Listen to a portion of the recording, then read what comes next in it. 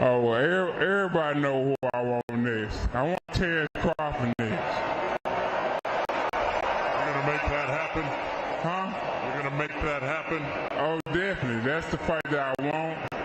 That's the fight everybody else wants. Like I said, I'm going to get these straps that I'm going to go over there and take his shit too. All right. It's a terrific fight this evening. Thank you, man. Now, strap season, y'all know what time it is, baby. Terrence, I'm coming for that motherfucking belt. All right.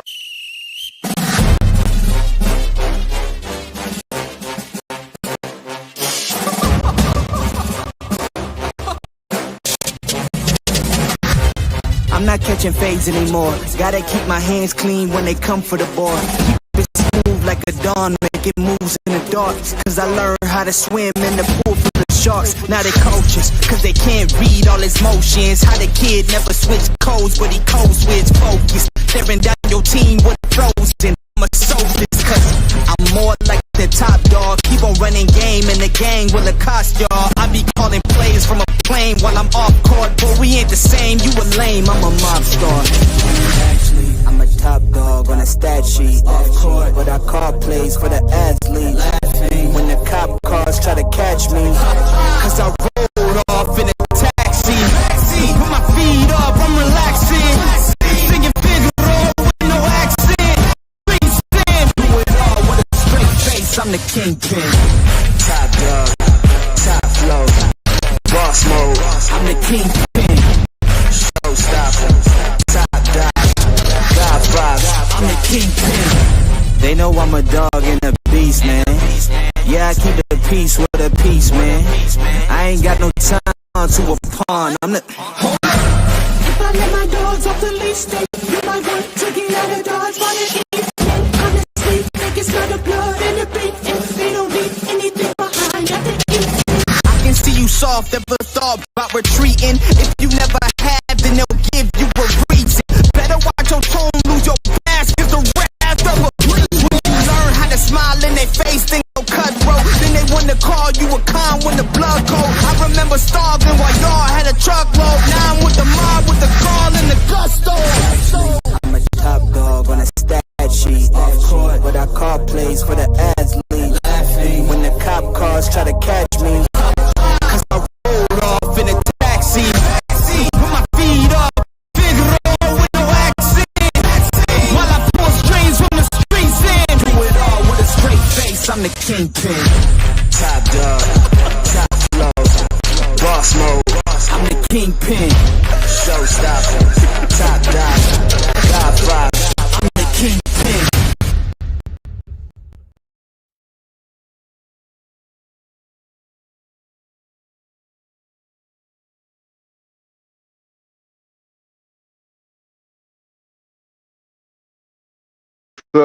What's going on? 2 cents. What's happening? You know, it's ugly. I know you headlines about what happened. You know, I'm not really into UK boxing. I know I don't want to speak for 2 cents, but you know what I'm saying? I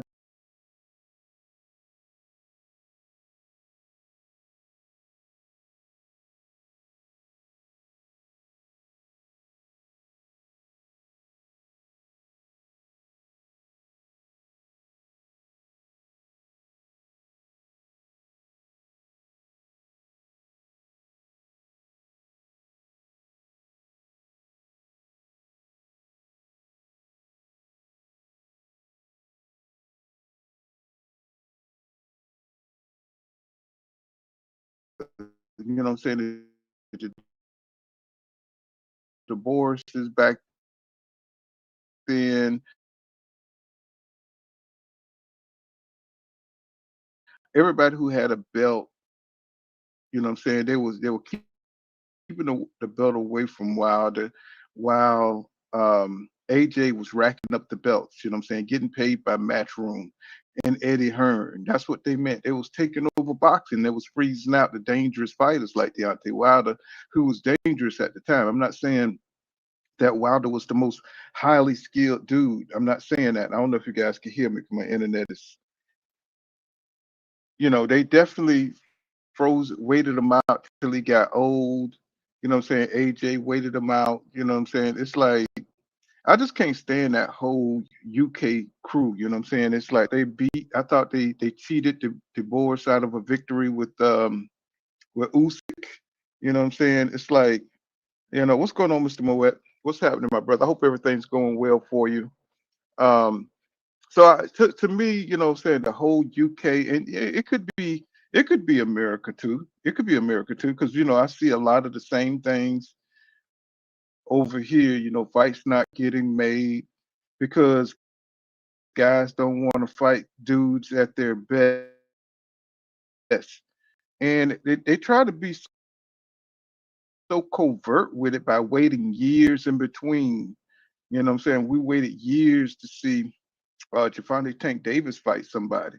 And I denied it to the end. I was never one of those ones that said that Tank was afraid to fight Lomachenko. It looked that way, but I was never one. I always thought Tank could beat anybody, right?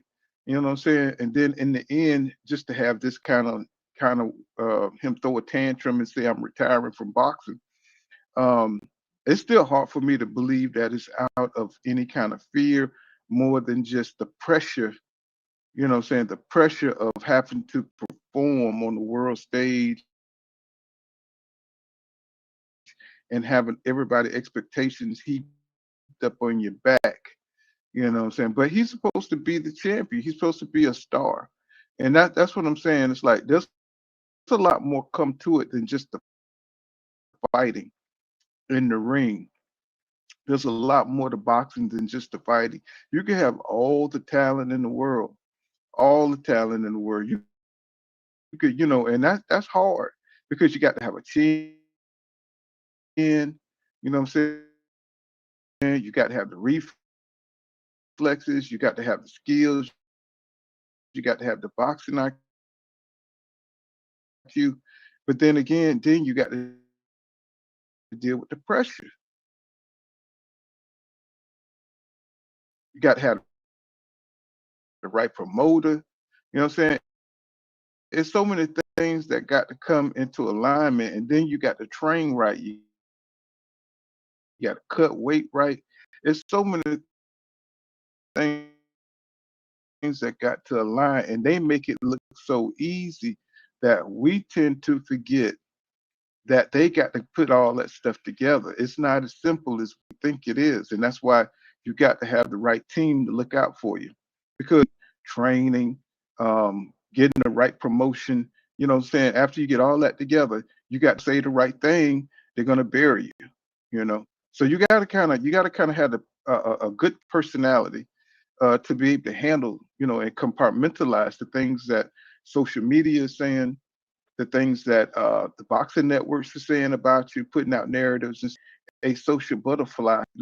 And I think a lot of these fighters, like Shakur Stevenson, they're social butterfly. But then as soon as somebody say the shape, and it's all boxing fans ain't the same. You can't group all boxing fans. Everybody critique fighters the same. Expecting Tank Davis to fight Shakur Stevenson. Some of them just want to see him in the ring and just see him knock out people. They don't care who like that. You know what I'm saying? Nobody want to see Terrence Crawford go through PBC. You know what I'm saying? Or go through nobody. They just wanted to see him beat Errol Spence Jr. That's all they wanted. They didn't even care if he beat Canelo. That's just icing on the cake. They never want to see him do the regular thing as all other fighters go for each belt. You know what I'm saying? That's hate. That's hate talk. You know what I'm saying? That is hate talk. To want to see a fighter challenged by everybody's style, not just a couple of people, and then move on. I don't care if you got the skills of Thor or the Incredible Hulk. You know what I'm saying? I still want to see you test it, right? And that's why it is so. But for the same what the standards that they would have for like a Terrence Crawford, and they say he's a generational talent, they'll make Jaron Boots Ennis go through everything. He's not proven yet. He haven't fought anybody yet. They said the same thing about Terrence Crawford, right? So, everything they're accusing other boxing fans of, they doing to Jaron Boots Ennis.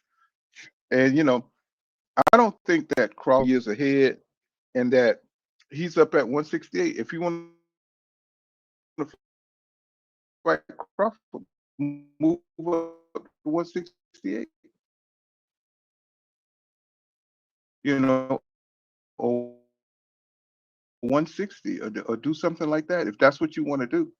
You know what I'm saying? But don't you can't bring that man back down to 154 when he just beat Canelo Alvarez at 168. It just don't make no sense to me. But the way Crawford moves and the way he hop around, if he's going to come back down to 160, it makes sense why people are calling him out everywhere, because he's hopping around from division to division and not going through any division. You know what I'm saying? So you just picking off the belts at the top of the division, but that may not be the best dude in that division, right? Just like Canelo skipped over David Benavidez and never gave him an opportunity to show if he's the best in the division. And we all knew he was, right? We all knew he was the best in the division, but he got skipped over, right? Now, a couple of times it was around there alone.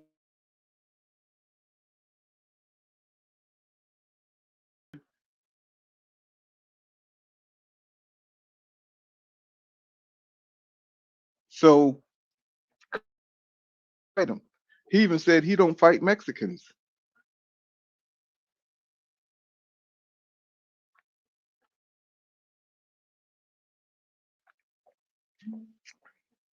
That's how you knew he was never gonna fight David Benavidez, when he said that he wasn't gonna fight any Mexicans. And then he fought Jaime Mike. Boy, I was so hot about that. I, yeah, concentrate, bro. When he said he couldn't fight Mexican, he wouldn't fight Mexican. I said, man, this dude here, go ahead and give up the belts. Go ahead and retire. You know what I'm saying? Watching him, pose as some face about stipulations here and there. Certain people can't be let into the circle because they might make him look bad. Now, I don't like that. I don't like that kind of fraudulent praise. And everybody kissed his feet because he got all the network deals. Didn't like it.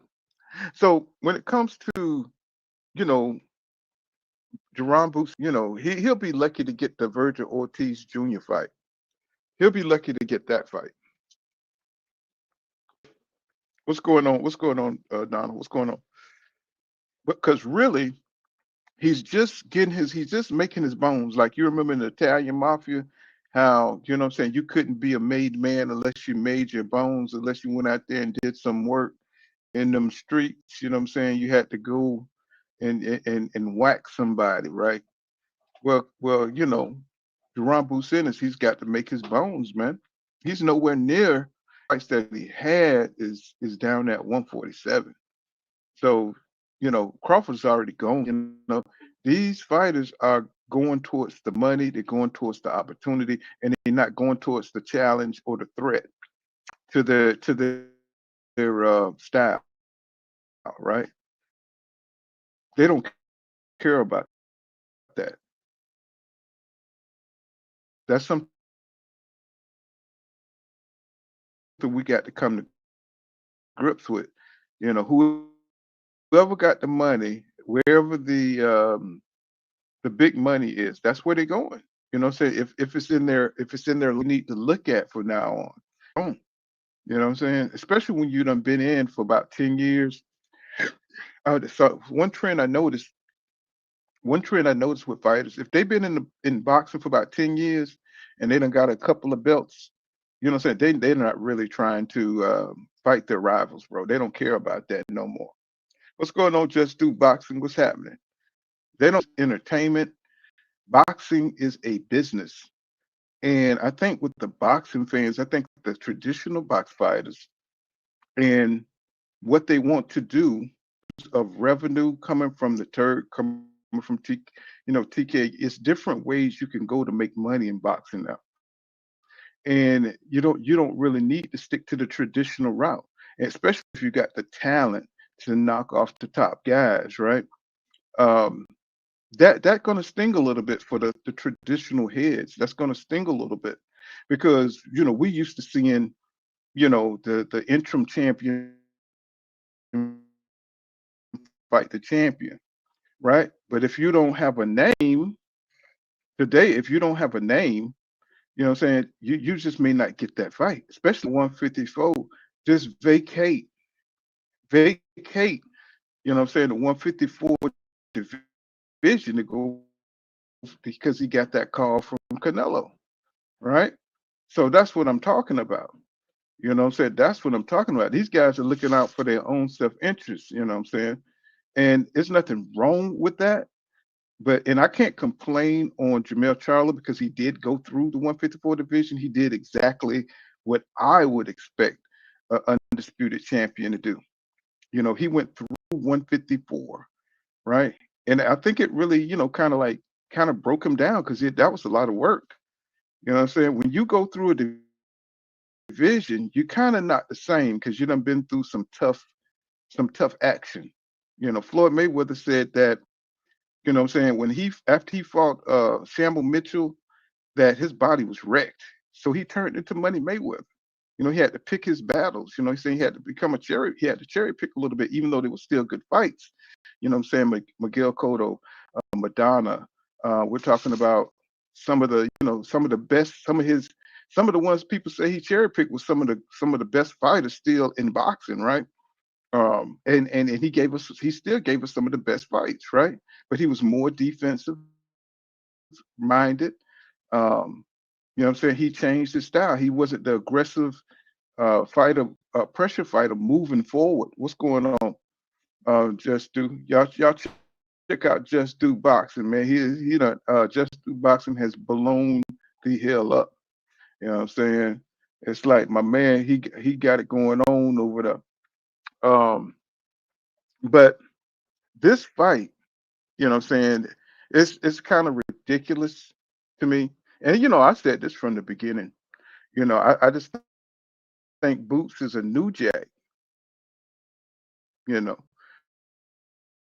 he's a new jack. You know what I'm saying? It's like you know, he Crawford, he was on HBO. So to me, it's kind of ridiculous.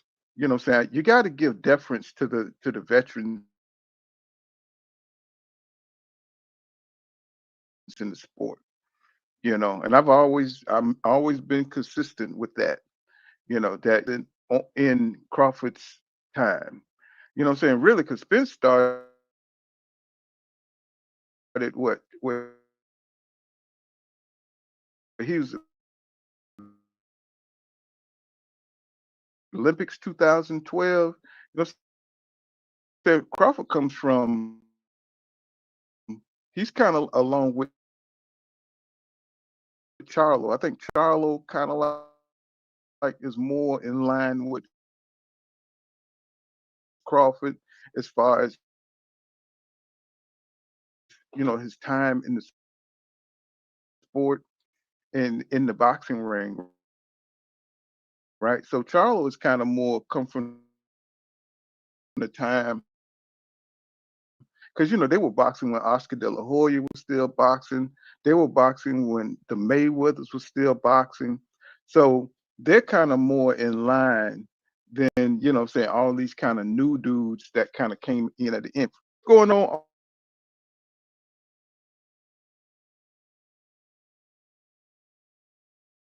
What's happening? I think Jaron Bootsin is Johnny come late at what I'm saying, the Spence, the Crawford spot one time.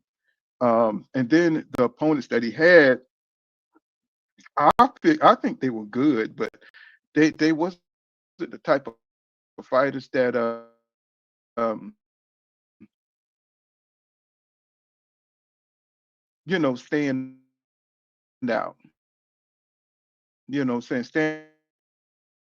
Stanionis kind of took too much sidestep money, not getting in the ring and fighting, help cleaning out the division. Nobody knew the hell who Villa was, even though I thought he was a tough dude, a tough fighter, but he still wasn't a built up guy. So they're doing a bad job with building up opponents and then you letting the world know, how good these guys really are. Even though you can see how tough they need credit for those guys at 147. And besides, you got Brian Norman Jr. down there. I think he moved up to 54 too. I think he wants to get into that 154 action. And I do believe that's where he's headed if he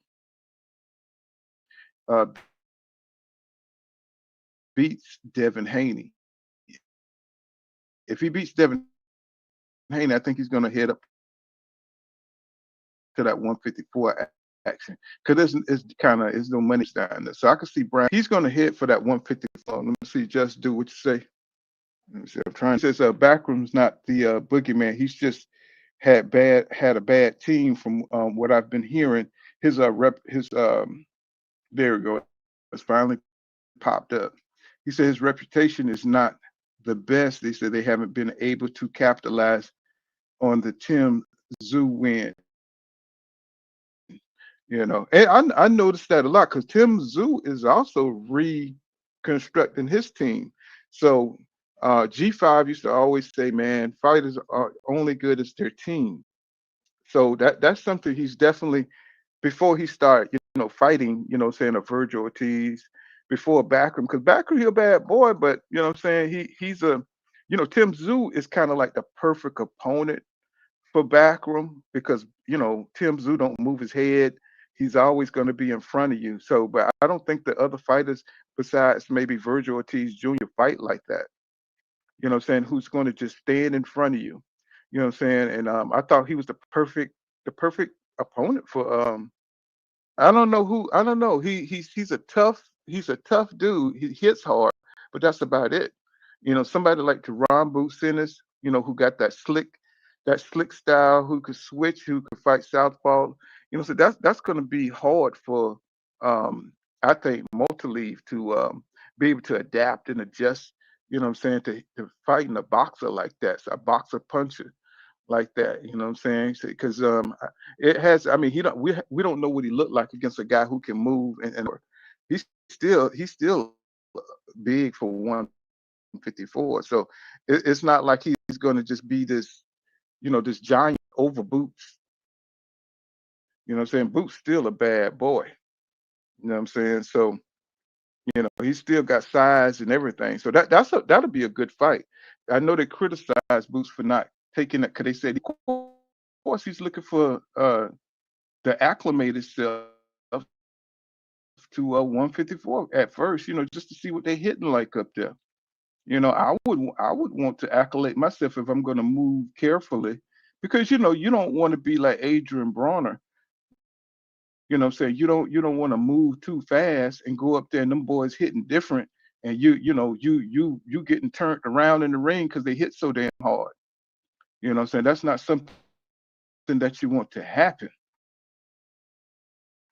You know, Virgil, what I'm saying? He's got to prove himself because Eric Lubin is not a joke. So on what version we get of Lubin, it just depends on what version of Lubin we get because we don't want that Jesus Ramos version. What I'm saying? If we get that Roy Eric Lubin, even though he did box well in some spots, what I'm saying? He did box well in some spots, but we know Lubin is better than that. What I'm saying? And Ramos, he's more of a volume puncher than have any real power or anything like that. But if you go back and look at that fight, man, he cannot come in as that Lubin, that version of himself. He's got to come in a whole lot better than that. I'm just saying.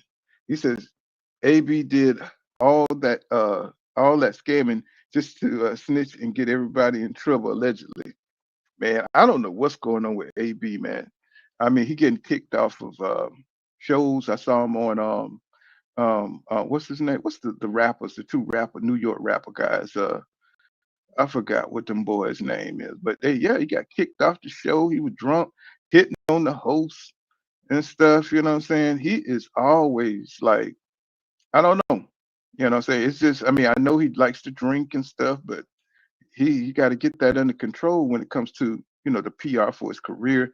And he's still, I think he's still a decent boxer. I think he can still, if he could keep himself in shape, if he could keep himself around the right crowd and keep his head together, um, I think he could bounce back and get a couple of good fights, but he have to stay disciplined.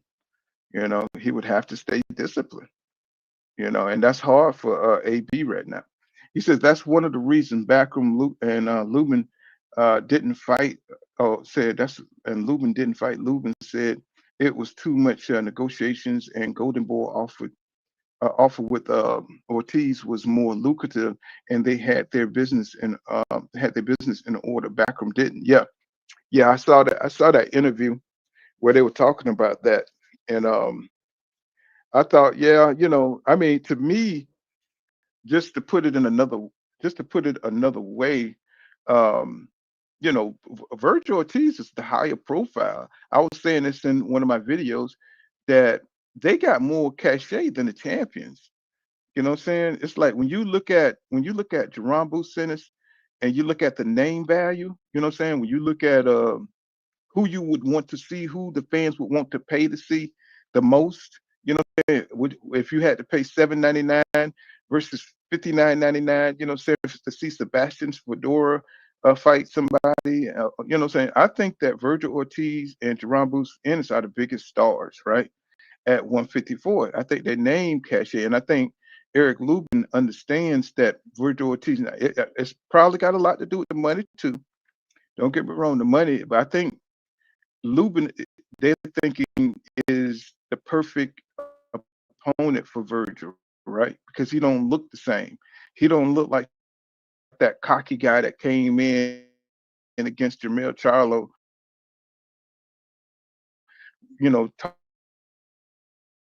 talking all that cash shit, and you know, say, but Lubin got hella skills. I mean, he made that mistake.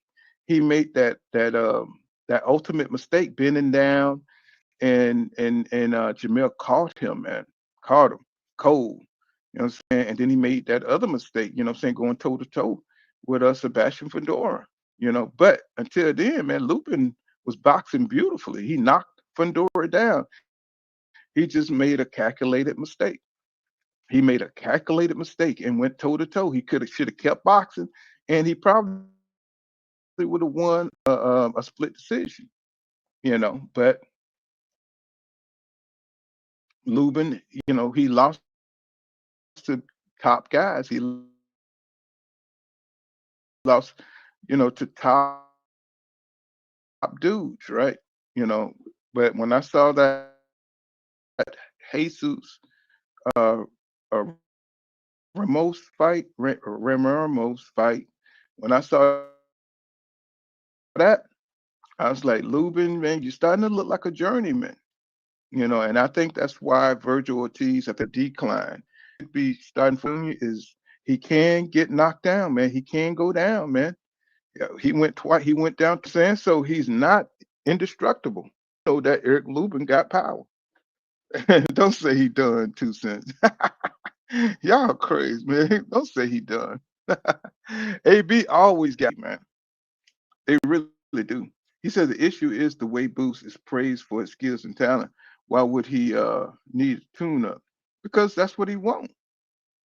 I mean, you know what I'm saying? It's kind of like y'all act like these fighters going somewhere. They're not going anywhere. You know what I'm saying? He's not Errol Spence Jr. Errol Spence Jr. is Mr. No Tune-Ups. And you see how that worked out for him, right? He's Mr. No Tune-Ups. So what? So what if somebody say that you're Superman, but Superman say, you know what I'm saying, I need to loosen up, I need to stretch. You know what I'm saying? You're gonna, yeah, why y'all hating on that? I mean, let the man, they let these fighters do what they want to do. You know what I'm saying? Because really, we just fans, we're just gonna watch it anyway. You're gonna pay for it anyway. So if he need a tune up, so what? He's still gonna be at 154. That's how I look at it. You know, he don't have to go, straight to what's his name, Martaleave or Virgil Ortiz. He can do what the hell he want. That's what they doing. That's what they doing anyway. So I mean, if it's good for the gander, it's good for the goose. Everybody's doing what they want to do. So now I'm trying to loosen up the way I look at boxing. I'm trying to loosen up the way I look at boxing. I really am. You know what I'm saying? And not be so traditionally strict on the way I, see these boxers move because everybody's doing what they want to do. So you can't really criticize anybody for nothing. You know what I'm saying? You really can't. Hey, if you want to go, if you want to go fight in the bare knuckles tournament, you know what I'm saying, and make you $50 million, go right ahead, and then come back. You know what I'm saying? Then come back, whatever. You know what I'm saying? Whatever. Do what you want to do. You know what I'm saying? Do what you want to do. You know what I'm saying? And I just think the old heads like myself, we got, and 2 cents, she be talking to me, she be brainwashing me and shit. You know what I'm saying about that, about the business side. Um, I listen. You know what I'm saying? And over here, if he wants to take an easy fight, he wants to take an easy fight. It don't mean nothing. It just means he wants to take an easy fight. That's how we've seen Canelo take dozens of them, and it didn't hurt his career, right? We've seen him fight of Rocky Fieldings, and Canelo could do what he want to do. So what you gonna do about it? You know what I'm saying? Not a damn thing, and you're gonna pay to see it. You may not like it, but that's the way boxing moving, right? That's the way it's moving. So if this guy wants to take a tune up, I mean, hey, it'll help sharpen his skills, or it may dull his skills. I don't know. He's getting something out of it, right? He's got a training camp, you know what I'm saying? He's trying to see how they hit at 154. Maybe he just want to send a message to the rest of 154. You know what I'm saying? Hey, man, I would knock you out in one round, even though the rest of the division is nothing like Yusima Lima. None of them like that. You know what I'm saying? I mean, I don't know who he's sending a message to because all them guys are better than him. You know what I'm saying? That dude was just, he was just, I ain't gonna call him trash, but I mean, he just wasn't on the world class level. You know what I'm saying? He might be on the bottom, maybe a B level pro fighter, but he can't fight at the top. You know what I'm saying? Because he was just too shocked when Jaron boosted his turned southpaw and came up with the damn uppercut, bro. That was a sucker move right there. And he was shocked. He never seen nothing like that in his life. And I was just like, bro, the upper guys, they can adapt, or they got attributes where they could take the punch and absorb it, right? So, it is what it is. He says Lubin can box exceptionally well. Yes, yes. He says but he has to win this up and coming fight to legit get back into the mix. And he knows that. Everybody knows that. I mean, they were saying that shit on the Boxing Voice. They were saying they were saying, that this is one fight before he become a journeyman. And y'all know what I'm saying, because he done lost to the best. If he lose to Virgil Ortiz, he's still good, but it'll be just a little bit more difficult. It's like he'll be like Amir Khan, where he just can't turn the corner. You know what I'm saying? He can't turn the corner. You know what I'm saying? It's like he keep losing to the top guys. But he got all the skills in the world, like Amir Khan had. You know what I'm saying? He's that kind of caliber. You know what I'm saying? But if he could change all that, if he could beat Virgil Ortiz, he could change all that. You know what I'm saying? And I think Virgil Ortiz, I like both of them, tell you the truth. I like both of them. I love me some Virgil Ortiz. I love the way he fight. You know what I'm saying? 2 Cent says, what does skill have to do with a tune-up? Yeah, I know. He said, so he said, Usain Bolt don't need to warm up because he's the fastest man on the planet. He can do it if he want to, 2 cent. But if he go out there and he hurt his hamstring and he busts a hamstring muscle, he gonna be out. You know what I'm saying? Trying to recuperate. You know what I'm saying? But I don't think it's so much that Boots needed a tune-up. I just think he wanted a safe fight and a tune-up and the warm-up. I think he kind of wanted people to see his skills. You know how you kind of want to you want to intimidate people. You know what I'm saying? Like you to see your skills and see you flex a little bit before you hit the 154 division, before everybody start trying to push you in the closet and intimidate you. So put you some meat out there and show you how you work. You know what I'm saying? Get you a little praise party going on, get you a little pep rally going on. And I think that's what Yusima Lima was. He was like a pep rally, you know what I'm saying, coming into the 154 division. And I know a lot of guys be like, man, you really don't need that shit, Boots. You know what I'm saying? Because we saw you down at one, we saw how you fight. We believe in how you move. We see your style, bro. But Boots, and then it's an extra payday too. Now y'all got to think this is part of the game. They're trying to make money now. They're not trying to go. They're not trying to brawl and have bangers every fight. They're trying to make some easy money too now. I wouldn't want to fight the hardest ass fights. Canelo made buku money. Mayweather made buku money fighting some guys that was just mediocre, right? So you don't want all your fights to be tough. You want to be able to pad your money a little bit so you can enjoy it. You don't want a fat lip every time you know what I'm saying, every time you have a fight. You know what I'm saying, you going to the hospital. You know what I'm saying? Because that's what's happening when you fight top competition. When somebody hits you, it hurts, and it takes time off of your. It takes fights off of you. It takes half of fights. It takes rounds off of you as a fighter, right? Because if you're fighting the top guys, that can equal your skills, right?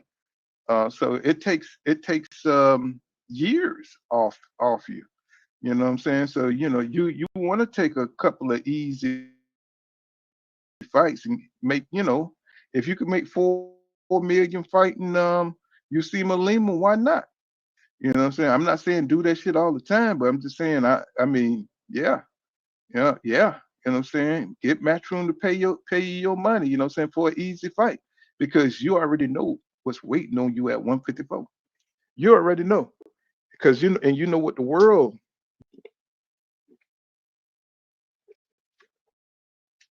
So if you go out there if you go out there and you get Falumaloon by Virgil Ortiz, you know what I'm saying? Let's say, God forbid, you know, everything that you expect go wrong. Everything that you think goes wrong, and Virgil Ortiz just Falumaloon you. At least you got that money.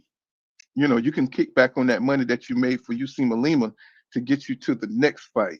You know what I'm saying? So you gotta strategize a little bit and not just put all your eggs in one basket. And I see these fighters are a little bit smarter than the fighters from yesteryear because they're making sure they got something to fall back on. You know what I'm saying? They're making sure that if you got food stamps, use your food stamps first. Don't use your real money. You know what I'm saying? You just use your food stamps first. That's all I'm saying. He says, Rick Tim, what's going on, Rick? He says, as a Bud supporter, he said, I was fine with Boots sparring Canelo and was fine with him keeping the training wheels on versus Lima, etc. He said, he's legit. He said, more to come. He says, let him do him. His competition will increase. Yes, exactly. I mean, because we can't really put our personal standards on these fighters because boxing haven't been moving like that for a very long time. For a very long time, boxing has not been moving in that direction where you're going to have an immediate rematch, and if you look bad, you know what I'm saying, say if you fight, you're going to fight the up and coming. Like right now, Andy Cruz is, saying is coming. He's coming, right? So looking at it that way, you would say Shakur Stevenson should be trying to get that fight with Andy Cruz because I don't think the fight with Teofimo Lopez is going to pan out. I think it's going to be one of them things where, just like with Devin Haney, you know what I'm saying, he's just playing around and he's just going to let the negotiation fizzle out. So he need to be trying to promote that fight with Andy Cruz. He should be getting it started. Keyshawn Davis should be getting it started. That's his rival. That's his real rival from the Olympics, right? So, they it kind of tells what their character is like. It kind of reveals what their character like when they're not trying to make these kind of fights. Um, People know who Andy Cruz is. That dude is an Olympian, right? So they know he's coming. So why not just be first, be preemptive, and strike? Say, hey, stop talking shit about Andy Cruz. Like, he ain't shit. You know what I'm saying? I'm coming down. I'm the WBA champion, or WBC champion, is if I'm Shakur Stevenson. You're chasing somebody who don't want to fight you. Andy Cruz will want to fight you. Um, I don't know how I feel about Abdullah Mason right now, because I don't think he's ready to get that WBO championship. But for him to learn on the job, to see him transform, that'll be interesting to see if he can make that, that learning curve. If he can mend that learning curve once he becomes the WBO champion at 135. And I'm just saying that because I'm just assuming that he might beat Sam Noakes. I'm just assuming. I mean, I don't know if he could beat Sam Noakes. I really don't. I'm just assuming. But if he beats Sam Noakes, he still got a long way to go. I mean, he still got to beat Andy Cruz. He still got to beat Shakur Stevens. He might have to fight Rattler. What's how you say his name? Rattler or whatever. That he have to face a couple of more fights. You know what I'm saying? And just kind of get himself polished up just a little bit more. Cause I just saw him go down. You know what I'm saying? A few fights ago. You know what I'm saying? I'm just kind of shaky about him becoming a champion right away. But I mean, I'm happy for him if he do beat Sam Noakes. I just know that the world is going to be unforgiving. You know what I'm saying? If he goes in as a champion, there's no excuses after that, right? There's no excuses. You can't be like AJ and have three of the goddamn belts and saying you still learning. You know what I'm saying? And he don't want to fight everybody. He got all three of the goddamn belts. I'm still learning. I don't went to fight Wilder and I'm still learning. I'm like, bro, if you don't get the hell up out of here with your big 6'6" foot ass, 260-pound ass, tell me some you still learning, you know what I'm saying? And you don't want to fight Wilder, you the champion, bro. You know what I'm saying? So once you become the champion, all the expectations, you know what I'm saying, that boxing fans put on you, there's no excuses from there. You got to defend the belt, because people are going to come at you and they think you're the weakest link because you don't have the experience, right? And I think that's going to be big for Abdullah Mason, you know what I'm saying? Because they are going to come for him because they do see the flaws and the mistakes that he make. But I think I think he's got that quality that where he can learn from those mistakes real fast. And I think he's got that pedigree, he's got that boxing family pedigree, where I do believe that he's going to be a special fighter. I think he's going to make a few more mistakes just because he's brand new. Just like I think of Brian Norman Jr. I think the same thing about him. I don't think he's going to be able to beat Devin Haney this round. I think you're going to have to give him a couple of years to be able to beat. See, people they don't understand, and they don't really respect Devin like that, because they saw what Ryan did to him. They saw what Ryan did him, but he was enhanced. You saw what an enhanced Ryan did to him, right? But the real Devin Haney, you know what I'm saying? It's like if you slowed him, slowed Ryan down, you know what I'm saying? It's like he wouldn't be able to do that same thing if he wasn't on, saying some kind of enhancement. There's a lot of fighters I do believe that are enhanced, but you can't really say. You know what I'm saying? You really can't say because you're not part of that. You can look at the power if you just use your common sense. use your eyes. You know what I'm saying? You could tell who's been enhanced. You know what I'm saying? You just can't say it out loud because you don't know for sure. That's about it. He says Lubin, yeah, you said, let me see. It says Lubin, said what the skills, okay, you already read that.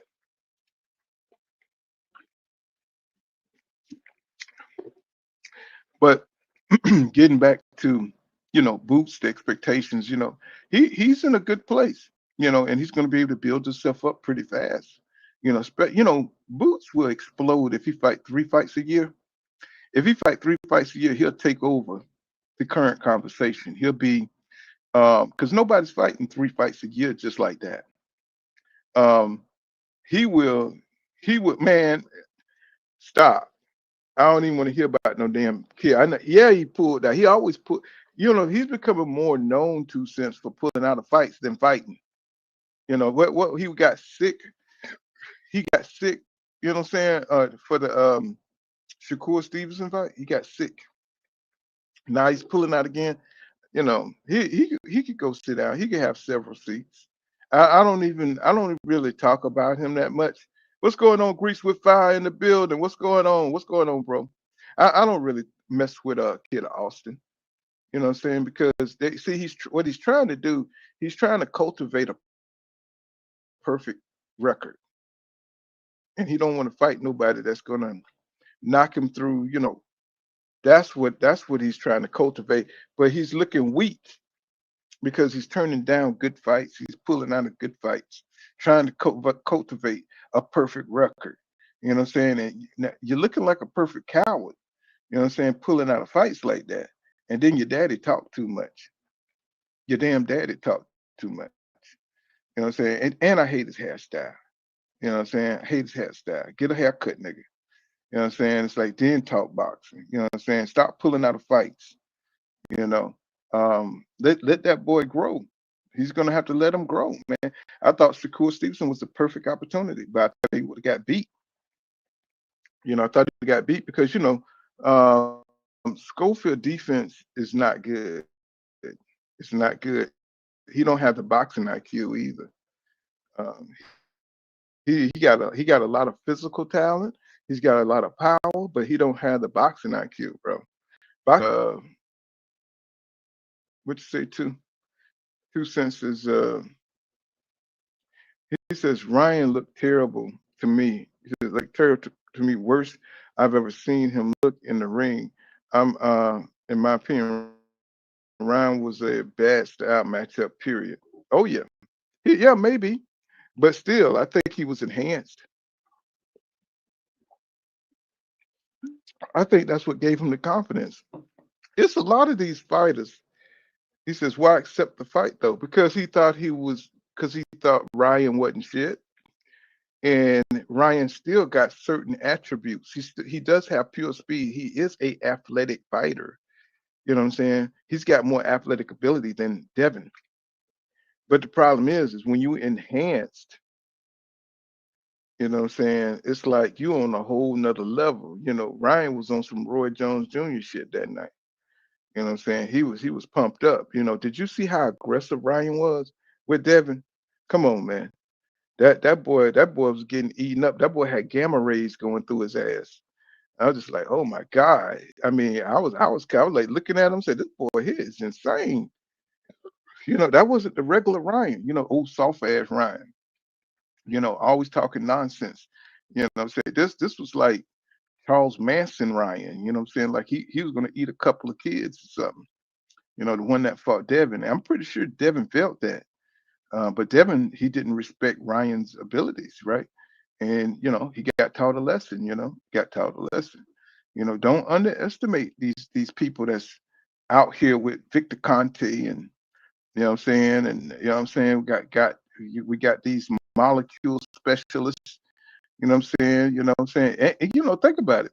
Think about it. I was just, hey, I went to that X-Files thing you were talking about, and I was looking at the what I'm saying, the breakdown of how these chemists can make stuff that's not illegal, but it still do the same. Has the same effect by breaking down the molecular structure of steroids. They can make something, it's kind of like changing what. Let's say if you had cocaine and you change a couple of molecules, it's not cocaine no more, right? It's something else, but it still gets you high. You know what I'm saying? So that's what these chemists are doing. They're changing a couple of molecules and they still getting the same results. You know what I'm saying? Because the test, they know how to beat the test. If you take certain molecules, certain things out of the steroids, then it's something else. You know what I'm saying? So that's the easy way of saying it. So so they're manipulating the steroids, so it don't pop up to what it is supposed to be. So man, it's like it's a dirty game, bro. It's a dirty game, but every fighter got to get them a chemist in the corner. Every fighter got to get them a chemist.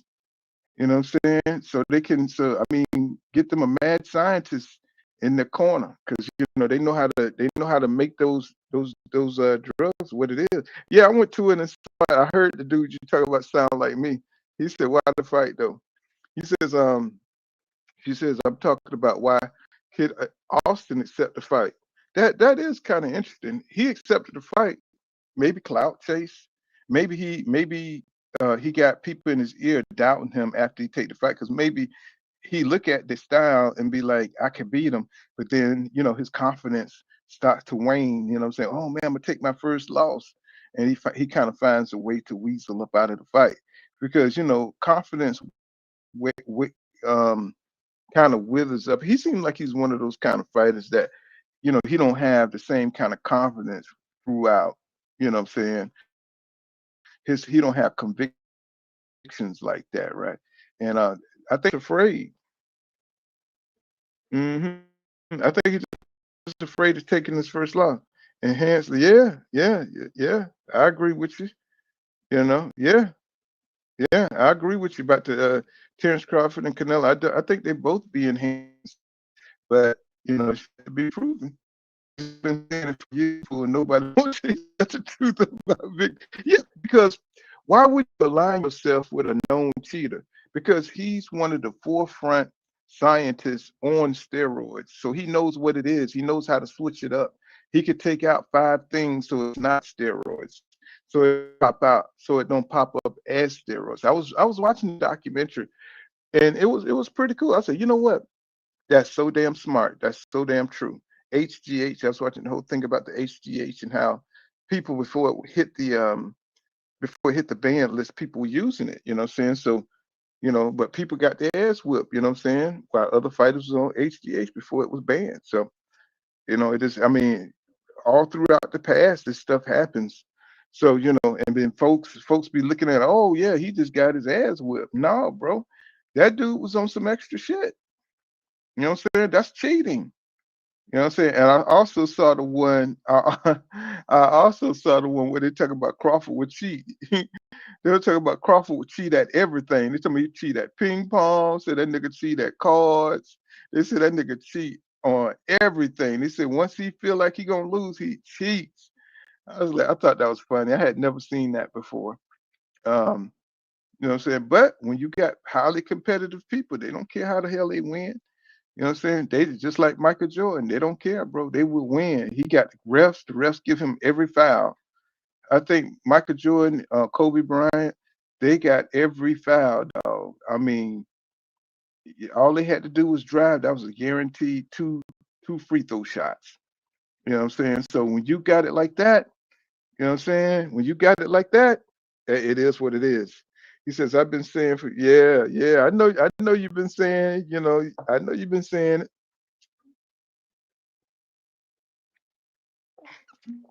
but that's the way people. That's the people let up. If you like Bud Crawford, you won't believe that. But I do believe that most Crawford fans understand. You know what I'm saying, what's going on. I think they question that themselves. You know what I'm saying? I think they question that. They make the connection. Why would he be in the corner? Why would he have Victor Conte there? Because Victor Conte can improve him and can enhance him. So they know what it is. They know what the shit is. So I mean, you just can't be afraid to say it. I mean, I guess they figure Earl Smith Jr. couldn't afford Victor Conte. All things looking, all things looking. I was like, I can't follow you down on that road. But like I said, though, all things we don't know. I mean, I can't really say for sure. You know what I'm saying? He'd never been caught. He never been caught. So that's just a conspiracy theory, you know, even though the man is still there, right? The Victor Conte is real. We he's not imaginary. Victor Conte is not imaginary. You know what I'm saying? He's not imaginary. Okay. So, you know, I guess if we could go back to 2022, I would tell Errol Spence Jr. to get Victor Conte. God damn it.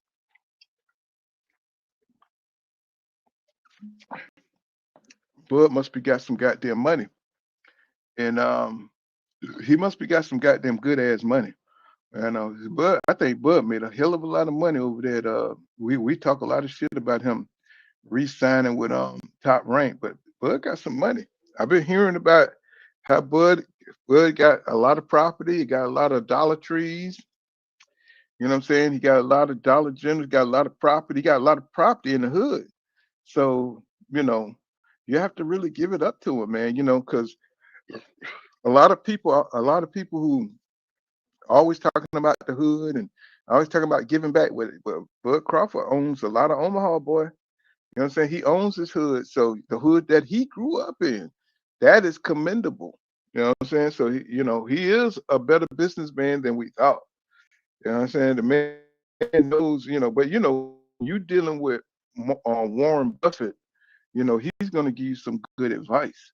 And he's a billionaire. So but Bud got some contacts and stuff with some good people that's giving him some good advice. You know what I'm saying? He owns half the hood in Omaha. Now I saw Omaha and I'm not impressed. You know what I'm saying? When I look at the shit that's up there, I'm like, Bud, you know what I'm saying? He could have went and put his money into something else, but shit, he wanted to own his own hood, you know what I'm saying? So he got it. I think he said he owns something like 10 or 15 houses, something like that. I was like, damn. I was like, man, I was like, my brother, he's doing good. I said, he's doing good. And I'm not saying that's all he got because I hear he got some other things too, some other buildings and things like that. So he's doing good with his money, you know what I mean? So, and then he got the Canelo fight. So, you know what I mean? So he's doing good. I don't see Jaron Ennis being able to get that fight. I think he probably, I can see him fighting Janabek at 160 or lower. Whoever wins out of that fight, you already know Bud Crawford is coming down there for that. Because to be undisputed for 4 times over, to be undisputed 4 times, that's what he's going to go for. I mean, because there's nothing else. I mean, why would he fight? Why would he fight? It's dangerous to fight anybody else at 168. Even though Teddy Atlas said if Bud moved up to 160, 170, he said, and fight David Benavidez, he said he beats David Benavidez. That's what he said he beats everyone. He don't care if Bud moves up to heavyweight. He said Bud's beat everyone. I said, man, I'm like, what the hell is going on with Teddy Atlas? I've never seen Teddy Atlas believe in any fighter the way he believes in Bud Crawford. You know, and he got an advocate. People be saying, I don't know why people be saying everybody's against Bud. There's a lot of people that love Bud in the media. You know what I'm saying? And that wasn't even recently. Teddy Atlas always been an advocate for Bud Crawford, always. So that's why I get so upset about this whole victimization. You know what I'm saying? Because Bud got supporters. You know what I'm saying? Bud got supporters. So you know what I'm saying? He do. It's a lot of people love his style. They see what he does in the ring, and they like it. The Maginot fight. You know what I'm saying? A lot of people. I don't know how they use that against him, but I thought it was perfect. How he tactically broke down Madronov. I thought that shit was brilliant. You know what I'm saying? And like I said, I just call it like I see it. If I'm biased, I tell you I'm biased, but I'm going to give the people the credit for where I see it, right? I'm not going to, what I'm saying, try to gloss over what I see. You know what I'm saying? That's why pool kind of boxing is the best. You know what I'm saying? That's why we the best. You know what I'm saying? Because we're going to call it like we see it. But It ain't no way Boots has done enough right now because the trajectory of his career at 154 should be demanding a fight with Bud Crawford. I'm sorry. I believe in hierarchy. I really do. I do believe in hierarchy. I believe in the patriarchy, and I believe. Oh, speaking of which, talking about the patriarchy, right? Goddamn, Manny Pacquiao's son. What I'm saying is coming out. I think it's November. Let me see. I gotta. He will be fighting. What's his name? Emmanuel Pacquiao. Is coming. I was hoping I didn't forget that. Let me see. His name is Emmanuel Pacquiao. Let me see. I'm trying to find. Let me see. Emmanuel Pacquiao. Yeah, it's sometime in November he got a fight coming out. Let me go to this Instagram real quick. Let me see. This is Emmanuel Pacquiao. I said I don't know if y'all ever seen this kid before. Emmanuel Pacquiao Jr. Hold on. I click in. Hold on for a second. Well, I want y'all to see this shit, man. You know what I'm saying? Because it's not Emmanuel I'm talking about. It's Israel. I'm sorry. I'm sorry. Let's see. Let's see. Instagram. Instagram. Okay, hold on. Oh boy. Let me see. I don't want y'all to see all of it. Let's see. Okay. Okay. I'm in, but let's see. Go. What's going on, 2 Cent? What's going on, Pool Counter? What's up, Chat? Nothing much. Just up here, just kicking it. You know what I'm saying? I ain't prepared nothing. I just came on just to talk shit. Pacquiao. Pacquiao's son coming back?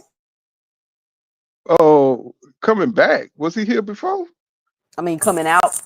He's coming out. No. Yeah. I was say, damn. I was like, damn, I missed this mother coming out. Yeah, he supposed to be fighting. I don't know if Pacquiao fighting not to help promote him, but I'm trying to pull the thing up. But you know how it is when you're under pressure. You be like, damn. You know what I'm saying? I'll pull it up later. Shit. Yeah, he coming out, and I wanted to show you the clips of how unquote like he don't have the speed of his father. When you saw Hector Camacho's son, Hector Camacho Jr., he was just as fast as his daddy. He just didn't have the heart of his daddy. He had all the physical attributes of his father. But when you watch Pacquiao Jr., he can't do the electric slide at the barbecue. Mm-mm. He can't do it. He gonna step on feet. He can't slow drag. You know what I'm saying? Because Pacquiao was just, you could see him sitting up there showing them like the different routines and how to get the rhythm. And his son just, I didn't see it. I didn't see it. I don't think he's gonna be successful. I just don't. The apple has fallen on the mama side of the tree. You know what I'm saying? Not on the daddy's. I know that's sad and negative, but I don't think he's gonna be all. I don't think he's gonna be what his daddy was. But that's just my 3 cents. I got to do a derivative off of 2 cents because you done took the 2 cents. No, it's your 2 cents, but I mean, it be like that sometimes. Like, not all just because you got a son, don't mean they're gonna follow in your footsteps. Just like even with LeBron, both of his sons, you could tell one is clearly more gifted and talented athletically than the other one. They're not all gonna be athletes hmm like that. Yeah, because both of Jordan's sons would, mm-mm. It wasn't gonna be like the Gatorade commercial. Sometimes I dream that But you he know is who I and think gonna be cold? nah. Floyd Mayweather grandson, because they say you get more genes Oh, from your grandparents than you do your parents. well, I saw Layla Lee. Remember we was talking yesterday? Mm-hmm. I said that boy looked just like his damn grandfather. I'm talking about like the spitting copy. I was like, boy, you ain't even got to fight. Boy, all you have to do is go around and just talk like your daddy. You know? Hell, they you might have watched it because the CIA gonna be looking out for you. You know what I'm saying? Because you know how they gonna try to suppress. Ali was damn civil rights leader, right? So they definitely gonna be watching him. Definitely. Yeah, but he don't. I want you to go look at Israel and stuff. Hey, Pool, who won the verses last night? Oh, Fabio. I think Fabio won a controversy. No, not the fight. I'm talking about the verses. No Limit versus Cash Money. Oh, I didn't even look at it. I ain't even look at it. Oh. No, I ain't even look You at know it. what's crazy about that fight last night, Pool? I didn't buy the fight because I knew they was gonna put it on YouTube. Can you believe that fight was up on YouTube pretty much right after the fight was over? Yeah, they be on it, man. I mean, because they done pretty much shut down most of the streams, the pirate streams. I'm trying to find me a good pirate stream now. Man, them the 'Cause I don't zone be wanting to fights pay and for. them Real season cards, they be put right on YouTube after the fight over. Yeah, but if it's something that you want to see in real time, though, if it's something you want, what did you think? I heard it was controversial. I 11th thought it round was a good. stoppage. I thought it was a decent stoppage. He wasn't fighting back. He got beat from one side of the ropes to the other side of the ropes, and he wasn't fighting back. That sounded like he got Falumaloon. I mean, he was getting beat up to me, and I was like, Parker not looking the same off the snap. His punch resistance didn't look the Mm-hmm. same. His endurance wasn't the same. He didn't look as sharp. Like he didn't look good this fight like he did those previous fights. Because I was like, okay, Parker coming back, And then this fight, he didn't look like that. So I was Mm-hmm. like, what's going on? But They don't understand. See, I'll be trying to tell you, it's all about the consistency, right? All about the consistency. They don't even look like the same fighters. they don't look like the Don't same even because look like the same fighters. his power wasn't Mhm. like the same like that. You see how he knocked out Bacoli? His power wasn't hitting like that with Wardley. Well, look how he got on Wilder. Look how he jumped on Wilder. That's what I'm saying. Like, come on, bro. He went into overdrive on Wilder. Come on, this ain't Joseph Parker. We know. We've watched Joseph Parker fight his whole career. He always been a mild-mannered fighter. That's how he looked last You know what night. I'm saying? He looked like old Joseph Parker. Right. That's what I'm saying. See, we watch this stuff so closely. We're a bunch of boxing nerds, and we watch all the movements. We analysts. Everybody watch how these guys move. We could tell when something off. You know what I'm saying? People don't want to give you that credit, but we watch enough of these fights and enough of these fighters. Even if you don't follow them, you've seen them fight enough in different fights to know how their habits and how they move. And when you see they ain't shit, you be like, this dude he ain't special. But then all of a sudden, like you say, something happened. I don't know if they take snag, whatever it is, all of a sudden they have a leap in evolution. And so they become a more athletic fighter, a more aggressive fighter. And then all of a sudden they back to be just like Tyson Fury. Tyson Fury was always inconsistent. He went life and death with guys he never. And you could say that he fights up to his competition, but not that bad. Yeah. Not not by that much. I'm talking about his whole face was damn near tore off with Otto Wilder. You know what I'm saying? It's like, come on, bro. It's like only time he become a Superman is when he fight Deontay Wilder. Yep. That's the Joseph only Parker. time. And I challenge anybody to go look at I think Joseph Parker's last 3 fights and then look at this fight. You're gonna be like what? Like because I remember watching Joseph Parker before and I was kind of like, because like you said, he's mild mannered. And I'm like, I was kind of on Joseph Parker. And I always felt like if he fought Wilder would drop him. Like he too soft. And then he waits for Wilder to be 40 years old at the end of his career to fight him. And you step into him, you looking quick, like you didn't look like how you normally look. So in my head, I'm thinking, okay, you getting better, finally. And then you're not scientifically prepared for this fight, and you look like your old self again. I like how you did that. I like how you did that. They say women y'all tongue is I like how you did that. I couldn't even do that. Like scientifically prepared. I like that. God damn it. Yeah, And because they that's the kept truth. they cry when you say things. So I'm just gonna, because you know who I heard say that? I heard Mm, Bomac say that. He said that Bud was gonna be scientifically prepared. So I said, mm, well, mm. I'm just gonna start using that, since that's what we doing. We being scientifically prepared. I need my boy Marty to come on here because I'm trying to figure out because he done almost squeezed all the juice out of that. You know what I'm saying? I'm just trying because that boy be getting some super numbers over there, man. You And know, they be I'm getting like, mad. They hate Manager Marty. And I'm like, I don't understand why y'all are so mad at man, Manager they Marty. they they He's want not him the in the one. streets because people act like they Crawford. People act like they act like they these fighters themselves. You know what I'm saying? Like, it's just boxing. I think I heard um somebody threaten him. You know what I'm saying? Talking about they riding for him, they looking for him. I'm like, man, I said, Marty, it's not worth it, bro. You in Philadelphia too? Mm. These people tripping for no reason. I was like, man, you know Philadelphia is oof. Talking about Like all this DC. over boxing talk. Yeah, you gotta be careful. You gotta be careful because people get emotionally attached and they watching what's that video game, Grand Theft Auto, where you could Hmm. just walk up on people and do what you want to do, and that's just the generation. They 30 years old now. You know what I'm saying? They 30 and 32 years old in this generation that grew up on all that crap. They really think you could just come in there and rob a liquor store. Say that again. Oh no, that's my computer talking. Oh, there you go. You that advanced and shit? Your shit talk to you? Nah, my a video had just played.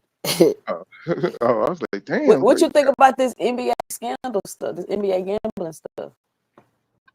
Oh, that's been going on. I mean, I haven't watched the NBA game in about 15 years. I haven't watched the NBA game. You know what I'm saying? Damn. Because it's just too soft for me. I don't like this soft ass league. Everything's a foul. Everything, you know what I'm saying? You can't celebrate. You can't hang on the rim. You can't do nothing, bro. It's like, bro, y'all get out of here. It's not Mhm. physical. Everybody's soft. Um, I can't I can't do it. When I watch football, you could horse ring somebody. You could clothesline people. That was football. You know what I'm saying? I mean, people careers wasn't lasting long, but you know, but it was serious. When Earl Campbell was running the ball, I mean, when Sweetness was running, Walter Payton, you had to be a real man. You know what I'm saying? Because they were, when Jim Brown, when they were stomping you up under the pile, breaking your fingers, and you know what I'm saying, that was Mhm. you had to make it. You had to make it through a game. You had to make it game to game. You know what I'm saying? So these, to me, I just come from the old school, the Malcolm X's, and what I'm saying, I just see these little Man, I was boys. I was done with football after that Marshawn Lynch debacle. That's when I Mm, was like, I'm completely done with this. yeah, it's Ain't no sad, way man. they But did not give that man the ball. That is the worst play I've ever seen in my life. I'm gonna tell you, it's like when anytime big money is involved with something, it always ruin it. You know what I'm saying? Anytime Hmm. it's always gonna be the gambling aspect that ruins it. You know what I'm saying? Boxing, same with boxing. Anytime big money come in, people always want to sway the odds and stuff like that, and they ruin the purity of the sport. They ruin the purity of it. Because the gamblers, because Vegas got to be satisfied. I think the mafia still exists. I really do. They behind I, this I just NBA think. gambling stuff. hmm I just think it's a more refined mafia. They're not the dudes that's, like the Sopranos eating, sitting at the little tables, hey, come over here, and all that shit. You know, what are you doing, you monk? They got all these weird names in Italian, what I'm saying? You muff, and all that. It's like, I think it's the billionaire class. that's running things, you know what I'm saying, as far as making money. They never get tired, man, of piling on money and ruining different industries and stuff that the poor people like. See, 'cause boxing is a poor, where it started out as a poor people sport. You know, it's where we could shine. You know what I'm saying? Where a man who didn't need education, you know what I'm saying, classic education. Because, you know, boxing is a form of education, you know, acquiring all those skills, you know, getting your jab, your footwork. It's more complex than you think. Playing football is more complex than people think. Basketball, you know, I'm not talking about just that natural innate ability to go out there and run, catch footballs. I'm talking about following orders and following plays and operating within a system. That's a little bit more Mm-hmm. difficult. You know what I'm saying? Playing organized type of situations and being able to function in that and being able to show your, you know, saying your abilities. Because Barry Sanders, I don't know how he did it. He never ran a play the way it's supposed to be ran.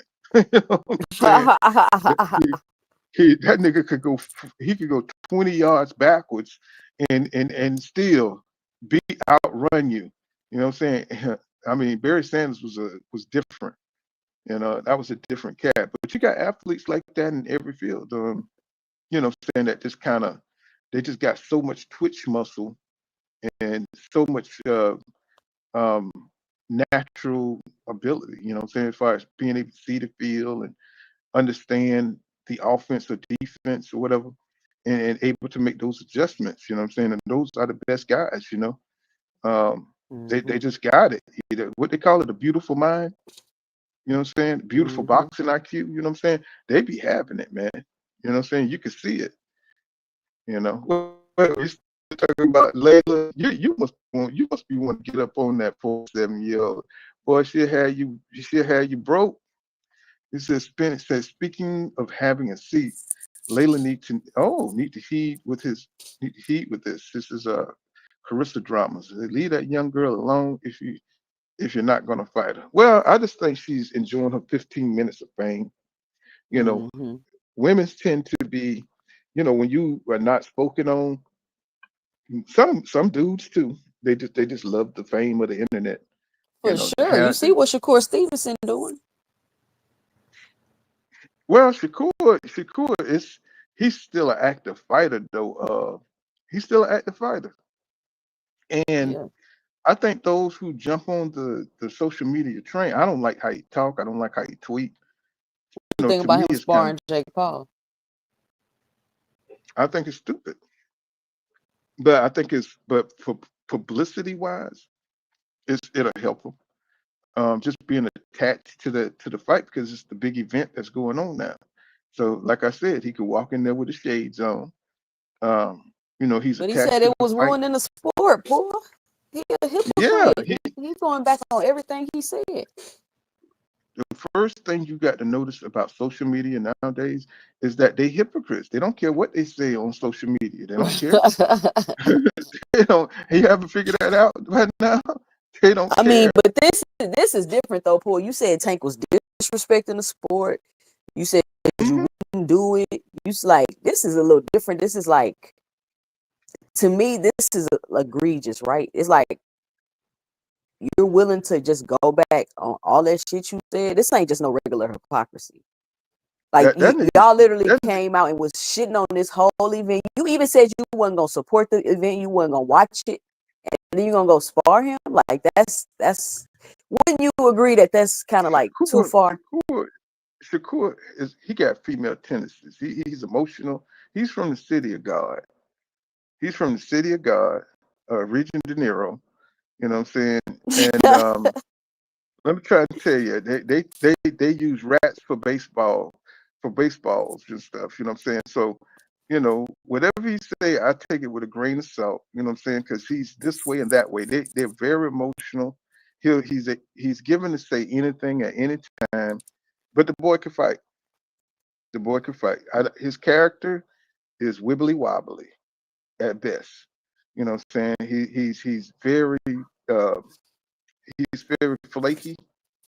His personality, but I think he will. I think he'll get in the ring. I think he will fight. I just think he's trying to keep his name relevant. You know what I'm saying? That's very important to him to keep his name up there. If he'll start some shit, he'll talk about some fighter, he'll say some shit that he ain't supposed to say, just to get something started. He's kind of like a low key Ryan Garcia. You know what I'm saying? Because Ryan Garcia, like he was saying, people giving Ryan Garcia a lot of shit about saying Triple G, don't belong in the Hall of Shouldn't be a Fame. Hall of Famer.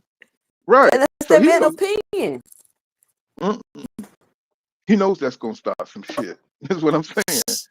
He know he shouldn't be speaking on the damn Triple G. You know what I'm saying? He ain't nowhere near that kind of veteran in the sport, right?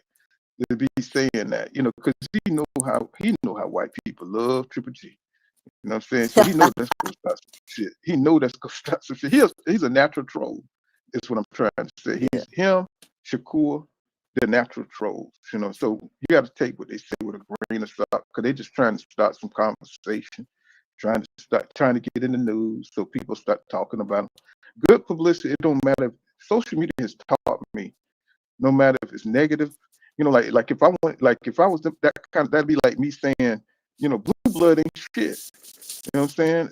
It'd be like, but nah, they full of shit. They don't never tell the truth. You know what I'm saying? Not that I'm saying that. I'm just saying that's an example. You know what I'm saying? Starting some beef, that just starting some shit because you want your name to pop. Say you want the numbers to come to you. And I never liked that kind of stuff. But that's the times that we live in, man. These guys are trying to stay relevant. He's not getting the fights. He's a free agent. This is his first time as a free He's not agent. getting the fight, so he don't want the fights, Paul. Oh man, I hate to think it's the latter. I would hate to think it's the latter. Why he turned down Lamar Roach, Paul? Because Lamar Roach is high risk, low reward. Come on, man. We can't. So who should Shakur gonna ever fight then? Like, but you want to be attached to Tank? Fight Roach. See, Shakur think of himself as more than what he is. He think he has accomplished more than what he really has accomplished. He should have took that Lamar Roach fight, but to him, it's high risk, low reward. So every fight, he gonna feel like every fight is like that then, Paul. Well, I mean, it just depends, He figured that he beat Herring, he beat Zepeda. In his mind, Zepeda was some kind of top dog or something, But It really, can't be when all they did was complain about Tank fighting flat-footed Mexicans. Yeah, but he don't. But you it's cognitive dissonance. You never look at your opponents that way.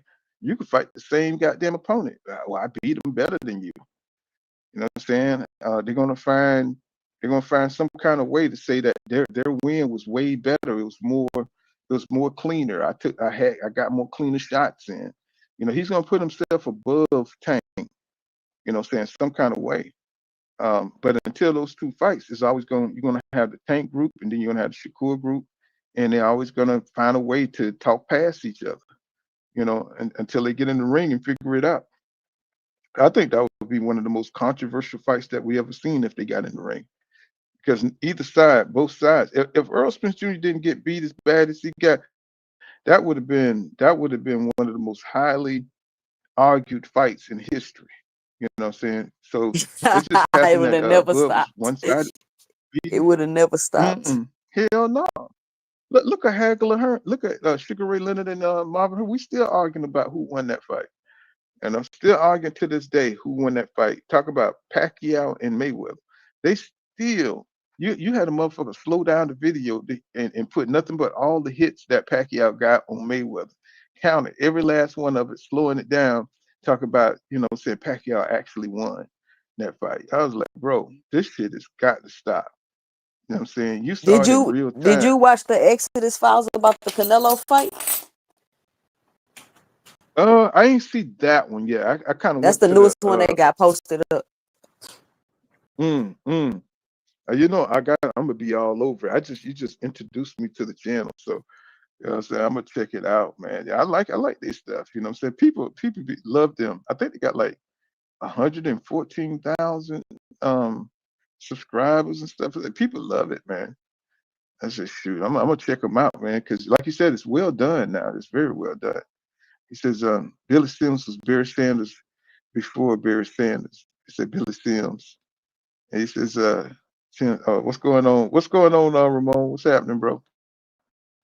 He said, oh, they just hollering at each other. He said the Ravens 10, Chicago Bears 6. Ravens on the move. Like I said, I don't even watch that shit no more, man. Cause that shit be, to me, they be gambling on that shit. That shit be fake, man. I don't like watching none of it. I don't even watch the NBA no more. Ever since Kobe retired, I mean not retired, but passed, you don't see nobody really balling that hard no more. Um, really trying to be that dude, trying to, give it all he got and leaving it on the court. Hell, we finding a hard time to find boxers that leave it in the ring. So it's just getting watered down. Everything to me is getting watered down. Maybe it's just because I'm an old head and I seen guys bloody in the ring. Um, I've seen guys, go down, come back and win fights. You know what I'm saying? From the last, they don't let that happen anymore. It's like once you look like you're in trouble, like they don't give us that second win opportunity. Uh, so it's just kind of sad. That's all. It's just kind of sad. You know, that boxing is just kind of dying. It's a dying breed. But I think with Boots, you know what I'm saying, we might just got to see what he's gonna do. Hopefully he's not. I hope he was going over there to see Eubanks and Conor Ben fight, and I hope he don't try to take a European tour on us. And try to get That's what Conor he might be Ben or doing something like. with excuse me. That's what he might be doing with fooling around with Eddie Hearn. I said, man, because once you start sitting ringside and stuff, because that's back in the day. That's how you knew who was going to fight next. If the champ or if that guy, bless you, if somebody was sitting at the ringside of your fight, you knew they were coming. Saying that they was challenging you. You ain't even have to step in the ring. If somebody in your weight in your division was sitting ringside, okay, they checking you out. Saying? So, I just hope Boots ain't trying to go that route because everybody really want to see him fight Virgil Ortiz. And if he's not going to fight Virgil Ortiz, at least he's got to fight a Motor Leave. He's got to fight one of the champions, fight Sebastian Fedora, Um, I mean, we got to wait for Fedora to get his hand together just to fight Keith Thurman. I was like, man, that's gonna be a waste of time, man. You think Keith got a chance to win that fight? No, I don't. I think he's gonna get stopped. But I mean, if as a boxing fan, that's what I think. But just looking at it objectively, I mean, Keith at one point in time in his life had the attributes to be able to pull it off. I just don't know if he can do it now. So there's always that aspect of maybe he might get lucky type of thing. But I think he's gonna get stopped for the first time. To me, he always looked like he's in the house. He looked like he just got a regular T-shirt on. He always looked like he relaxing and cool, and it don't look like he's in any kind of training mode. He just looked like it's a money grab, something like that. He just don't seem like he's set up to win. I seen his little workout videos and stuff, but I think after that he getting him a cheeseburger. You know what I'm saying? I think after that, what I'm saying, he just relaxing. Because he always come back after 3 years and try to challenge somebody, and he got just enough skills to win the fight and get the hell on for another 3 years. And I just don't have any confidence in Keith Thurman. I really don't.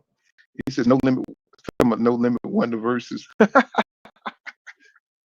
That Man, people they be ain't on even that have versus Wayne and thing. Cash Money I though. gotta If take if it. Wayne was there, Cash Money would have won for sure. I think Wayne's strange, man. Wayne's strange. Wayne tried to separate himself from everybody. He probably skateboarding somewhere in California. Probably over there with them white boys skating. You know what I'm saying, with the baggy pants and looking crazy out there. He loved that kind of stuff. So, you know, no limit But I do think. What do you think Lubin chances are of winning against Virgil Ortiz? I mean, I think he got a hell of a chance to win that fight, don't you? I think Lubin got a shot, but again, Lubin has the same problem, in my opinion, that Charlo have. He don't listen, but he's just not as talented as Charlo to really get away with it. So I think if Lubin just focuses and listen, I think he has a great chance of winning the fight. Which leads me to my next point. Like, why is everybody so amped up and crying about Boots and Virgil fighting? Well, we don't even know if Virgil can beat Lubin. Mm, mm. Well, I think they see Virgil momentum. You know, he didn't look that good against Boca, but they see Virgil trying to fight the top fighters, right? And once you see that, that kind of ignites the boxing fans' imagination. Um, he's trying to fight the top dudes, you know, and I consider them guys highly active. You know what I'm saying? Boca, those are dangerous fights. So you know, with that kind of activity going on, what's happening is fighters are so inactive that, you know, say once you get a fighter that's active as Virgil Ortiz, he get the momentum, he get the public behind him because he's fighting, right? Instead of taking years off, 6 months off, he's out here trying to make the fights. So it's going to be the same with you know, Boots. You know what I'm saying? We got to see how Boots move. If he active and he's trying to fight the big fights, he's going to get a lot of support. You know, we sitting on here waiting on fights, and the boxing fans are tired of that shit, man. It's like we're gonna go with the fighters who's trying to make the fight. Now it hasn't worked for Devin Haney. You know, it hasn't worked for Devin Haney, but that's because of the debacle that happened with Ryan Garcia. You know, but he's trying to make the fights too, and that's who the boxing fans should try to get behind. Lubin, you know, I don't know if you saw that Jesus Ramos fight. I don't know if you saw that. He can't bring that version to this fight. You know, he looked like he The was like Ramos back. fight, Mm-hmm. I thought Mm-hmm. Lubin won that fight. He did win it. But did I you mean, see how he I looked? didn't think that. I didn't think he Mm. looked too bad in that fight. You thought he looked bad in that fight? Well, I saw highlights. His back was against the ropes. You know what I'm saying? Ramos was just teeing off on him. He can't do that against Virgil Ortiz. You Nah, know, he can't do that. Ramos can't punch like Virgil. You know, so he can't have his back against the ropes and counter punch like that. You know, Virgil gonna catch him. You know, so he's definitely gonna catch him. You know, so he's gonna have to do more like he did against Fundora. You know, not to end, not the end, but how he boxed his way to the knockdown. You know what I'm saying? And I think that Lubin got enough talent to beat a Virgil Ortiz because Virgil Ortiz ain't really consistent enough to have a reign as a champion. You know, not with that much talent around him, right? Because you saw Bokuchuk knock his ass down twice. You know what I'm saying? And he still won the fight. I was like, how the hell that happened? How the hell did that happen? But you know what I'm saying? I've seen crazier things. You And know what I'm let's saying? throw He got the win. let's mention how Virgil get touched up every fight he have, which Mm, makes me mm, wise like he's food for Boots. He's food for Boots. But Virgil gets mm. touched up. He gets hit a lot in every fight he have. So I think it's gonna be an interesting fight And he against gets him. And he gets hurt. and he gets hurt. But the thing is, he's got this surge that happens. When he get hurt, he comes out like the Incredible Hulk after that. You know what I'm saying? Because he want to get it back, you know. And that could work with it for him, or that could work against him. You know, that could work for him, or that could work against him. You know, he says, Lubin got to actually box and not bang. Yeah, that's what I'm saying. All things. You know, his boxing IQ is there, but he just make the wrong decisions at the wrong times. You know, he got the talent, he got all of it. You know, he just make bad decisions. You know, at the wrong time, and his chin is just a little shaky. His chin is a little shaky. Said Lubin lost that fight. Say he should have. Yeah, that's what I say too. You know, announcer act like Ortiz didn't get knocked down. You know, cause he be jumping up like, nah, don't count that. You know, he like Tank. He like, nah, don't count that shit. You know what I'm saying? Yeah, I ain't hurt. That was a flash knockdown, nigga. That was still a knockdown. You know what I'm saying? He said, you got knocked the hell down, bro, and then you got knocked down twice. He said, let's be honest. He said, Oscar How already is know. Boost unproven when he's a unified champion? See, that I don't understand. When some people champions, it means everything in the world, but when other people champions, it don't mean nothing at all. That's crazy. Because he fought. Didn't he get? He got the belt. He got well, he was elevated to the IBF, right? Mm-hmm. And then he won the WBA through the Standing Standing honest. Illness.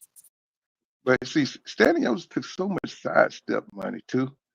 You know, he wasn't really fighting like that. He was taking all. He was getting paid by But I'm just sidestep. saying, Pool, we could go through a lot of people champions and do they the way they got they built that way, but they don't do that.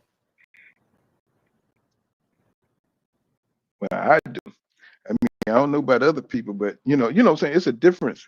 Errol Spence Jr. went to Ugas, he went to Sean Porter, he went to Kell Mm-hmm. Brook, and they were champions. That's the difference. Them guys defended their belts.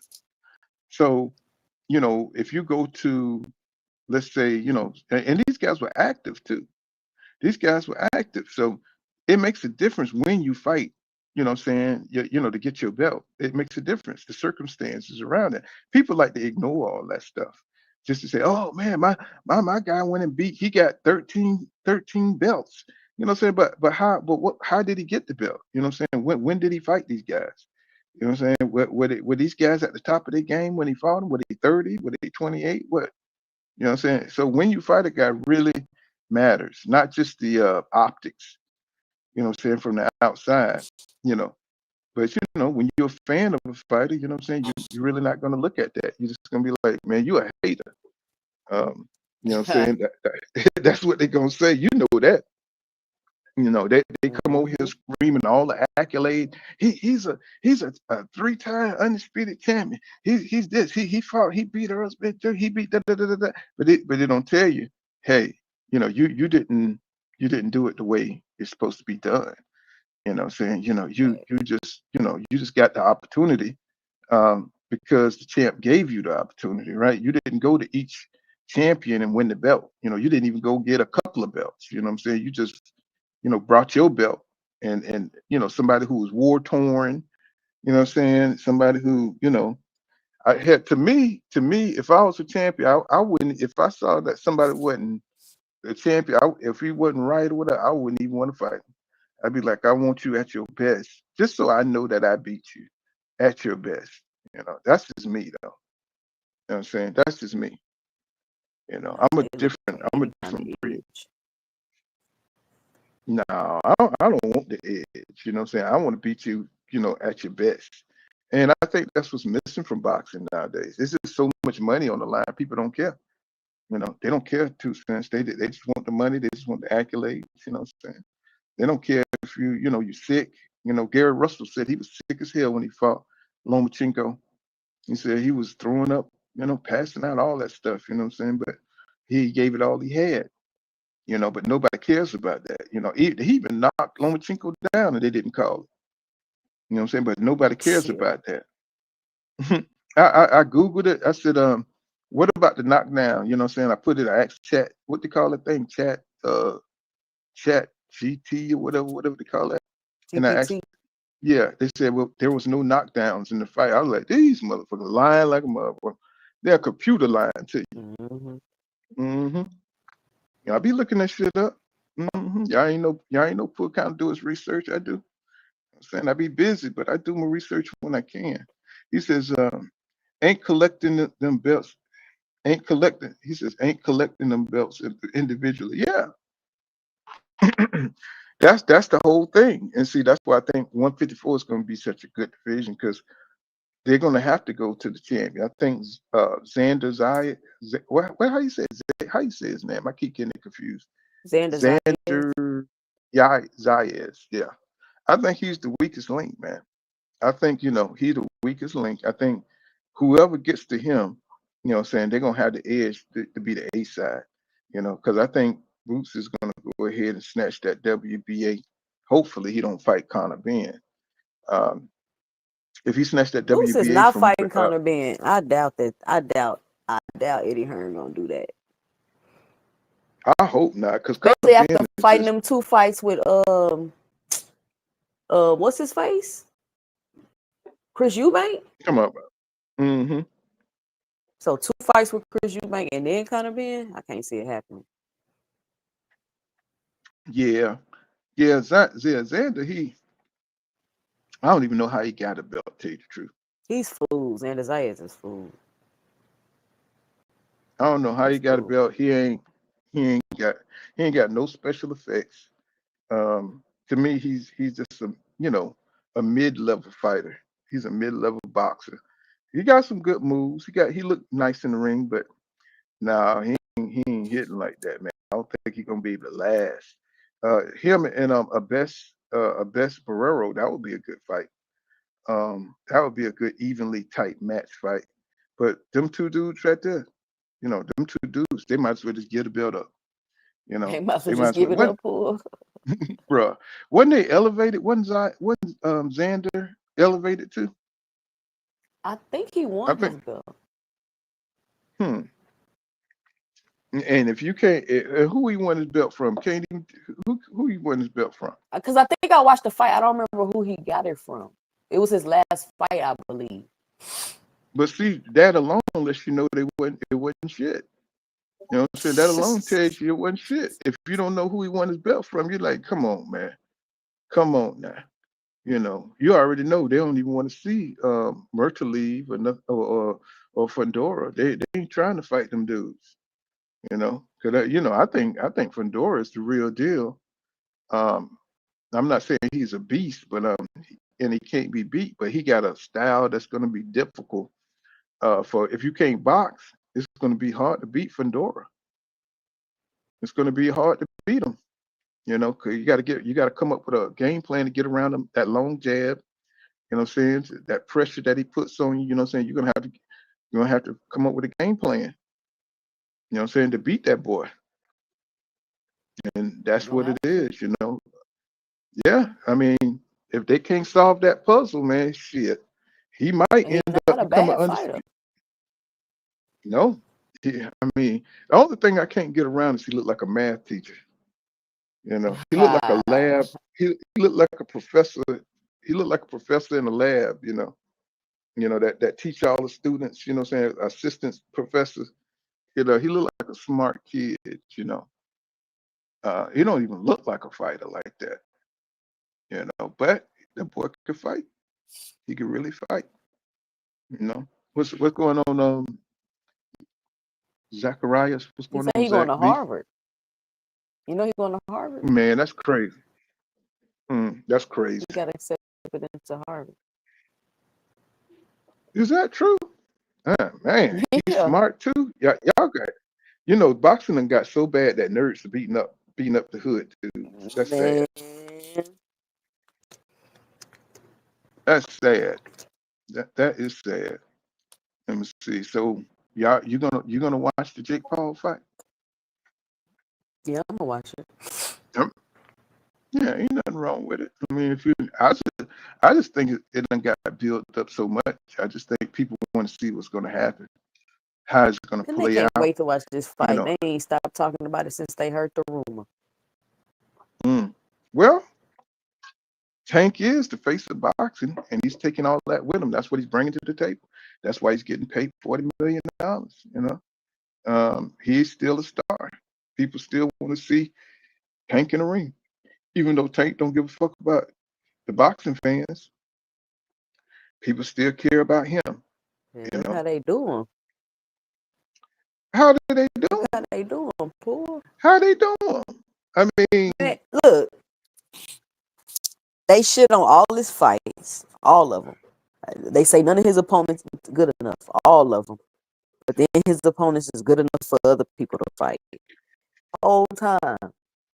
Now they only want to see the Lamont Roach fight. It's like they're ridiculous, poor. They're ridiculous. but the only reason they shit on his opponents because they want to see him fight who? Yeah, but that's one person. Y'all don't shit on Shakur opponents because That's y'all all want to they see want him. to see. Y'all don't see y'all. Nobody shits on Shakur opponents because they want to see him fight somebody. Come on now. You're being disingenuous. No, I'm Do not. anybody really think that Shakur fought anybody? They should. Yes, Right. they do. They say they. No. I'm saying Yeah, you think Shakur fought some top people? You cool. think I he fought debate top with people? people on here about You know what I'm Shakur saying? I having a better resume than Tank. So yeah, no, I'm not being disingenuous. People say that to me. Mm-hmm. Well, I mean, because if you Like because none of his contemporaries are fighting each other. and that's what's saving them. To tell you the truth, that's what's saving Tank. You know what I'm saying? Because they ain't no better than he is, except for Devin Haney. Except for Devin And Haney. Ryan, he fought Man, Tank and Devin. yeah. Wait. Yeah. You have to get it right in that. Yeah, but look what he did though. You know, I And have to Tank tried to fight Loma and he retired. And Loma barely wanted to fight Devin Haney. but it happened since that's what Devin over top George Campbell. So when he fought Lomachenko, that was the name he needed. And that's what I tell all these boxing fans, and I tell that's why I say they need to fight a name, bro. Get that name, under your belt. Say Tank had a chance to fight. He could have fought Lomachenko, you know what I'm saying, when he was coming up. Lomachenko was coming for him. You know what I'm saying? If PBC, that would have been a big fight for them. I think Tank would have beat him back then, tell you the truth. You know what Nah, I'm they saying? I couldn't think have Tank would have fought. beat his ass back You then. know they had them exclusive contracts, and Bob Arum said, "Why would I make a fight? Why would I make a big fight for Gervonta Tank Davis when I got people over here I could make fights with myself?" Bob, listen, people know Bob Arum is known for stopping big fights, right? Terrence Crawford even tried to sue him for it. They do. So why nobody want to believe that Bob Arum was not gonna make a Loma Tank fight? But I don't think that's the only thing they hold Tank what's against Tank. You know what I'm saying? It's like he's been in for like 10 years, right? And he hasn't fought like any top name guy. You know what I'm saying? And I think people want to see the superstars like Tank Shakur. They want to see them fight a rival. You know what I'm saying? And I think Shakur would do, and he was coming up at the time. Shakur wasn't even at the weight class at the time. But anytime like you have Abdullah Mason coming up, right? And you got Andy Cruz coming up. People want to see Shakur fight Andy Cruz. People want to see Shakur fight Abdullah Mason. You know what I'm saying? Because these guys are guys we believe that could get them trouble in the ring. That's the only difference. Nobody thought that Pedraza could beat Tank. Nobody thought Leo Santa Cruz could Wait, beat I Tank. thought Tank was the Anybody underdog for that they that fought. Pedraza. Tank was the underdog for that Pedraza fight, wasn't he? I don't know, but I didn't think Pedraza was going to beat him. I didn't think he was going to beat him at all. I thought he was a seasoned fighter, but I thought Tank was the more athletic fighter who could do anything in the ring that he wanted to do. Yeah, but I think he was the underdog. So, yeah, for Pedraza wasn't no um no deadly world beater. He was just a decent fighter. He was a decent champion. It wasn't nothing. They was ducking Tank. Pedraza at the time, though. Who was I don't ducking know. him? I'm just talking shit. You know what I'm saying? Not. I know. I feel sick. I mean, you talking about Pedraza? Like, come on now. But I never. Anybody that Tank fought, I never thought. Maybe Frank Martin. Maybe Frank Martin. Maybe I thought Frank Martin was going to give him some trouble, and he gave him a little bit of trouble. But Tank took care of business. You know what I'm saying? So I just think 135 lacked the names to elevate his resume at the time. For Devin, I think when he fought Jorge Linares, excellent fight. You know what I'm saying? Just certain names, you got, good veterans, you know what I'm saying? Good journeymen, you know what I'm saying, to put on your resume. Once you get stamped, the face of boxing. Once you get stamped, you the top guy, you that dude to beat. You got to fight good fights. Or people going to trash your opponents. You see how they trash Jaron Boots and his opponents. It just goes across the board. It's not just Tank. It's everybody. Crawford, Canelo, because they are considered the best in boxing. Only when you consider the best in boxing, this is going to happen to you. You know, and because Shakur is considered a top guy, even though I don't think he's done shit. Um, but he still got that expectation on him. You know, and it just kind of makes you mad that that black fighters are expected to fight the best dudes while other fighters don't have to do that. It kind of makes you mad. It's kind of make you, like look at it like, hey man, just do what the hell you want to do because they allow, the other people to do what the hell they want to do. So I'm kind of like getting that attitude now. Like, well, I'm putting too much on the fighters that, that let these guys make their money. You know what I'm saying? Stop being I so mean, the thing is, rich. too, Paul, it's like it's one fight. You feel me? It's like it gotta happen when y'all want to happen. The next, like it's one fight y'all want to see. The man has how many fights, right? And then if you think about it, if this is his biggest fight or his biggest rival, Mhm. why would he fight him now? Well, so what he gonna do after he fight and beat his biggest rival? What he supposed to do? What his rival Well, supposed to shit, do? he's supposed to fight. He's supposed to fight the next guy up or retire. It's Do what about you want to do. Hmm. timing, right? And so they should be making it the build up exciting, like how Manny Pacquiao, Floyd to fight somebody, Manny will fight that person. Now it's a comparison to, oh, look how you beat him, look how you beat. So that's why I think that I feel like if Shakur Stevenson was really, really serious, he would have took the Lamont Roach fight because that would have been an opportunity for him to beat Lamont Roach definitively, to talk, to have some bragging rights, to be like, okay, fight me next. I just beat Lamont. Like all of this storyline and everything that would have been more beneficial, brought more value to the fight if Shakur Stevenson would have fought Lamont Roach. Hmm. You get what I'm saying? But it's like what you would say is low risk. I mean, it's low reward, high risk. So it's like, well, what are you doing, Shakur? Are you just you're not willing to take no risk? You're just gonna sit around and be risk averse as possible until you fight Tank? And I think that that's what's happening. Like I know the hardcore world and the YouTube streets is clamoring for the Shakur Stevenson fight, but I don't even think I think it's so many fighters that we can put in front of Shakur Stevenson to fight Gervonta Tank Davis where they'll still be profitable and people be interested in it. The Roach rematch for one. And But then you see, got one Roach about thing to go is fight. And people then you know. got Roach about to go fight Pitbull, who is what? One of Tank's ex-opponents that people think that he arguably lost to. Some people think he lost for whatever reason. I don't know why. So if Lamar Roach beat Pitbull, think Yeah, I about don't know. That was real think sensitive. about the That, value that that's going to bring to the that, rematch.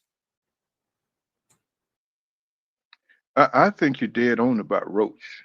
I think people underestimate the opponent, the kind of opponent of Roach is. I think Roach history with Tank made him what he is.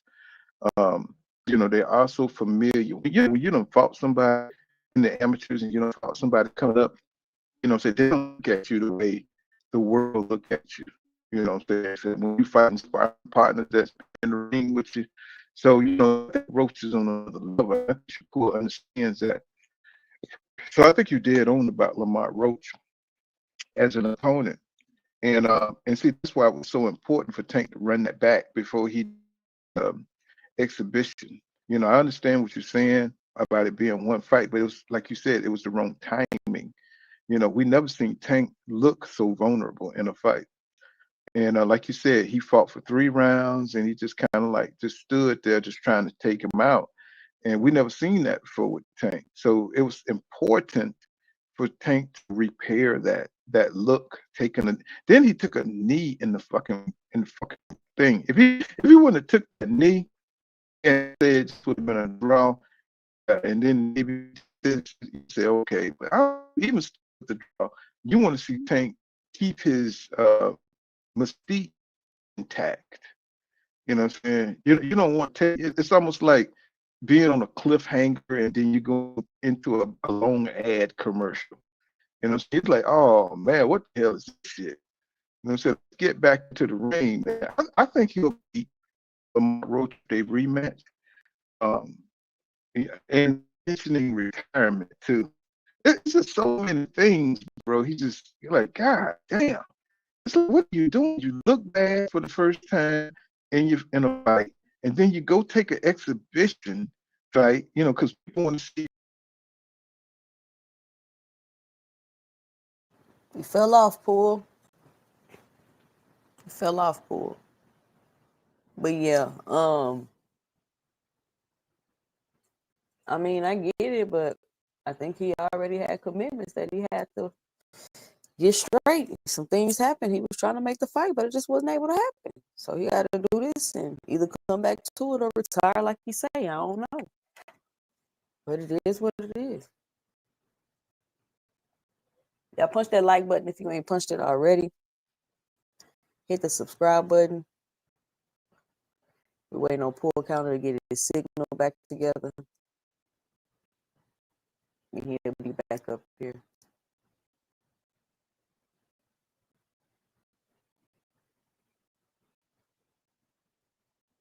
But I can't wait for. I'm trying to see like who y'all got in this Lamont Roach Pitbull fight. I think the blueprint to beating Pitbull is being able to keep him at the end of your jab, get in, let your combinations off, get out, spin them, and stay away from those wild hooks that he be throwing. But Lamont Roach, and so I think fighting like that with Pitbull, you're gonna get caught. And we can't lie and say Pitbull don't got good defense. Like he's tight. Like Pitbull is little and he's tight. So I don't know. I can't picture this fight in my head. So I'm curious how it's gonna look. You think Roach gonna outbox him? We'll see. We'll see. It's not just you gotta be able to move too, though. You gotta be able to move. I don't be seeing Roach moving laterally and spinning and turning and doing all that. I don't be seeing Roach doing that. I mean, he's a decent boxer. But I don't know, man. I seen Pitbull trying to use a jab his last fight. He was trying to mix up the punches a little bit. But Pitbull do get gassed.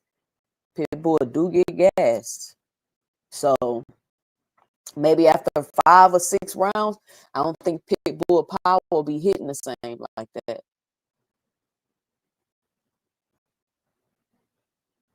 You paying 80 for Pitbull Roach, but not 60 for Benavidez Yard? No, I'm not. What I'm gonna pay for Benavidez Yard for? And it's gonna put it on YouTube an hour after the fight over. I just wait for it to be on YouTube. That's playing with my intelligence right there, doing shit like that. As soon as this is the fight over, you posting it on YouTube. That's crazy. And plus, Benavidez Yard, I'm not even. That fight don't even really interest me like that because Yard's not even that good to me. He also gasses out early in the fight. Like what? How do y'all see the fight going, Benavidez and Yard? What are Yard's keys to victory to beating Benavidez? Because I feel like he's about to get the brakes beat off of him, in my opinion, unless something wrong with Benavidez.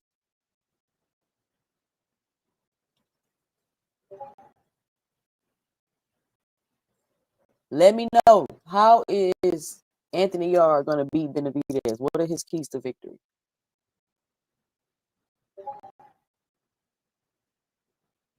Because all I could think about, he got a puncher's chance.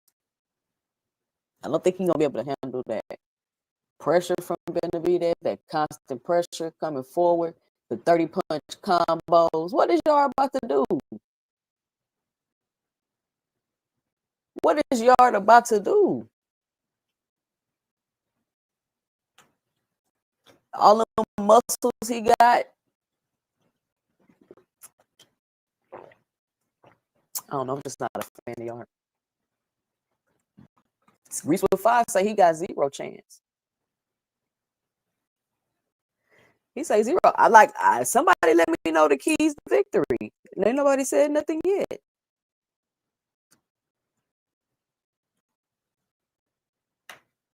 I feel like Anthony Yard just feeding himself to Benavidez. But I mean, I guess Anthony Yard, it is a high weight class. They do punch harder out there. I did see Morrell kind of, rock Benavidez a little bit. I'm not sure, if Anthony Yard to be able to catch Benavidez like that. But if he do, it gotta be in the first couple of rounds because Benavidez is gonna wear Yard down. He has gas tank issues. So first 6 rounds make it ugly. Yard gave Beterbiev a tough fight early on. Benavidez has more. You saying make it rough, make it ugly? Like Benavidez ain't like that. Like I don't think that's really gonna shake up or spook Benavidez like that. I think that's just gonna get Yard punched on more, and his stamina's gonna wear out even earlier, and he just gonna get beat up even worse. But I don't know. I feel you.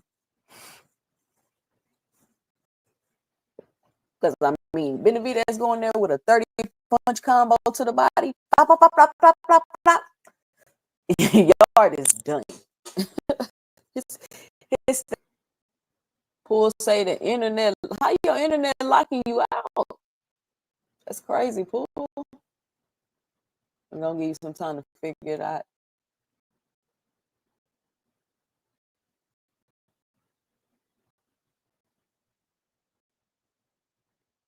Gavril dropped Benavidez. I mean, okay, so we said he got a punch his chance.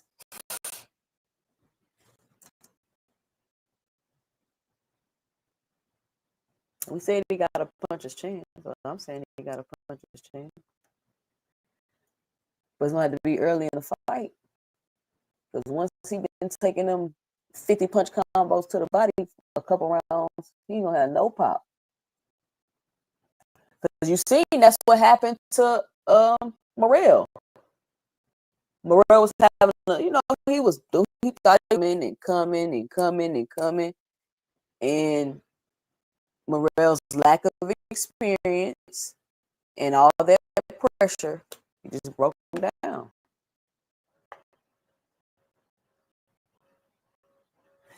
Yeah, his power. Yeah. I mean, my bag. All right, pull you back. Internet locked me out, man. How did that happen? Man, it's weak, man. I'm using my Verizon, and it's weak where I'm at, and it's like sometimes it'll just break down. I'll be trying to get back in, and I haven't had these problems before, but all of a sudden, I don't know, somebody moved the sensor or something. I don't know. I do not know. But when I'm at right now, it's like it's weak. The signal is weak. How you we were talking about Benavidez Yard fight. How you see that going? Man, I already told you, man. I think David Benavidez is getting better and better. I think he's gotten to a point where he's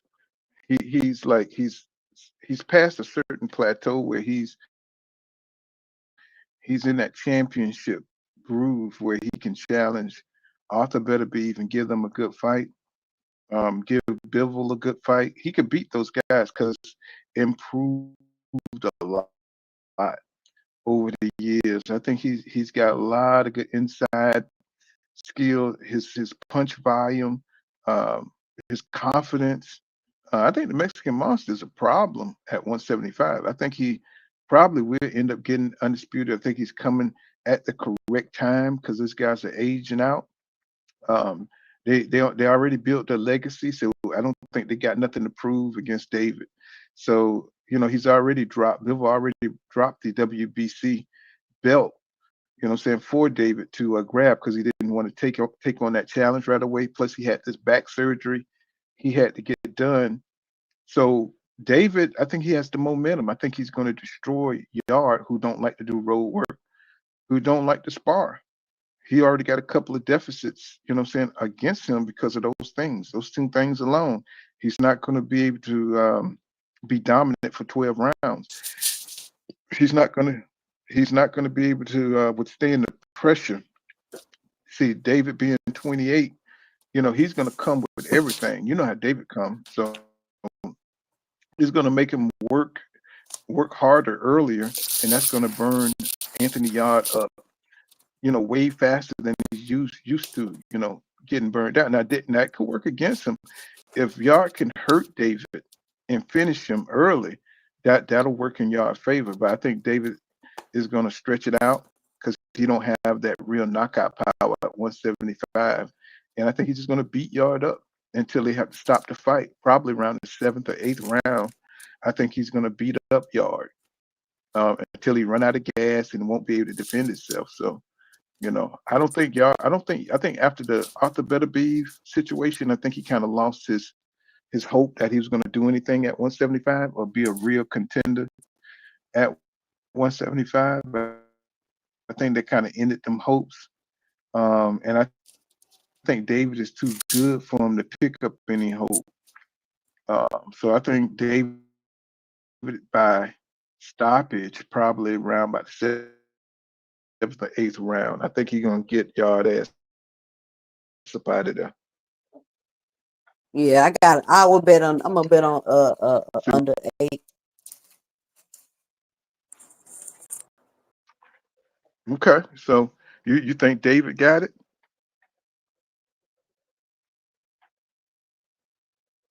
What you making a sandwich? 2 cents. What'd you say? I said you making a sandwich or something. Oh yeah, I'm in the kitchen about to make me something to eat.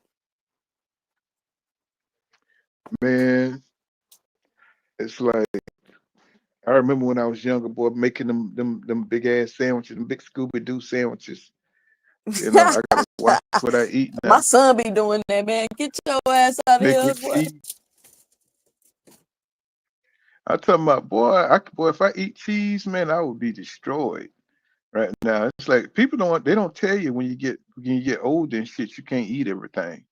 You know what I'm saying? You should the nigga. I would love just to sit down and eat a regular double cheese pizza with meat and stuff like that. Nigga, you get older and shit, boy, that shit is like you gotta watch all that shit, man. You know what I'm saying? It's like that Man, shit sometimes cholesterol. food You don't gotta even watch taste the all that same shit. no more. Sometimes I the food don't even know. taste the same no more. It's like that's even the Walmart food is genetically situated food, man. It's like, they be, you got seedless watermelon and you got, what I'm saying, bananas that's big as goddamn cucumber. You know what I'm saying? They be experimenting on our ass. They really do. And some of this food that they pass that like you talk about equal and all this stuff that causes sickness, all this what you call it, substitute sweetener and stuff. You thinking you doing the healthy thing? That shit worse than damn sugar. That shit like rat poison or some shit. And they know what they doing. They're trying to get rid of all these food stamp recipients. You know what I'm saying? Man, everybody eating Did you that hear about shit. that shit? But I know, and you talking about the Dollar Trees is the worst because that's the Roach Motel right there. Them damn Dollar Trees, the Roach Motel. Because they know there's a Dollar Tree in every hood. That's crazy. I was tearing them damn ramen noodles up and shit but the sodium, I didn't know I was eating like 900 milligrams. I'm a trucker, so Oh, I'm you gonna talking eat about some in that shit that's seasoning quick and package? right. Yeah, Bro, hell you yeah. gotta leave that season pack alone, nigga. That's straight death. That's straight death right Man, there, boy. It was like, damn. them Leave that cheap shit too. alone, They y'all. You real want a cheap. foot cut off? hmm He says, I look forward to the retro match on Tank versus Paul card. Oh man. He says the Russell match. Oh, tell me with the Japanese dude, man, he gonna beat that dude ass, bro. Man, Russell gonna beat that dude ass. What's going on, Grease for Fire? He says this is gonna be I have never seen somebody who hate the Haney so goddamn. Grease with Fire hate that nigga so bad, boy. It's like Grease hate that nigga, boy. I Him think and Haney his might dad. win. Pull He it said up. this is gonna be Haney's last fight. Well, that's my nigga though. That's my nigga for sure. I think Think it's Devin gonna Haney be should win you this know one. you know how kind of like David Morrell Jr. Was a fight or two away from fighting David Benavidez because he looked good. He showed good stuff in that fight. He just was a fight or Yeah, two away from fighting David. he fought him And I too think it's gonna early. be the same with Brian Jr. Right. He just fought him a fight or two too early. You know what I'm saying? Just a fight or two too early. And I think it's gonna be the same with Brian because I think Brian got all the confidence in the world. He just needs the experience. And I think Devin is head above heels than the guys he fought.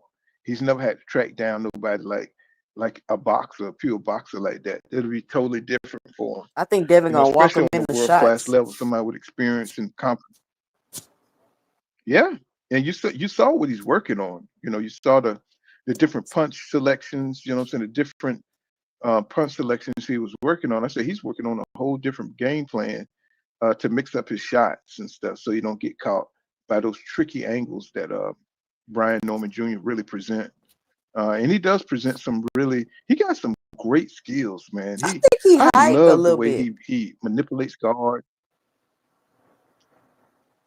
Well, yeah, of course he's hyped because of these sparring war stories. He gave Crawford problems. You know what I'm saying? He gave Boots problems. Of course. You know what I'm saying? We hear the backdoor stuff. But Man, I does watch it him practice. translate I'm like, to your the ring? stance is wide. Like he just You know look. what I'm It's a saying? lot And of things I I see. see I I know it looks weird, doesn't it? The way his foot movement and stuff, the way his footwork looks crazy, don't it? It looks insane. You know what I'm saying? Because his footwork look insane. But I do think being unorthodox helps you.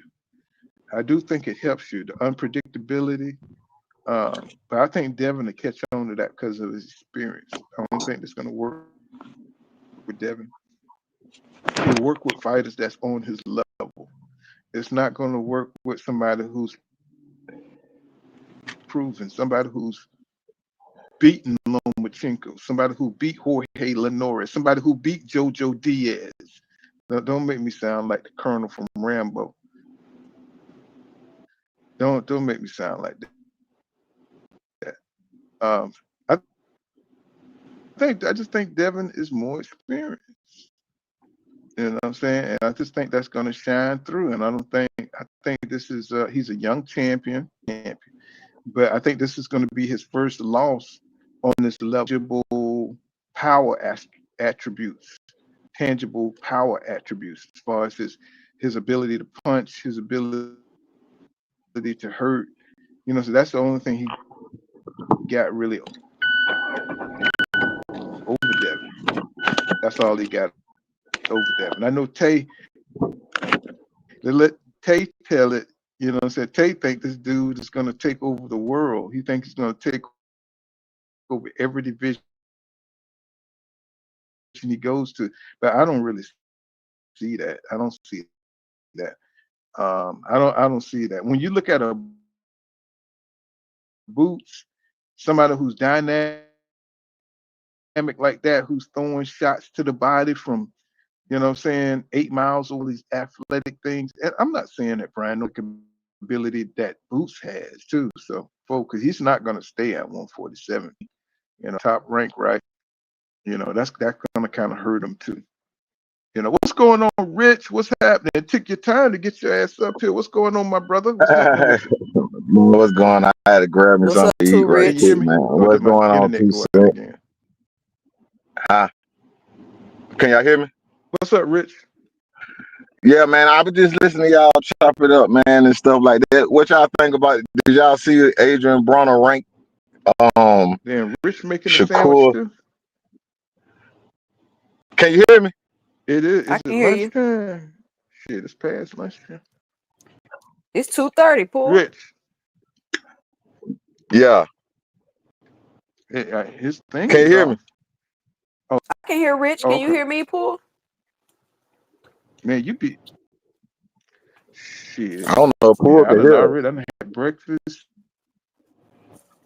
2 cents. Um, shit, I'm drinking. I can hear you. Rich might have to go out and come back in. Rich, you can't All right, hear. look, I'm let me scared go to out. leave. Everybody You can hear going back Rich. out and coming back in, You Paul. but this internet weird.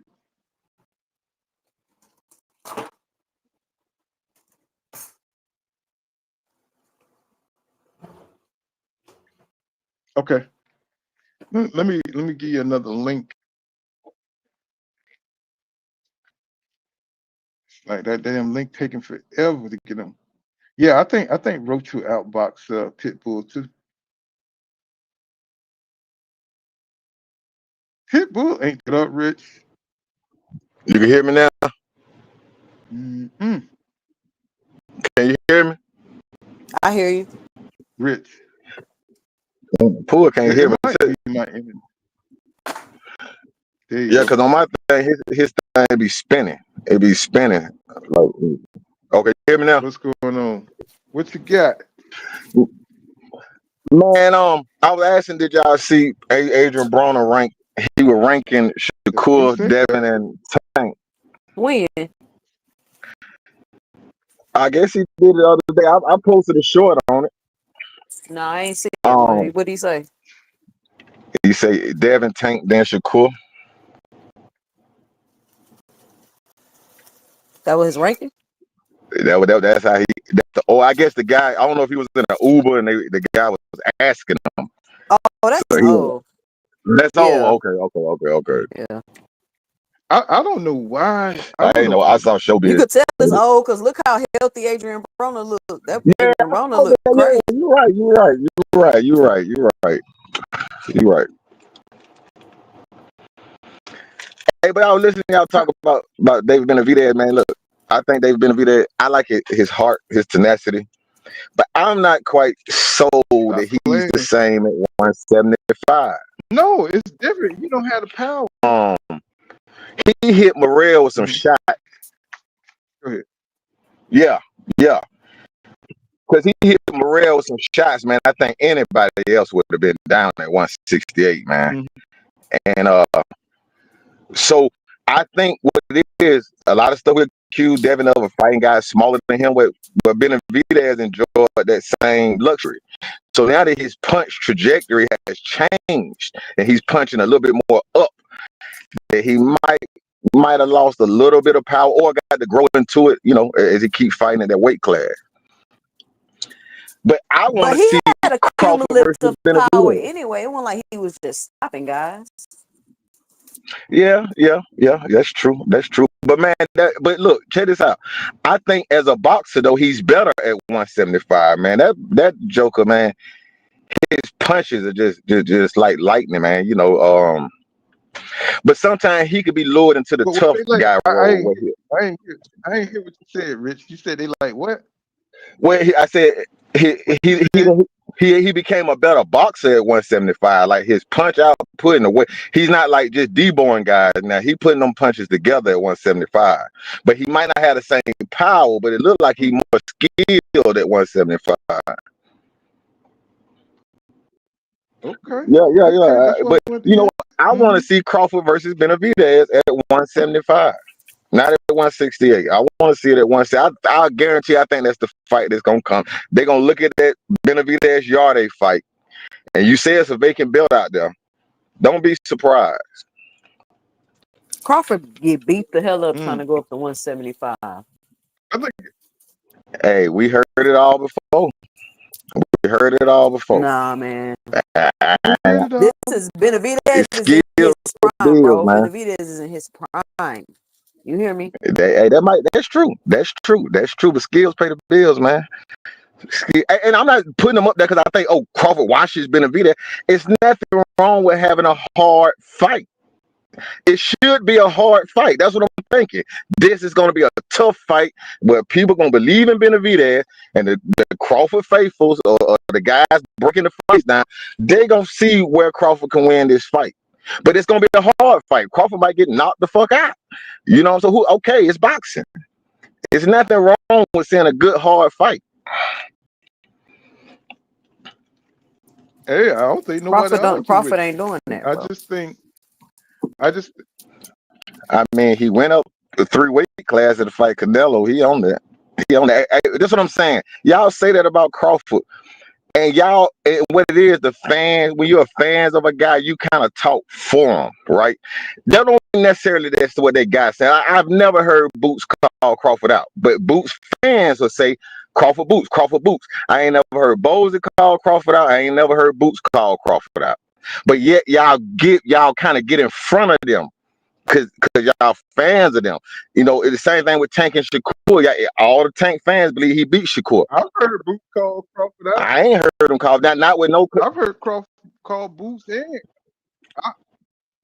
I heard him call Boots and Spence that. Okay, I'm talking about way back then. But when Crawford said, come up to 150, when Boots was at 147, he said, come up to 154 and get in the way. Everybody said they want to see Boots and Crawford, but they don't say what weight class Boots gonna go up there and challenge him. Man, I think if Boots were very Crawford already said he's not fighting Boots. I don't know why people keep talking about it. No. We talking about Boots. We talking about Boots. What I'm saying is Canelo told Crawford he wasn't fighting him. Crawford kept calling for the fight. So what I'm saying is, I never heard Boots say, "I'll come up to 168 and beat your ass. I will beat you at one." Where are they supposed to fight at? Crawford's supposed to make concessions. Boots and come back down. It ain't no point in Boots even trying to chase him.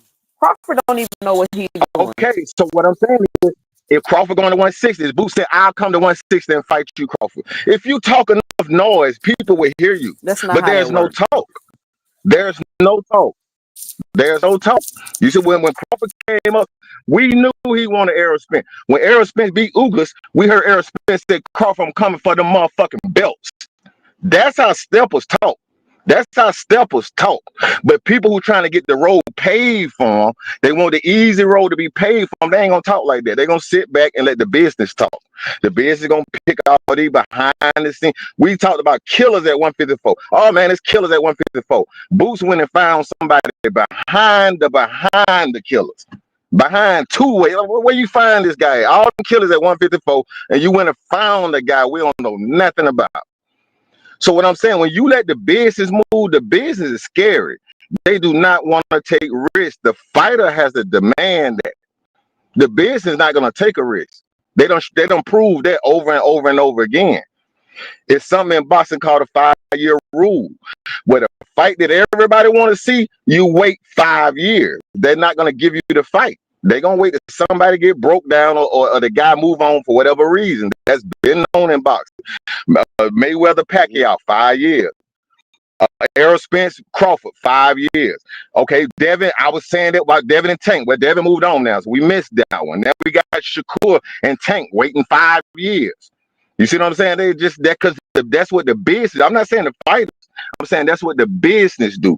The one thing I give Tank, he always say, "Hey, call Al." And I give him that. He say, "Well, if the fight gonna get made, you got to talk to Al. Al got to make the fight. Al ain't gonna make that fight. He got burned already. He's not gonna do it. He's just not gonna do it to it seem like it's the perfect situation. It might not be if Tank retire. I'm not saying he retired, but if he retires, then that's just what it is. You know what I mean? Sometimes it's not the fighters. Sometimes it's the business. Mm.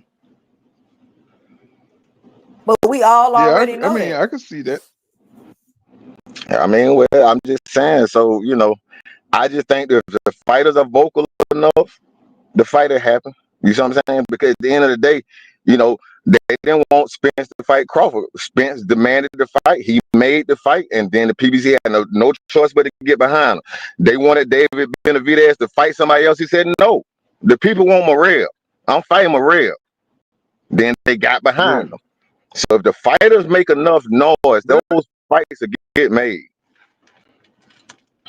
But it's the same thing with Boots. We keep hearing this Boots thing pop up, and tear up. I think I think that's a crazy notion that Crawford will fight Boots. You know what I'm saying? Because same thing. You know what I'm saying? But people think that fight should happen. They think it should happen. I don't think Crawford's gonna go that way. He's got 160 where he could be undisputed a fourth time. You know what I'm saying? He got other shit he could do. Why would he take that fight? I mean, but let's say Boots run up to 160 and grab a belt. Okay, look, okay, I'm gonna give you an example. Why would Boots keep trying to worry about Crawford, bro? Boots doing his own thing. Boots don't need Crawford. I mean, but the people saying they want to see the fight so bad. I don't care. I don't care to see the fight. Yeah, I'm asking why though. I'm asking why because you know, Crawford, he's known to do his own thing, right? He's known to move how he want to move. We know how Crawford moves. So, and Crawford even said that, you know, Boots saying, you know, he ain't worth it really. You know what I'm saying? We've heard Bomac say, you know, forget he's in the rearview mirror. Ain't that what he said? So, I mean, you know, I just don't understand why it's picking up so much momentum. Something going on.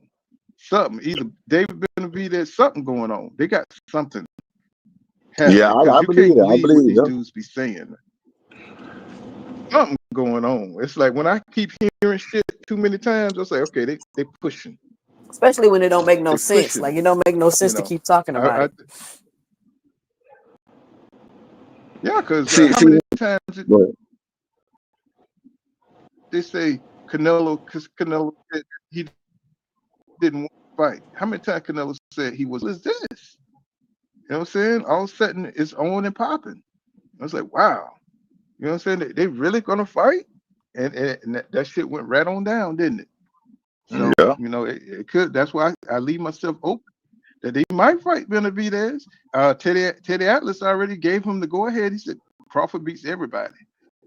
You know what I'm saying? Teddy Atlas like, oh, Crawford, you know, he comes in there, you know, he Crawford could beat anybody. His mind is like Superman. He's a superhuman. You know, he has superhuman reflexes, and I was like, look at Teddy and shit. You know what I'm saying? Teddy never liked the black fighter. What the hell?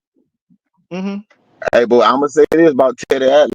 When Crawford came up from 140, he said it from the jump. That's where I first heard it. That nobody beats Crawford. He said that when Crawford was at 140. He said nobody beats Crawford. And I was like, why is he saying that when Errol Spence is at 147 and he's knocking shit out? You see what I'm saying? So I had to really go back and let me just really look at Crawford. I know he was undisputed, but why Teddy got so much confidence in him? And then I slowly started to see it. It's just a skill set thing, man. The skill set, it's not just skill set. It's just like in basketball, how they say you know, height is a talent, size is a talent. Crawford got something that no other fighter got, which is unnormal reach for his size. And that right there is enough for him to be more skillful than a lot of people. You see what I mean? Because of the unexpected nature of when you get hit. When you get hit, when you don't expect him to be able to touch you, he can touch you. And I just think it's a skill set thing, man. It's what they call front hand dominance. You see what I'm saying? If you can't get around Crawford Let me jab, tell what you you gonna do? what it is about Crawford. Let me tell you what it is about Crawford.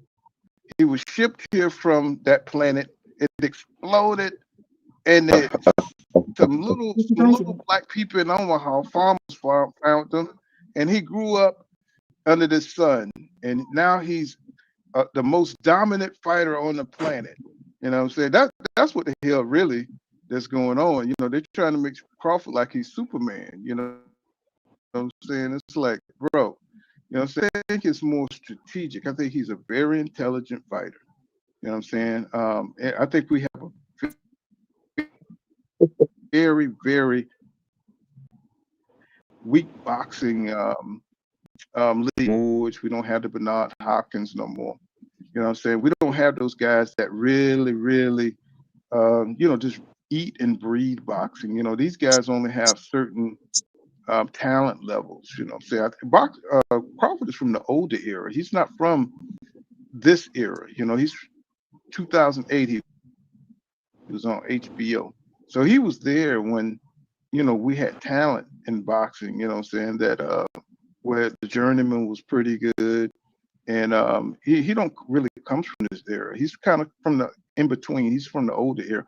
You know, he could have beat Triple G. Crawford could have beat Triple G. I don't think Triple G was that skilled. You know what I'm saying? As a Crawford or those special talented fighters like that. I think Earl Smith Jr. could have came up and probably beat a Triple G.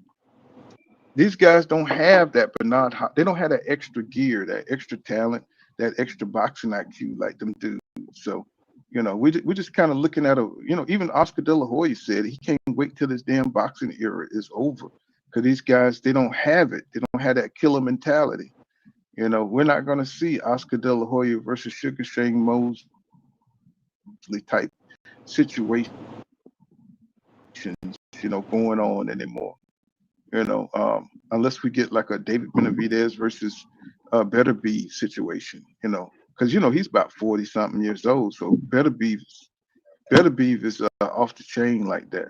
Where 444? We stopped talking shit about Crawford. 444 gone. God damn. You know what I'm saying? I ain't me. You know what I'm saying? You know what I'm saying? 444, like, you ain't gonna talk shit about Crawford, nigga. You know what I'm saying? But nah, I mean, this is his era.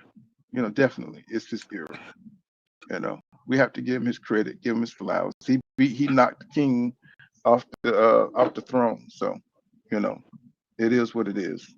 Yeah. But Crawford is very skillful, but 13 belts and 6 fights, like, you gotta admit the man was calculated. But all of boxing is calculated though. At the end of the day, you got two men gonna end up in the ring, and one got to beat the other. You can't politic that part. Either one gonna win, or the other gonna win. So at some point,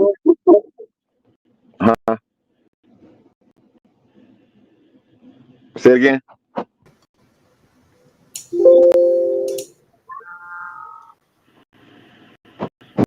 No. Ain't nobody saying that. Go ahead. Keep on with your thought. I just clicked in somebody. Yeah, I break down fights. If you look at my channel, right, I put a short on the Crawford hitting the bag. I'm gonna do a follow up in a long form video to explain what I see. I didn't say nothing in the video. I just wanted to say, hey, see if you could tell the difference between Crawford hitting the bag. What you do in practice, you're gonna do in the game. So I got Crawford hitting the bag. I got Boots hitting the bag, and I want to see if people could tell the difference in the two. It's not really that one is so much better than the other, but they two knockout guys that go about their business in two different ways. A lot of people like to say Boots and Crawford are the same. They are nothing alike, right? Other than they switch. Other than that, they're actually nothing alike. They don't fight alike. They don't see the same thing. And you could see that by them hitting the bag, right? So I'm just a technical person, you know what I'm saying? Like, I play sports or whatever. And so I look at it in a technical way. So I try to see what is Crawford doing. What I could tell you is lead hand dominant, meaning it's not just a jab you get hit with. You getting hit with his power hand in a jab form. You see what I mean? So if you fighting Crawford, how do you get around the jab? How do you get So you're gonna change the way you fight.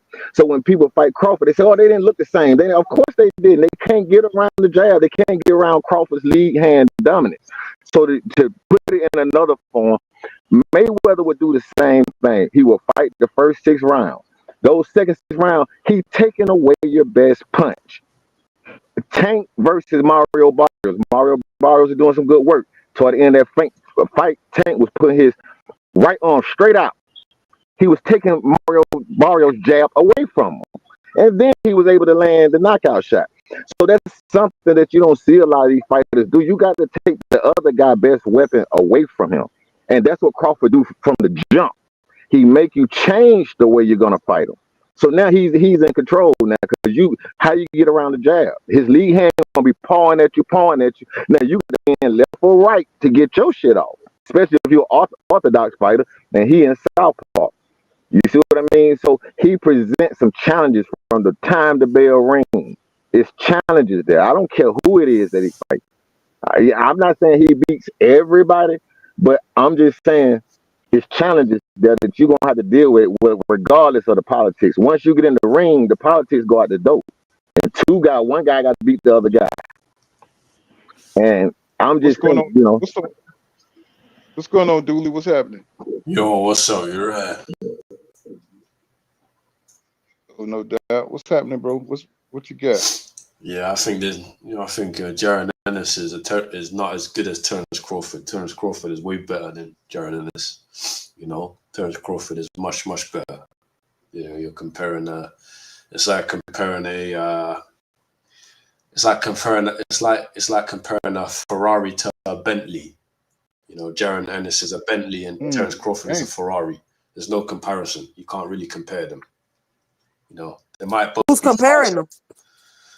Well, all of you are comparing them. You're talking about both of them, right? That's what this live's about. Jaron Ennis is nowhere near. Well, I'm on record saying I don't think the fight should happen. What I'm saying? I don't think Crawford to get a lot of credit for beating Boots. I think they're just in two different eras. Right now, Crawford is in his career where he's just kind of padding on accolades right now. So he just beat Canelo. He just beat that was the number one guy. What else can he do? Besides pad his record. That's about it. If he goes down to beat Janabek at 160, that'll be good. Whoever wins out of Laura and Janabek, we know he's not going to fight both of them. So he could. How much credit do he get for beating Janabek? No, he's gonna fight Carlos Adames. He's gonna fight Carlos Adames and Janabek. That's what's gonna happen. He's already sparred him. He already sparred Carlos Adames. He knows pretty much what Carlos Adames can do. Carlos Adames beat Hamza Shiraz. Hamza Shiraz is now super middleweight, so that's a good fight in my opinion. That's a good win if he beats him and he beats Janabek. I mean, I wouldn't mind watching that. I wouldn't mind. I would give him credit for that because usually he'll just wait for them to combine the belts. Get somebody with 3 belts and go down there and be undisputed. I don't really see him fighting a couple of fights down there at 160. They might have to wait to see that fight. He might just take a little side fight just for them to combine the belts down there so he could go down there and be undisputed for a time. He would need to fight. I don't see him putting in that kind of work. He will need to do 2 fights at 160 to become undisputed because Carlos Adames still has a belt. So it doesn't matter who wins between Arislanda and Janabek. Carlos Adames is still also champion. So he has to. So he'll have to fight twice at 160 to become undisputed. That would be pretty good because he's pretty familiar with Carlos Adames, from sparring and stuff. They had a good little sparring session. I think Carlos Adames beats Jaron Ennis. If I'm being honest. I'm being honest. I think he beats Jaron. I think Carlos Adames would destroy Jaron Ennis. Carlos Adames, when it comes to boxers, he's a little, he's a little off. He can be a little off. Like I think what you said, he beat. What was that? Yeah, I seen him kind think he beat to Jaron. get a little outboxed. And I think his last fight. What was his last fight? Well, Carlos Adames.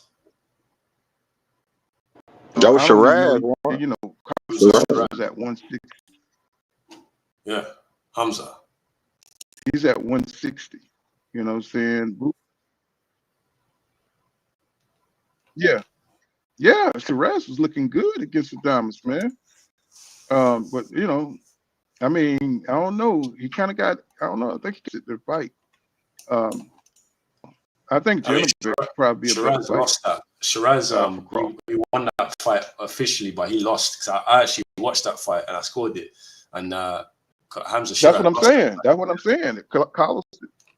Yeah, that's what I'm saying. He didn't look that good against him. You know what I'm saying? I was just like, damn. I mean, they gave it to Carlos, but I was just like, man, I don't know. I don't know. He looked like he's good for the taking, right for the taking. You know what I'm saying? I could see Crawford going down there and beating him and getting that belt and getting a foothold at 160 and wrapping it up with undisputed 4 times. I could see that. Yeah, I mean, Crawford is gonna have, if he's gonna go to 160, he's gonna have to fight twice because there's three champions. You know, so that's the reality. Mm-hmm. He's gonna have to fight. Well, it'll be 2 times because I think Laura, you know what I'm saying, Laura and I think Janabek, they fighting, right? They're about to get it on. And you know, whoever's the winner out of that, and you know, if he can go that'll be 2 times. So he'll beat Carlos Adames and they have to fight whoever wins out of Laura and Janabek. You know, Janabek could fight his ass off, man. So you know what I'm saying? That'll be a wait. Mm-hmm. Yeah, I think if Crawford can become undisputed at 160, then I think it will be an undisputable fact that he's pound for pound number 1. I think, you know what I mean? I think you won't be able to argue anymore, basically. Well, those are some good wins. Mm-hmm. Go ahead. Yeah. See, my only problem with those fights, I get it, you know, for the accolades and stuff like that. It's just that when he go into those fights, he's gonna be the favorite. Meaning, people go, even though we know Janabek is a great fight. I like Janabek, man, but the consensus is gonna be Crawford wins this. He just beat Canelo, so the consensus is he's gonna win these fights. I want him to fight Benavidez. You see what I mean? Because people gonna believe in Benavidez. They're gonna believe that Benavidez wins this fight. So to me, that's a much better fight to me. You see what I mean? Because people will be invested on both sides. I don't think people gonna be invested on both sides against anybody at 160. You see what I mean? But I'm not saying it won't be great if he went down there and became undisputed. But for boxing, I want Benavidez, man. I think that's who it's gonna be too, because I think that's who Turkey is gonna pay money for. That'll be the big credit. That he'll get credit if he beat Benavidez. He'll get big credit. Yeah, he'll get some credit. But his goal is because it ain't no excuses. Everybody got that's his goal. Okay, 2 fights at 175, 2 fights. He beat Benavidez for that vacant belt. He can go for better Beaver, whoever got the title, Bivol, who got the other titles. 2 fights at 175. Bro, never took risks like that his whole career. Why would you think he's gonna start now? He just fought Crawford. He just fought Canelo 3 weight classes up, man. Nobody you like ever took a risk. But like it's not that. the Nobody type of you like you ever talking took a about risk. right now, bro. You talking about going to 75 and fighting better be like that's come on, bro. He just went up 21 pounds. He can't go up another 7 pounds. He took a calculated risk fighting Canelo. I mean, it's easy. So this my thing is, so Tank can't take a calculated risk and We're not fight talking about Tank, bro. You talking about Crawford going to 175. I'm just saying. Oh, okay, let me say this. Right, let me say this. Okay, Poole, you was talking about Crawford being more of an old school fighter, and to me, the only thing old school is the mentality. When we argue these points on these podcast lives or whatever, we normally talk about mentality. If Tank, where's his mentality? Does he want to fight? Want to be great? Does he not want to be great?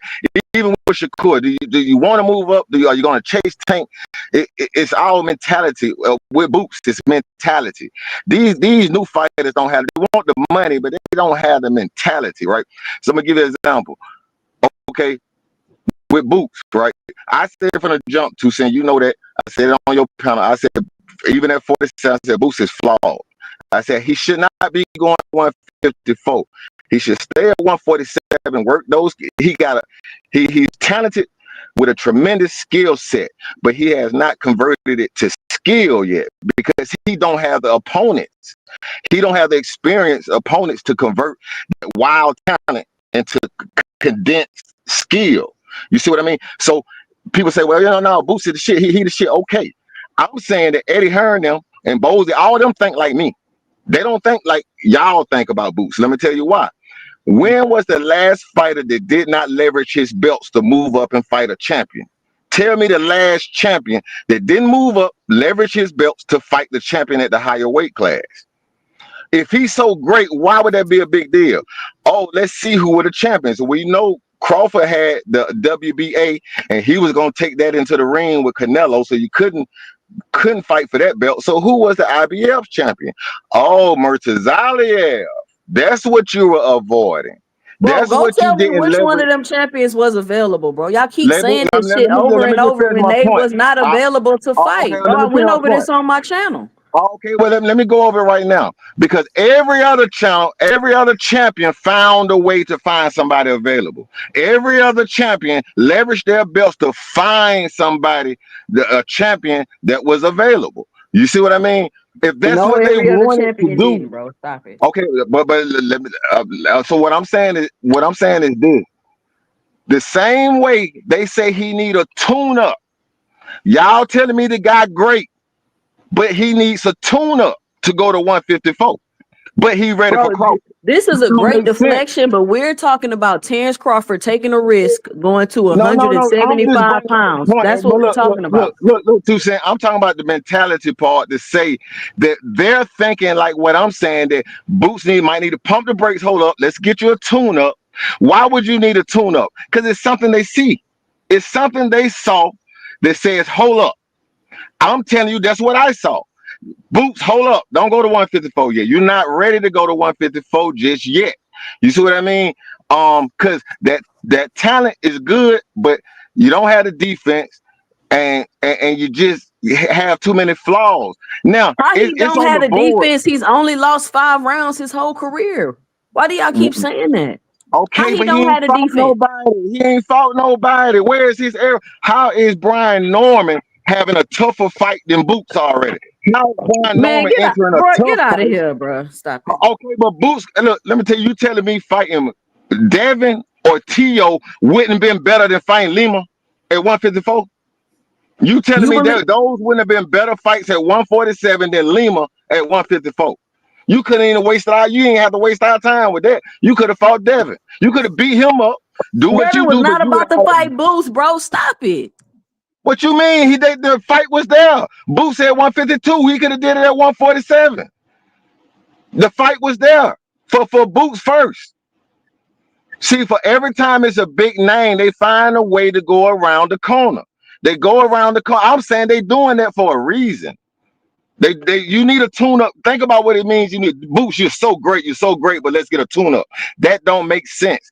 People would tell me Crawford had a hard time with Madrimov. You know how you know that? Because Crawford went up there and jumped in the fire because his Nigga, imagine, mentality said, I bro, don't give a fuck. I'm gonna listen. fight. Well, you're not gonna try to make a tune-up, which is something people do in boxing. It's a regular thing, and try to make it a bad thing because Well, give me Boots the is last doing it. champion that did a tune-up when they Nobody moved said up. nobody Okay, have an issue when no other fighter take a tune-up. Like, I don't if understand that's what the true, give problem me the is. last On top champion. of the fact that he was an IBO champion, he was ranked. On top of the fact that the other champions were not available. Go look it up. I've already So went Lima through was a this. champion. Lima was a champion. That what you said? And he fought for the IBO belt and the interim WBA belt to put himself in So give position me the so he okay. If you're cannot saying it's get dug. normal, look, you saying Listen, it's normal. You saying it's normal. Give me the last champion that moved up, dropped his belts to become a regular guy. Give me the last one. Since it's so prevalent, That's what they do in boxing. Is that Give what me the last guy I to do said? it. I'm talking about the tune-up. You talking about something else where you keep deflecting. Where we were No, originally it's talking not the about trick. Do was how anybody Terrence understand what Crawford I'm is not saying? about to take no If risk you and got try to be if undisputed you at look, 175 pounds. listen what I'm saying. Rich, Terrence let her get Crawford a went point. as soon as he went up, Let her. he said, Y'all got to. You got to let each other get your points out because you can't hear what each other's saying. Y'all talking over each other. Go ahead, Rich. what I'm saying is Talking over when each. Crawford went up to 154, whoever's on Crawford's team, him and his team said he's ready to go in the fire. Whether we don't know what he looked like at 154, and that he's smaller than Boots. He's smaller than Boots, but yet we're going for Fandora, the biggest guy that's out there. Okay, that don't work out. We're going linear. Second guy, Madrimov. All I'm saying, Murtazalia won his belt the same way Madrimov did, a vacant belt. Lima had more fights than No more Madrimov did. proven. Let me finish. Murtazalia is no more proven than Madrimov. No more proven. You see what I mean? But yet they don't jump in the fire. They don't jump in the fire. Let's get a tune-up. You don't do that for somebody you think great. You do that for somebody that need to check. You need a check right quick. You need to do a check. Let's make sure everything all right. All I'm saying, I said that from the get-go. Okay, Boots okay. has some flaws. That's your point of view. Okay. Yeah, I'm done. Okay, that's your point of view. What you got? What you got to say to Terrence Crawford is 2 not going cents? You to there? 175 pounds, taking no risk like that for no undisputed at 175. He's never done that in his career, and he's not going to start doing it now. Terrence Crawford is not going. That's not a calculated risk. That would be just dumb, in my opinion. All right. So, Dale, what's happening, bro? What's happening? Hey, what's People get up what's there, boy, going when it on, comes to for? Boots and Crawford. What's You can happening, hear boy? I me? tell you, boy. Yes, sir. They get heated, boy, when it comes to Boots and Crawford. Go ahead.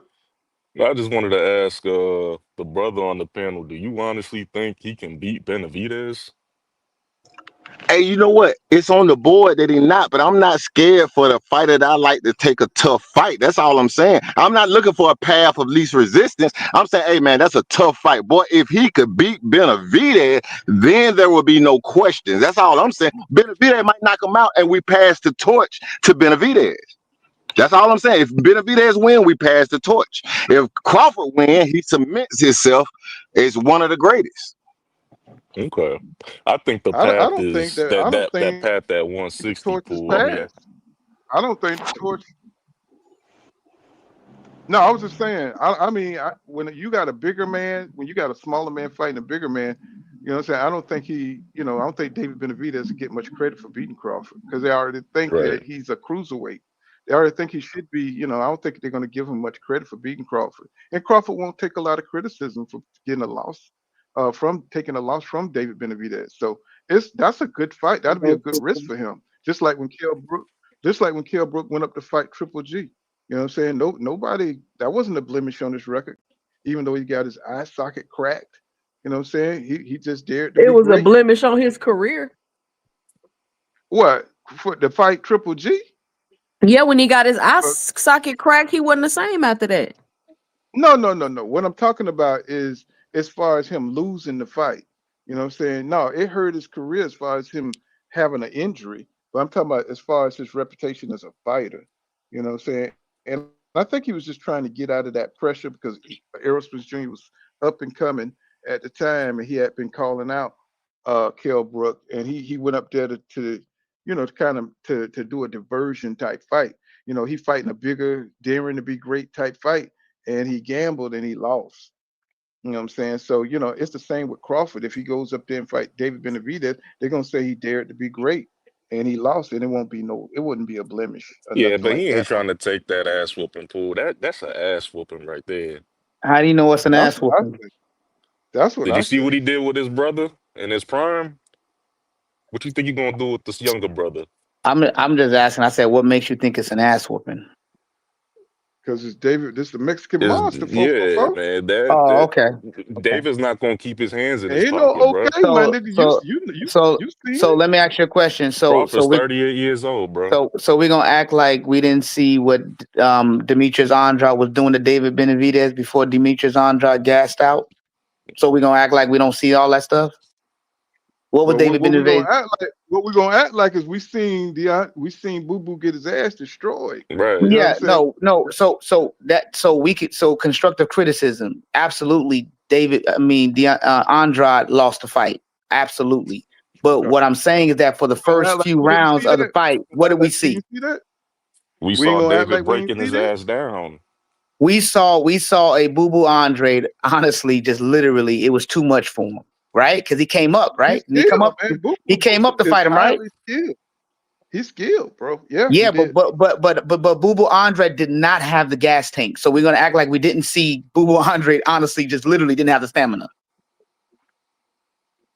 before I the don't decline. understand where we You're going with it. talking about Benavidez a couple. He's gotten better since that fight. I thank you for admitting that. All I'm trying to say is this: I never. First of all, let me make this clear. I never picked Boo Boo Andrade to beat David Benavidez. But what I am saying is this: when you look at that particular fight, you clearly saw that Boo Boo Andrade was giving him that work until Boo Boo Andrade could not maintain the work rate, and that was it. That was done. He was over at that moment. You saw the decline.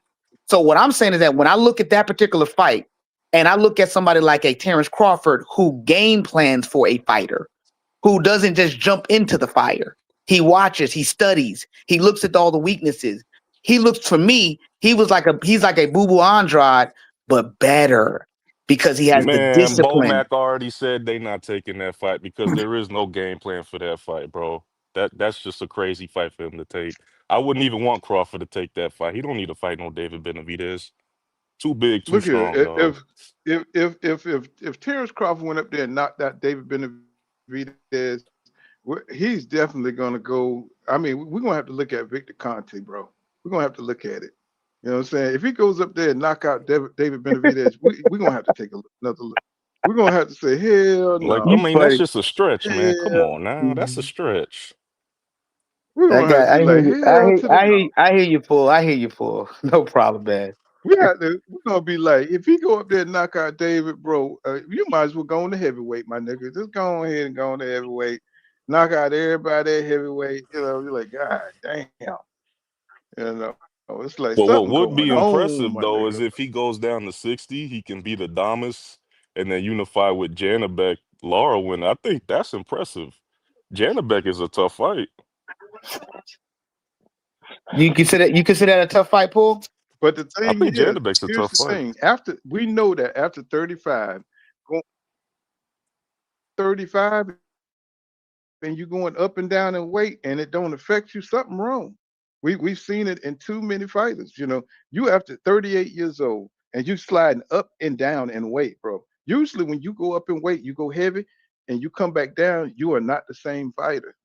You know what I'm saying? It's like that is something about being 35, being over 34, really 34. You're not the same, bro. Coming back down to 160, I think it's suicide. Tell you the truth. You know what I'm saying? I tell you the truth. Unless you know, I just can't see it. He'll be one of the first, you know what I'm saying, that I've ever seen that's over that age limit and he's still able to perform at such a dominant level. You know what I'm saying? And he's 38 years old. I would just have to, I'm just looking at him. I'm just looking. I'm just saying, bro, what the hell you eating? The hell you doing? What's your regiment, bro? Yeah, It's like I see. I know, Paul. I know we live in an era where discipline and doesn't really go nowhere because people, everything is I've like seen it's discipline. I've gotta be seen Floyd magical, right? Mayweather. I've seen Floyd Mayweather discipline. I've seen a lot of disciplined fighters, but I just know that father time is real. You know, father time is a real thing, fo. You know, after Yeah, no, 35, no, you know, no. you Look, can't. don't get me wrong. I mean, I see the whole concept of father time being real is really based on a really poor quality of examples that we have. So because most people they're not impressive after certain ages because of how they treat their body, their mentality. We all adopt that mentality, right? But that don't exist for another population of people. So like, for instance, I speak for myself. I mean, I'm 45 years old, but you know, people don't even think that I'm 45 because of how I move, how I get down, and how I take care of my body, the things that I'm into.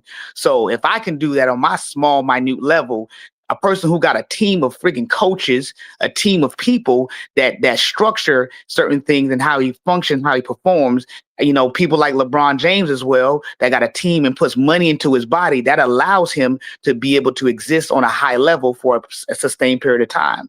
So I just can't wait till the paradigm kind of shifts to where we can start seeing more people like that and examples, so that we don't have to think that by 45, 50, 55, whatever age, that you just automatically are just nothing, or you just decline. You know what I mean? So you You want to got to see keep this people in mind defying science? real quick too. You got to remember Crawford he fights once a year. Back in the days, fighters were fighting 3-4 times a year, so that's something you got to consider. Right, He's been exactly. fighting once a year. He's been fighting once a year for his whole career, basically, since he moved up to 47. He's And that's what I preserved meant by though. preserve. Preserve. That's what I said. I talked about that a few live streams ago about how he kind of moved and he preserved himself. And I said he's a smart fighter. You know, these fighters that's getting out here burning themselves out. Floyd, I talked about how Floyd said that he had to turn into Money Mayweather. He had to change his style because it was just too brutal. Because you know, to fight the way he was fighting, you know, the pretty boy Floyd style was just too brutal on his body. And I said, you know what, that's some real shit. You know what I'm saying? If you think about it, if you fight 4 or 5 good fights, that takes a lot out of you, man. Takes a lot out of you. And Floyd, he told it. He said, you know, that's why I had to change my style. He said his body was just trashed, you know. And I was like, man, I did not know that. I knew his hands But were brittle, but I didn't know that his body was the way it was. And he said that's why he changed his style. So, you know, you but can't I'm fight like gonna say Mhm. this about Floyd, right? Like, we look at Floyd as a defensive wizard, and I think he became more defensive as he got older, no doubt about it. But if I go on the internet and I just Google, you know, Floyd Mayweather highlights or something like that, you know how many highlights I'm gonna find with Floyd Mayweather getting cracked? I mean, cracked hard. You know, Shane Mosley cracked him, McDonald knocked his tooth out his mouth. Zab Judah Don't dropped him. forget You know, Corley. Don't forget he's taking Corley. some shots. You see what I mean? He's taking some shots. Now, you know, years ago, it was rumored by a lady at a restaurant, a hotel he was at, was saying that Mayweather was losing his memory. And Mayweather spoke on that before. He said, maybe I am, maybe I ain't. But I think he has taken more punishment, a lot like Pernell Whitaker. Sometimes these defensive fighters, they're defensive, but they take some shots, man. They take some shots. And I'm saying Floyd Mayweather has taken more clean shots than Crawford has. You see what I mean? And we have to figure out why. Because at the end of the day, Crawford got 41 fights. Why can't nobody really just Because beat him up? Mayweather fought better competition. Talking about you need to figure out why. Oh, Mayweather fought better Okay, but competition. that's subjective. Mayweather didn't fight the elites of his era. Stop the cap. He stayed I away from black know. That's fighters. what I'm He saying. stayed away That's what from I'm black saying. fighters. He didn't fight. I can go down the list of fighters that Mayweather avoided. Stop the cap. Didn't he fight Zab Judah? Oh, And okay, but look, check this out. Zab Judah was putting it on him until it was no more. Stop it. But didn't he fight Zab Judah? Right? Hey, but Didn't he look, fight hey, Poole, but look, if I wanted to counter that, right? Because I did a video about this a long time ago and I erased it. Because I don't really want to be shitting on Floyd Mayweather because I think he's great and all that. But if we want to go down by the letter of the law, y'all say Kell Brook fought Golovkin, got his eye socket broken, right? He lost. Errol Yeah, Spence faced Kell Brook yeah. after that loss, right? He faced him after that loss and he beat him, right? Kell Brook was on a 2-fight win streak, a knockout streak before he faced Crawford, right? And Crawford knocked him out. Okay, cool. But nobody wants to give Crawford credit because they said, well, Kell Brook was already beat. If we was looking at it like that, Zab Judah had what? 5 losses when he fought Mayweather. Wait a minute. Shane Mosley He had went up to 5 losses. 154. Wait Okay, a but that's what Wait, I'm saying. lost That's what I'm saying. Kell Brook went Zab, up to 154 and fought a couple I of understand. I nobodies. understand. I'm just talking about losses. How we're looking when Crawford fights somebody, say, "Oh, they were done." It was after, but when What did I just say? What did I just say? okay, but Kell what I'm Brook was saying, not when the same. Floyd fought Not the same. When Floyd fought Zab, he had 5 losses. When he fought Shane Mosley had 5 losses. When he Thank fought De you. La Hoya had 6 losses. Thank Meaning you. six guys less than Floyd Mayweather beat these guys before Floyd fought him. The But yes, Floyd fought names. the bottom line is this: Mayweather didn't fight Errol Spence. Mayweather didn't fight one-time Keith Thurman. Mayweather didn't fight Paul Williams. Mayweather didn't fight a lot of fighters that were elite in his contemporary. What?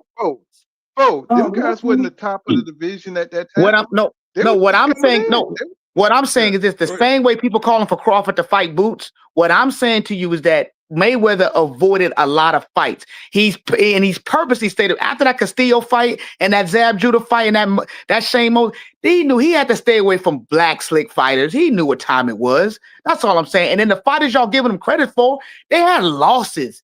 He fought Zab Judah after Zab Judah was on a losing streak.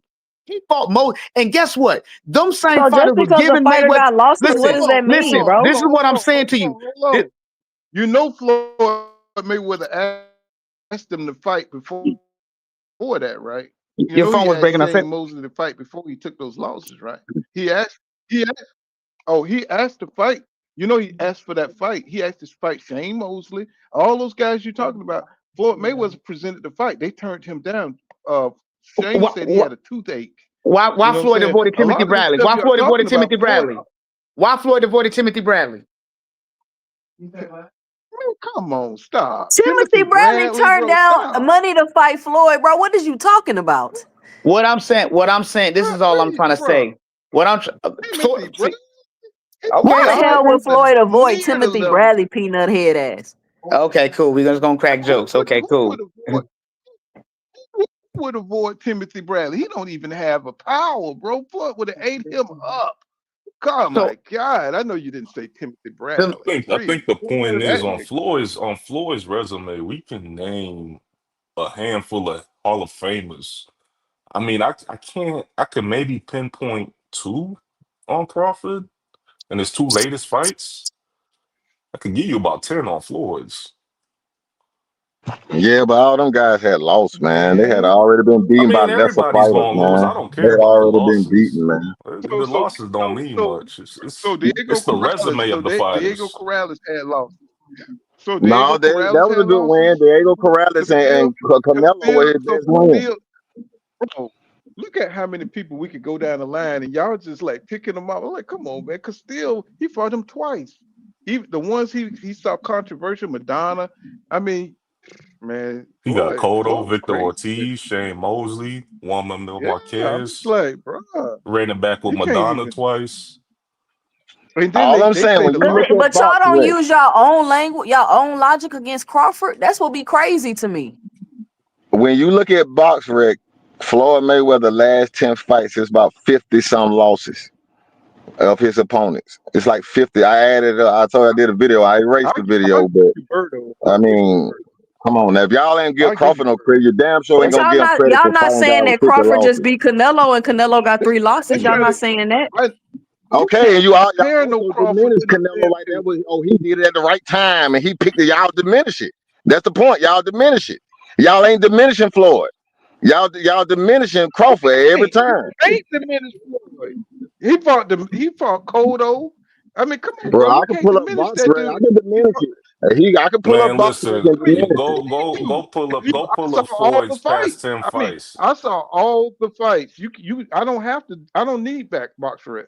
I know his fight, so you know his fight. So it's like, why you need BoxRec? You know this man fought better fighters. Time out, Paul. Shane Mosley, Victor Ortiz, Miguel Cotto, Robert Guerrero, Canelo, Madonna twice, and Pacquiao. You gonna compare that to Terrence Crawford's past 10 fights? And then y'all get mad because y'all feel like facts diminish Crawford. A fact is a fact. A Shane Mosley that was already losing. That was already the losing streak. Sean Porter on his last look at what we're saying. A young Canelo didn't know nothing, that he just waxed in XYZ, and it was man, get out of here, man. You sound crazy. Okay, cool. Now y'all they know better. But you gonna talk about David Avanesian and Igis Kavalauskas. Yeah, okay. Man, they know better than that. And then did Mayweather fight Austin Trout? Did Mayweather fight Austin Trout? You gotta think about But you got to think about this too. Floyd wasn't no 180 pounders shrinking down to 135. You know what I'm saying? He was naturally that size. You see what I'm saying? So you got to think about that. He wasn't no 180 pound dude shrinking down. You know what I'm saying? Earl Smith Jr. too. He was doing the same thing. You know what I'm saying? Shrinking down to the lower weight class. Floyd he had to build himself up to that shit. I don't think he fought no heavier than 154. So, come on now. And then the man hands come on, y'all. Y'all know all this stuff. I don't even y'all know all this stuff. I ain't even got to go through that. Y'all good, but come on, y'all can't do that, Floyd, bro. Y'all can't do that. Y'all know. You know what made Floyd They fight even trying to Canelo? diminish Floyd to big up Crawford. This shit getting egregious. Yeah, they're in two totally different brackets. Sorry. Yeah, they are. But I don't think Crawford need to fight Boots though. I've always been consistent. I always thought that I think Boots is getting started, man. Even though he's got 30-something fights, he's just starting to get to the point where I think Crawford is a veteran. Like I said, he's from the older school. He don't have nothing to prove to fight the new jacks. You know what I'm saying? He's way up there. He just beat Canelo, got an accolade, and he's been at it for a while. So I really don't think he got nothing to prove. He's already proven. So I don't think he has to fight Boots. I think it's a dumbass fight. I think it's a big risk for Boots. You know what I'm saying, to lose, because it'll look like Floyd Mayweather fighting Canelo. But even because Canelo had 40 fights, Boots got 34 fights, and everybody be calling Boots a baby if he gets beat by Crawford. You know what I'm saying? Just like they call Canelo a fucking baby. You know what I'm saying? Even though he had more fights than Mayweather at the time. And so it's just, it's just one of them things where, I just think that Boots should make his own legacy at 154. Crawford should go ahead and finish out what he's going to do. I think they should have met earlier if they was going to do something, but right now, the way they marinate boxing and the way the business boxing goes is just that you're just going to miss these big fights that could have been made.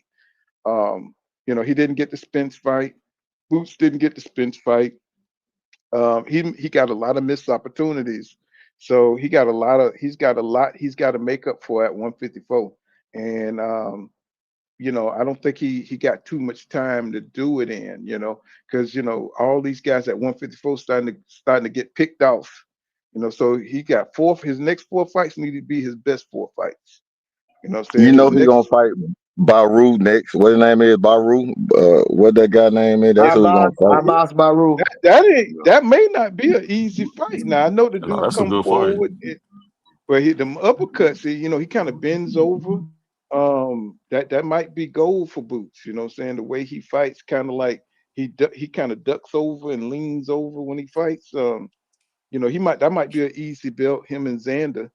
I think those 2 belts that he could get if they'll make that fight, and he could be unified. But I don't know. I think he got 3 belts he can get. You know what I'm saying, right off the rip, if they're open to it. I think Boots could be undisputed at 154. Go ahead. And let me say this: I think he can, because I'm like I say, I'm the technical guy, right? So all I'm saying is, Boots has some flaws, right? He sometimes, because he's been fighting shorter guys, he could pull back with his head in the air. He could throw that uppercut like he did against Lima without setting it up. Just throw it. Lima cracked him, but then hit him with the right shot. All I'm saying, only thing Karen did different with Lima, Karen pivoted out. That should have been very simple, boxing 101, but Lima didn't know none of that. Look at it like that. You remember Michael Jordan, right? When Michael Jordan first hit the league, he was Air Jordan, flying through the air. We was captivated, fascinated, but he couldn't win no damn championship like that. He didn't start winning championships, so he slowed some of that talent down and became more skillful. And sometimes becoming more skillful, involving the other players, getting more assists, playing better defense, skillful. So he became more skillful and started winning championships because he slowed down a tad bit. So that's why sometimes boxers like Better Beeve or Terrence Crawford, they get older, but it seems like they get better because they slow down. They understand the skill set, the timing, when to hit them, not just winging big shots, but when to hit the guy, how to set the punch up. Like with Crawford, he waits till you come in close. He's setting you up. He's not out there winging punches and is showing enormous power. He's showing enormous skill. He's showing enormous timing of when to hit you. You see what I mean? And so that's all I'm saying with Boots. Is Boots get into those championship fights where defense now is more important. You see what I'm saying?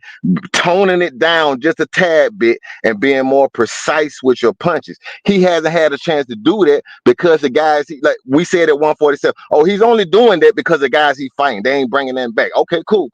He going to 154 now. He did the same exact thing because he wasn't worried about that guy bringing nothing back.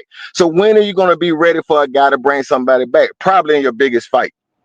And I think that's a problem. You're going to be in your biggest fight now having to figure out defense win championships. In any sport you play, defense win championships. You have to have a level of defense.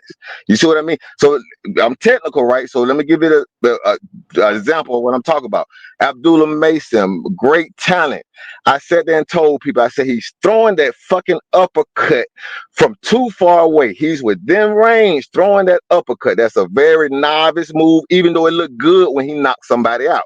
And what did that guy do? Dropped him twice and rocked him one time. You see what I mean? All throwing that uppercut from too far out. We saw Anthony Joshua throw that uppercut against Du Bois from too far out. Clink this clock, knockout.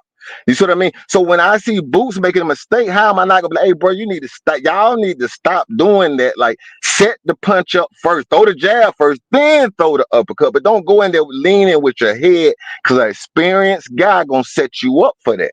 You see what I mean? And I'm telling you, that's why they're not in there with experienced guys yet. They know it's flawed. They know the talent. Once he toned that talent down just a tad, become more precise, then he might be great. But guess what? At 154, it's on the board that nobody could take advantage of his flaws because he's that talented. It's on the board. Errol Spence had the same flaws he had when he faced Terrence Crawford, long before he faced Terrence Crawford. They were saying he come in a straight line, he leans over his feet, pretty much everything that Boots do. But nobody could take advantage of it until he faced Crawford. So I'm saying the same thing with Boots. I don't know if it's a guy at 154 that could take. I don't believe Virgil Ortiz can. I got Boots against Virgil Ortiz, but it might not be nobody that could take advantage of it at 154, but the flaws are there. And if you're gonna put him in the ring with Crawford, all fighters have flaws, bro. What are you saying? Okay, well, I'm just saying the flaws are there. Then why don't nobody We're talking acknowledge the specifically flaws? about Boots, What do you mean? Why don't nobody acknowledge the flaws? Every single fight. I don't hear y'all acknowledging Terrence Crawford flaws. Okay, tell me his flaws. Tell me Terrence Crawford flaws. Tell me Terrence Crawford flaws. He tend to pull back. You tell me. Let two cents answer it. Let 2 cents answer it. You tell me Terrence Crawford flaws. No, you 2 tell cents. me. You answer it. You said all fighters got flaws, so answer it, 2 cents. No, I don't. Y'all tell me what the flaws exactly. are. You just be arguing just to argue. You don't even know what you're saying. You talking I'm about? not arguing just to arguing. I didn't say nothing about Terrence Crawford flaws. I said all fighters have flaws. Okay, I agree with you. So name Terrence Crawford flaws, 2 cents. Can y'all hear me? I said, do y'all name Terrence Crawford flaws? I asked y'all about Terrence Crawford flaws. I mean, y'all don't see his flaws? I mean, you saw it in the Maginot fight. You know what I'm saying? Come on now. I mean, Crawford has flaws. He's what's the flaw? experienced. I'm just saying, name the flaws. What's the flaw? I mean, well, he tends to pull back on his counter. He tends to pull y'all back and have his chin in the air. He just hasn't had anyone to take advantage of it. That lead right. Y'all ain't getting to see him getting. He got hit with the lead right in a high guard. In a high guard. So his gloves was up though. Right. It wasn't like an arrow. No, it wasn't an arrow. Got hit flush. That nigga got hit flush. But with his gloves up though.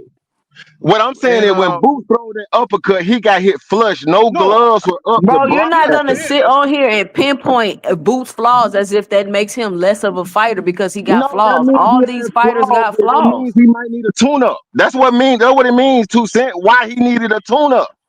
This is why he needed a tune-up. I didn't give him a tune-up. I would have thrown his ass in the fire. This is common sense. Thought he needed a tune-up. This is common sense. Now we're gonna make excuses for why to do one of the tune-up. Hold on. You're going 1,000 miles an hour.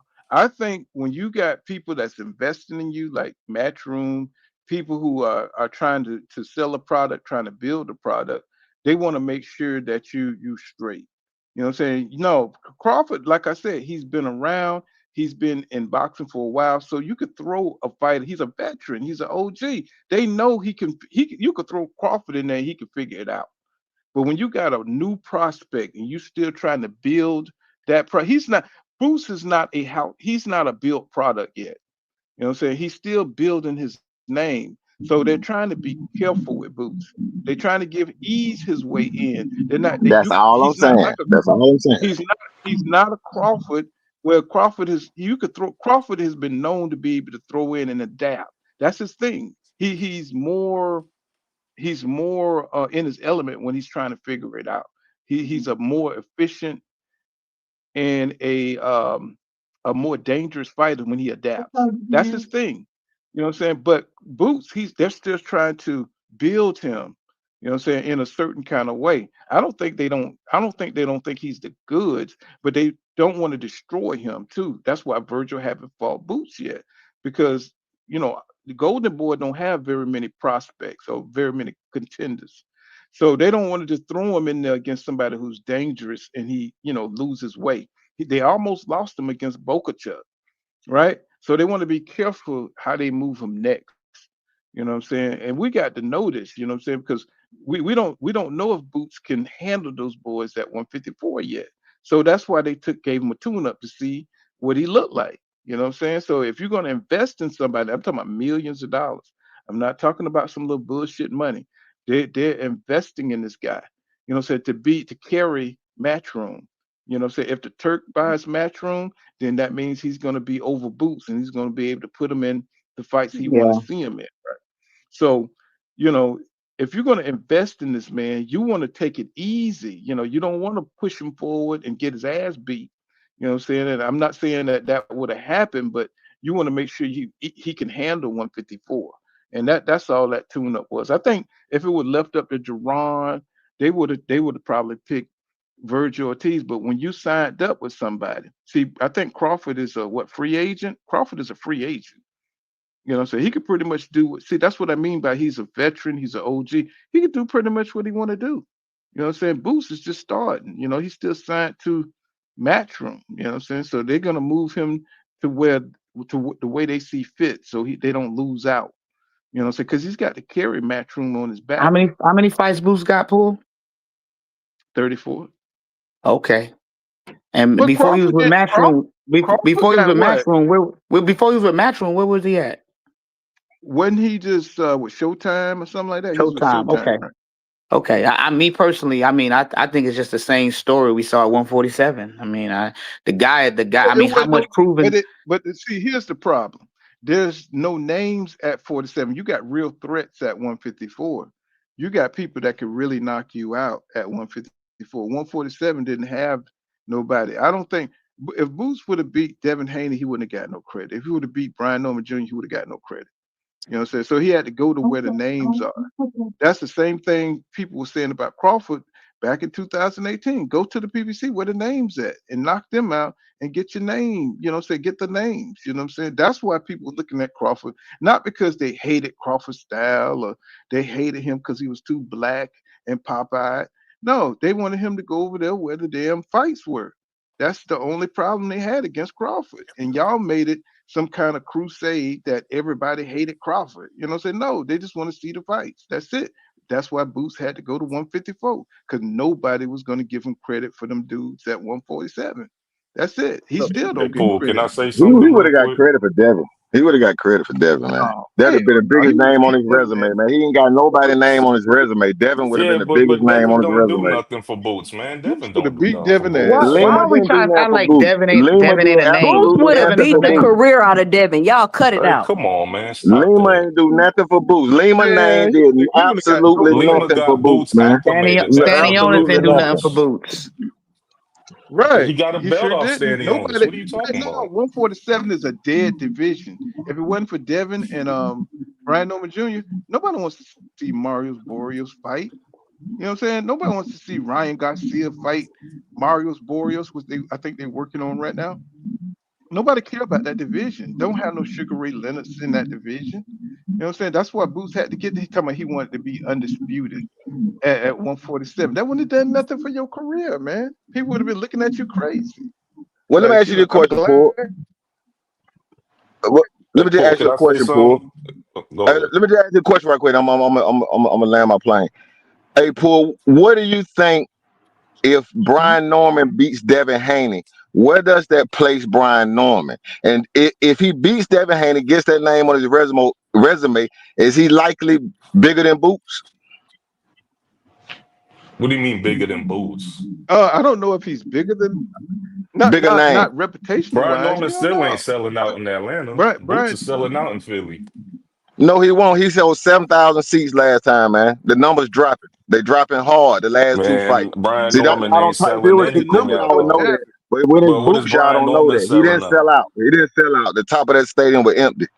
I But just you're don't bring asking, it is he up going because to be that bigger ain't my than? Is thing. Brian Norman going to be bigger than him? So when you say I'm bigger, saying, I'm assuming sales, right? if he knocked the nigga out, knocked the nigga memory out, he knocks out Devin Haney. Is he not a bigger prospect now? No, Oh shit! All we right, just saw okay, Haney get his ass knocked out. okay, okay, okay.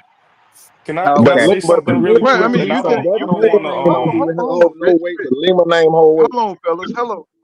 You really think? That that's gonna be like a huge win for Brian Norman, like reputationally wise, if he beat Devin? Devin is a name, guys. Y'all Yeah, talk about you names. talking about Devin's a name. the same Devin that Tank one fight, Oh the my same God. Devin that Shakur one fight. You see what I'm saying? No, That same I'm not Devin talking that about. was the I'm talking boogeyman, about. that was the boogeyman until Ryan Garcia. That Devin that was the boogeyman nobody wanted to fight. Nah, I, Come on now. Devin Man, reputation right now. Devin got to No, prove no, hold on. himself in this Devin fight. reputation right now is he's weak. That's how boxing Right. fans No, look I at get Devin. that. Yeah, you're right. They looking You're at right. Devin like this is his fight to lose. Right. You know what I'm saying? Yeah, That's but what they're looking at. they're all listen, I'm not a Devin Haney fan, but they're also looking at Devin being a warrior to step up and to go right into the smoke, to go and That's challenge the true too. man, That's true too. to go and Look, challenge the man that what your I'm trying boy to get Boots y'all to ran away see, from to 154. what Oh I'm my trying to get God. y'all to see that this is Brian Norman's best fight. This is not Devin's best fight. You know what I'm saying? This is his best fight for his career as a new champion, as the up and coming guy with the talent. You know what I'm saying? So if he beats Devin, yes, it'll be good for his career. But what I'm saying is you need to put that together with somebody else at 147. Brian Norman seemed like he's 154 bound. He don't seem like he's 147 bound. If he beats Devin, it's not going to do him any good to fight anybody else at 147. He And gonna he's going to dominate have to. 147. That's what he gonna do. Hey, But can I it ain't say something, nobody Paul, real there. quick? Ain't nobody there. You know what I'm saying? For him to look good against. You know, he need another name like Devin Haney. You know what I'm saying? If he beats Devin, he's going to need to fight somebody with an equally or better name. And being at 140, that's why Boots moving up to 154. You know what I'm saying? So he's going to have to do the same thing. And I think Brian Norman is kind of like that same kind of weight body structure where he needs to go on up to 154 instead of staying at 147. Um, you know, so we may have a new. If he beats Devin, I think you're gonna have another 154 pounder up there. You know what I'm saying? In Brian Norman Jr. You know, if he beats Devin, depending on how he beat him. Go ahead. What you said, Dev? What you were saying? No, you good, Paul. So for the panel, right? I don't like comparing Boots and Crawford. I just think they're in two different points of their That's what I career. think. I But think the same thing. Crawford, if you want to get technical with it, right? How old was Crawford when he moved up and fought Jeff Horn?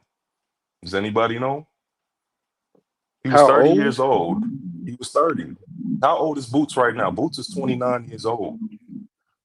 When you become the undisputed champion, you have the pick of the litter when you move up. So how come Crawford didn't fight any of those other champions? He They was fought on the Jeff other Horn side of the because street. no, no, They no, was no. on the other side of the street.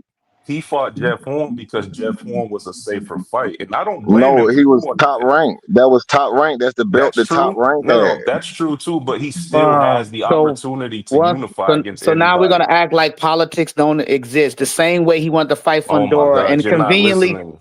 and You're not what I'm listening saying. to my point. Okay, go ahead. Go My ahead. point is, he took the Jeff Horn fight mainly because that was the easiest touch, and I don't Y'all keep it blame going for me. him. I don't blame him for that. You're moving up to a new division. You need to acclimate yourself. What makes the Jeff Horn fight easier? You have Errol Spence. No, You what have made Keith it? No, Thurman. what made and it you easier have. to you? So you saying Jeff Horn's better than those other 3 champions? I mean, didn't he beat Pacquiao?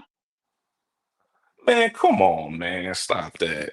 You don't want to give. You don't want to put logic. You don't want to put logic He to it, beat though, right? he beat Pacquiao, but come The same, on, bro. the We all same saw that No, hold on. Pacquiao The fight. same Pacquiao that beat one-time Thurman, right?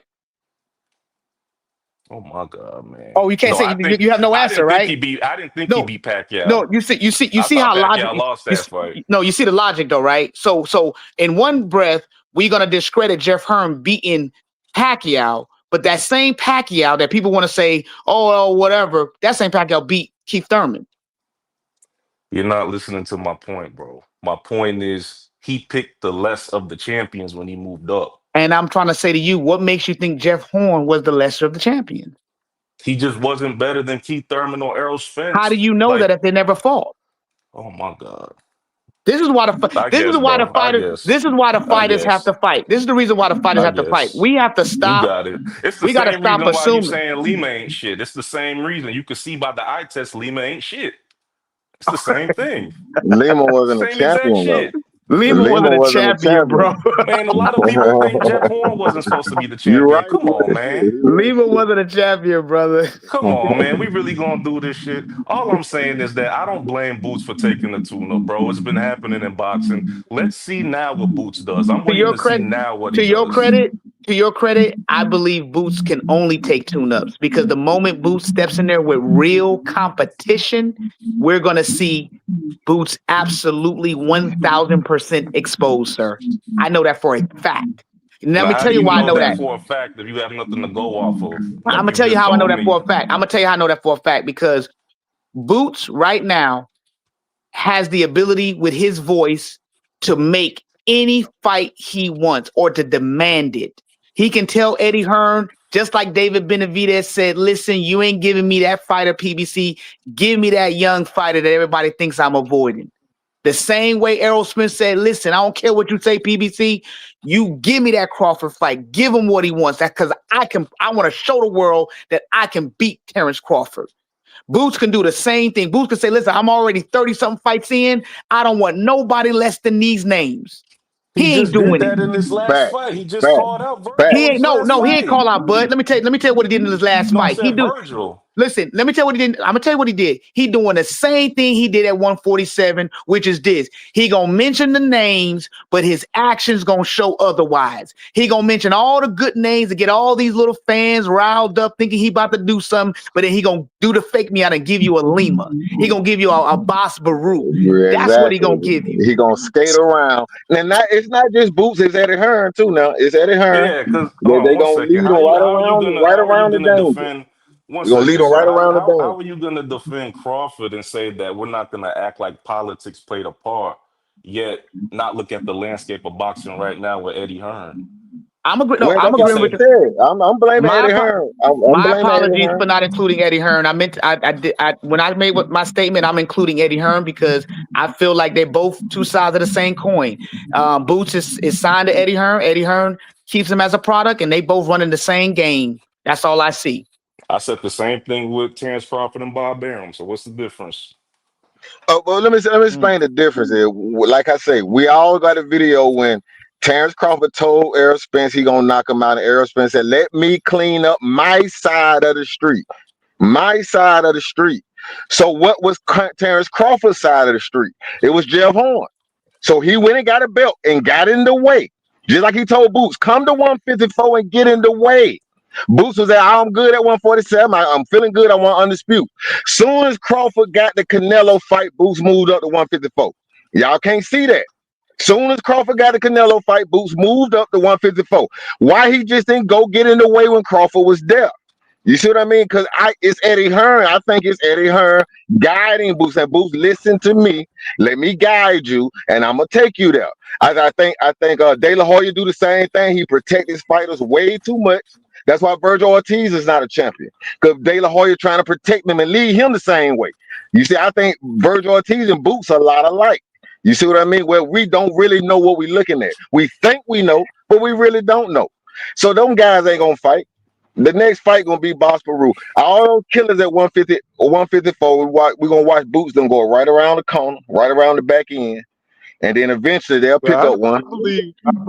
I believe in half what you say. I do believe we're not going to get that fight next because it's too good to be true. You know what I'm saying? It's Yeah. too dangerous for Virgil. I do believe what you're saying, though. I don't think we won't get that fight next. You know, But here's I the think it's thing with like you. 154, Pool. The last stream we were talking about bridge fighters, remember? How they don't have a lot of bridge Mhm. fighters in this era. But at 54, okay, let's discount the champions. You still got Madrimov, you still got Thurman, you still got Charlo, Charles Conwell, Lubin, Josh Kelly, Ramos, Spence. So if he can't get the champions, there's still other bridge fighters there for him to fight. Tim Tszyu. So there's nowhere else for Man, him to turn. He's gonna have to get into a good Miyazawa, fight. a bridge fighter, is crazy, Well, and you know what I Spence is mean. a Not a bridge fighter. champion, a contender. No, I'm just saying. But just to think about it, though, you know what I'm saying? It's true. They've been out for 2 years. Ooh, man. They're gonna be cannon fodder for these new fighters to come up off of, you know. Damn, man, this is crazy. So I Man, think that we'll is see true. Boots in there with somebody. There's no like who else can he fight? Even the ranking fighters are pretty good fighters. So Yeah, I mean, Virgil got to get past Lupin, Erickson Lupin. That's not an easy fight. You know what I'm saying? That is not an easy fight. That's a name, y'all. That is a name. Um, That's why I then we feel got that. other. Go ahead. Sorry, my bad. Go ahead. No. Go ahead, Fo. Go ahead, Now, Fo. me personally, I got Virgil beating Boots only based on the fact that I feel that Virgil been fighting more difficult competition. That's the only reason why I feel like I Virgil gonna beat Boots. And you know what? I agree with That's that. a good I agree. point. Virgil got the best well, resume right now. listen, they said But that too. same thing about Earl Spence and Crawford. A lot of people thought Spence would win because of the resume, and he got his ass whooped. So I mean, Yeah, that's true too. Yeah, I mean, but That's that's a true good too. point too. That's a the good point. thing is, but here's the thing. Here's the point that we're missing. It's like, is Virgil gonna be damaged? You know what I'm saying? Because he did get dropped a couple of times by Boca Chuck. By fighting the Hodge, what we learned from Aerosmith Jr. and what we learned from Marvin Hagler and a lot of Marvin Hagler, what we learned from taking hard fights is that it takes a lot out of you. You know what I'm saying? I mean, if you fight 4 hard fights and the other guy is chilling, just watching you, waiting to take you down. Roy Jones Jr. He went up to fight heavyweight, trying to come back down and fought his rival. They waiting on you. They just chilling. You know what I'm saying? You killing yourself to come back down. You know what I'm saying? You going through wars, fighting tough dudes. You know what I'm saying? So when you preserve yourself, it's a timing type thing. Like when you go through the gauntlet, you know what I'm saying? You taking fights off. You taking vitality off. And it's like it's a timing thing. Who's the smarter fighter? The guy who's fighting once a year or the guy who's fighting, you know what I'm saying, the whole division. So, that's something we're gonna have to look at. Virgil might have a lot of damage, what I'm saying, on him fighting these fights. You know what I'm saying? And Boots, if he's fighting the Usalimas, he's not taking no damage. So, he gets in there with Virgil, who's a little bit worn torn. Shit, we might see a one-sided ass beating too. We might see a one-sided ass beating.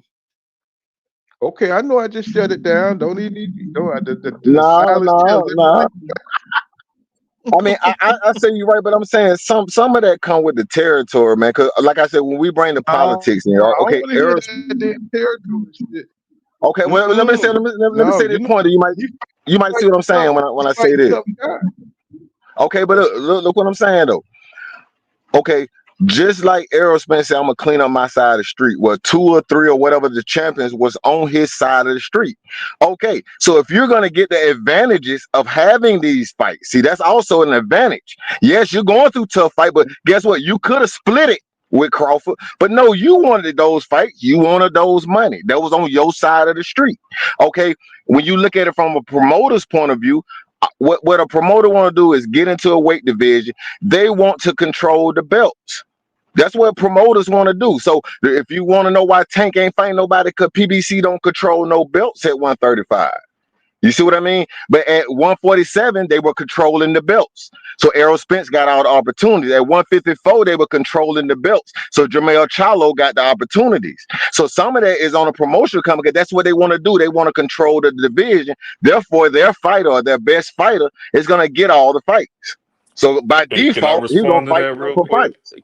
Crawford out his own So mouth. so so Crawford, so real you quick, acting Paul. like this, okay, go ahead. I was gonna say, yeah, like Crawford Real couldn't quick, Paul. establish it. Like Crawford out his own mouth after he made his biggest payday, upwards of 30 million with the Spence fight and Al Heyman. Out of his own mouth, he said he should have left Bob Arum a long time ago, and Bob was taking money from him and not giving them big fights. Crawford had the opportunity, like you just said, sir, split the fights. He had the opportunity to fight Ugas, Thurman, Garcia. He decided to stay at Top Rank because he was making good guaranteed money. You can't put that on Spence now. Okay, Spence had the car accident. Spence was shelved for years, and Crawford still didn't get in the ring with any of those guys. So that's on But Crawford. I'm not going to put that on Bob Arum. Crawford had the opportunity to leave Bob and go make his own legacy like he's doing right now. okay, but it's just like you said, two different things. You saying he was getting good guaranteed money. So I think it's easy for fans to Oh say, my hey, go take a God. pay cut. Let me just say that. It's easy to say go take a pay cut. They say It's pay easy cut. to say Yeah, but hold on, let me finish the point. Y'all missing the point of saying this. The whole argument with Turkey is Turkey making these promoters work together to make fights. If he's helping them make fights and working together, that means they weren't working together before. That's not on Crawford. The Crawford sued Bob Arum for not making the Errol Spence fight. So clearly he believed that Bob Arum telling him, I'm going to make the fight. But he didn't do it. He didn't hold up his end of the bargain. Crawford told him at the end, if you couldn't do nothing for me then, you can't do nothing for me now. But he just believed in his promoter. Same way Boots Okay. believed in Eddie So Hearn. so when Bob Arum says that he's offering Crawford the fights, him and his team aren't just taking them. How did the Pacquiao fight fell apart? What you mean you talking about the Pacquiao with Bob And Arum saying he's not Crawford. gonna let Pacquiao No, get no, hurt because no, no, Pacquiao no, his no. friend? You talking about that? What are Crawford you and talking about? Pacquiao. What are Crawford you and talking about? Pacquiao. Pacquiao Huh? agreed to his end of the deal. I'm talking about when Crawford was going to fight Pacquiao. How did that fight fall apart? Crawford's team didn't take that fight. I don't know that, but all I know about Arum You don't protecting remember Pacquiao for when Crawford. Pacquiao was up to fight Crawford, the negotiations Nah, botched down, and then Pacquiao went to fight Spence right after that. nah, Hey, look, I hey, remember so him asking Bob for a Aaron, whole bunch of money they Bob weren't gonna Aaron, though, pay him for. I remember him if asking you for a whole bunch believe of that, money. Bomac let me tell said you there something. wasn't enough Bob money Aaron, in the pot for that fight. Okay, when enough money in the pot for it, then I mean, what you Hey gonna do man, about you that? can't my you can't God. have it both ways, man. You just can't. See what I'm saying? 1 minute y'all say you got to take a pay cut, but then what that makes sense? You taking a Why pay you cut say a for? pay cut?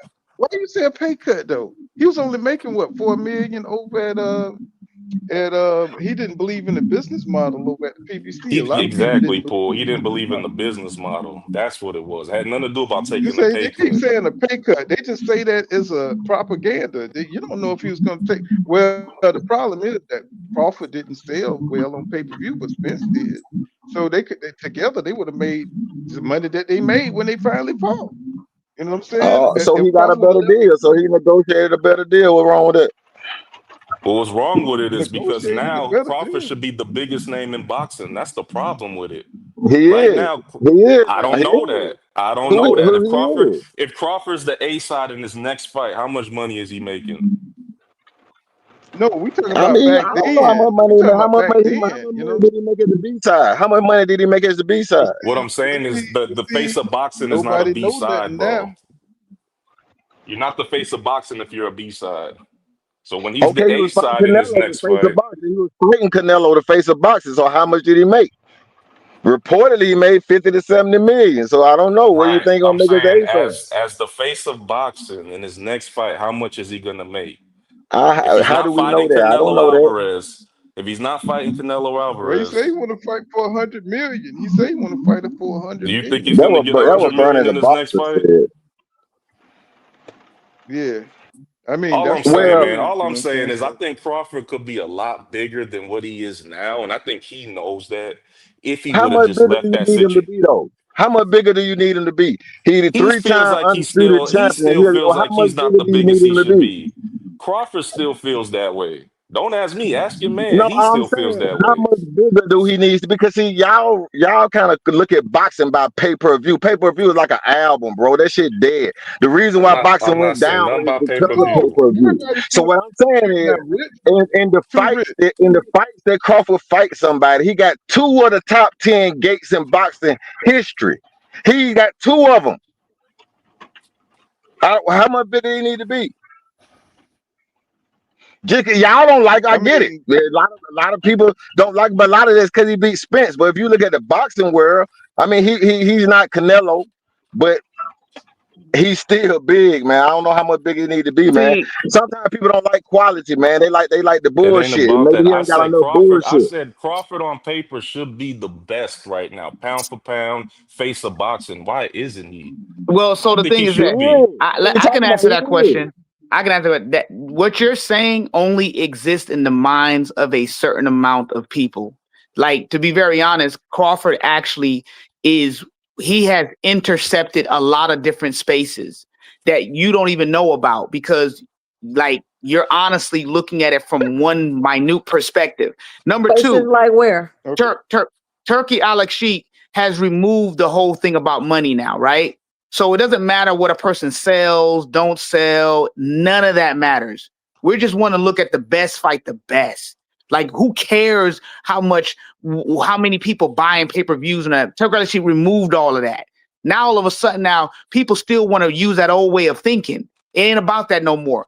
Terrence Crawford did something magnificent, never been done in history. You think people around the world But I think you're respects conflating though. Crawford. He already did that when he beat You're Spence. conflating He what was we the were first talking two-time about. You're undisputed. conflating. Nobody was talking Yeah. about pay-per-views in that sense. Nobody was talking about pay-per-views in that sense.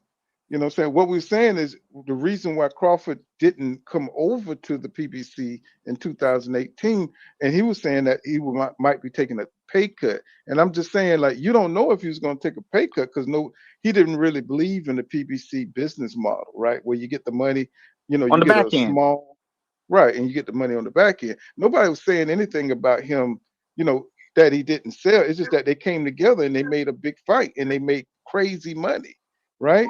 So Yeah. he could have did that earlier. Like, he's a free That's agent all right I'm now. saying. That's all we're talking about. We're not even talking about, what I'm saying, him being a pay-per-view star. We're just saying he could have did that a lot earlier. You know what I'm saying? But Okay. in 2018, when his contract was up with Top Rank. So we kind of conflating the wrong things. You know what I'm saying? It's like, Well, yeah, my it my worked out my for him. apologies. I came in on the wrong part of the conversation. My bad. You good? Okay. Well, let's look at it like this, Paul. Okay, I got some paperwork, right? It says what Crawford last fights, what he got paid guaranteed versus what Spence got paid guaranteed. And I'm saying that when you're looking at the paper and you're looking at 4 million or maybe 6 million, and then on the other side you're looking at 1.5, 1, like you say, we know they can win on the back end, no doubt about that. We're not even disagreeing, but I think that's hard. That's a big cut in your mind. That's a big cut when you got 4 M's in my bank before I get in the ring. You see what I mean? Versus we got to wait to see what the numbers like. And I do think he went through some I shady said, shit at Top Rank where they shaved his numbers. Because you remember when he first went to Turkey, he said they was able to see what the real numbers was. See, people don't understand when they're dealing with pay-per-view. A lot of them don't pay out to over 300,000. So if your pay-per-view is not big enough, it does them better to push it under 300,000, so they ain't got to pay no back end. We saw that with Haney and Ryan Garcia. Dan Raphael came out and said it did 500,000 pay-per-views. By the time they went to court, what the Oscar De La Hoya said, it did 300,000. We don't owe them no more money. See, that's a lot of that is game. A lot of but that what is I'm politics. You see what I'm but saying? Right. No, but yeah, and Rich, I think you're right Rich, about that. But they that's not the offered You same him, they cannot offered him thing. like, lie about But numbers in court, bro. Okay. but bro, that's not the they They same offered looking thing him at as your like, book. they fighters You offered, can ducking like, what him. do you mean? What you mean? You can show them look, your book. they offered Crawford a few deals, man. They offered him 14 million at one time. Crawford is hard to negotiate with, bro. He want what he want, and he ain't gonna budge unless he get the number that he want. You know what I'm saying? And I think he was kind of like he had I think he had turkey in his back pocket by this Yeah, time. he wanted The number transparency though, Paul. He wanted transparency, Paul. I understand, but what I'm saying is, y'all talk about he was taking a pay cut. This man was aiming for the stars, so he wasn't going to settle for no, because he was just making what, $4 million a fight over there at Top Rank. Y'all saying he was going to get shortchanged, and I'm saying no. This was some of the biggest money that he was dealing with yet. When talking about signing with the PBC and stuff, so they made him quite about 3 different offers, and he turned it down until he got what he wanted. You see what I'm saying? So all that short change stuff. Nah, Crawford's just difficult to kind of negotiate with. You know what I'm saying? What, Because he could have been a free but agent think when he about it got like this. ready, and if he was this good at business, you know, it- You remember when Floyd was with Top Rank, right? And Bob kept telling him you're never gonna be a star like Oscar De La Hoya. You don't sell like him. You can't do nothing like him. As soon as he left Bob Arum, he became a pay-per-view star. Well, essentially since Crawford left Bob Arum, he's definitely done better. So some of that really ain't Crawford, but when you're a young fighter, 20-something years old, you getting M's. It's hard. It's not. I don't think it's as and you're at the top of the game. Like I told you, if you look at the court papers coming into the Spence fight, he had already made $24 million just in the last 3 years. He was getting paid. He said on the interview with Andre Ward, he could have retired. He didn't have to fight the Spence fight. He could have already retired. You see what I mean? So he was looking at himself. I'm the money man, nigga. I'm gonna tell you how this go. You see what I mean? Because he said we can put together a big fight. A lot of B-side fighters can't afford to think like that, understand. Okay, let me give you an example.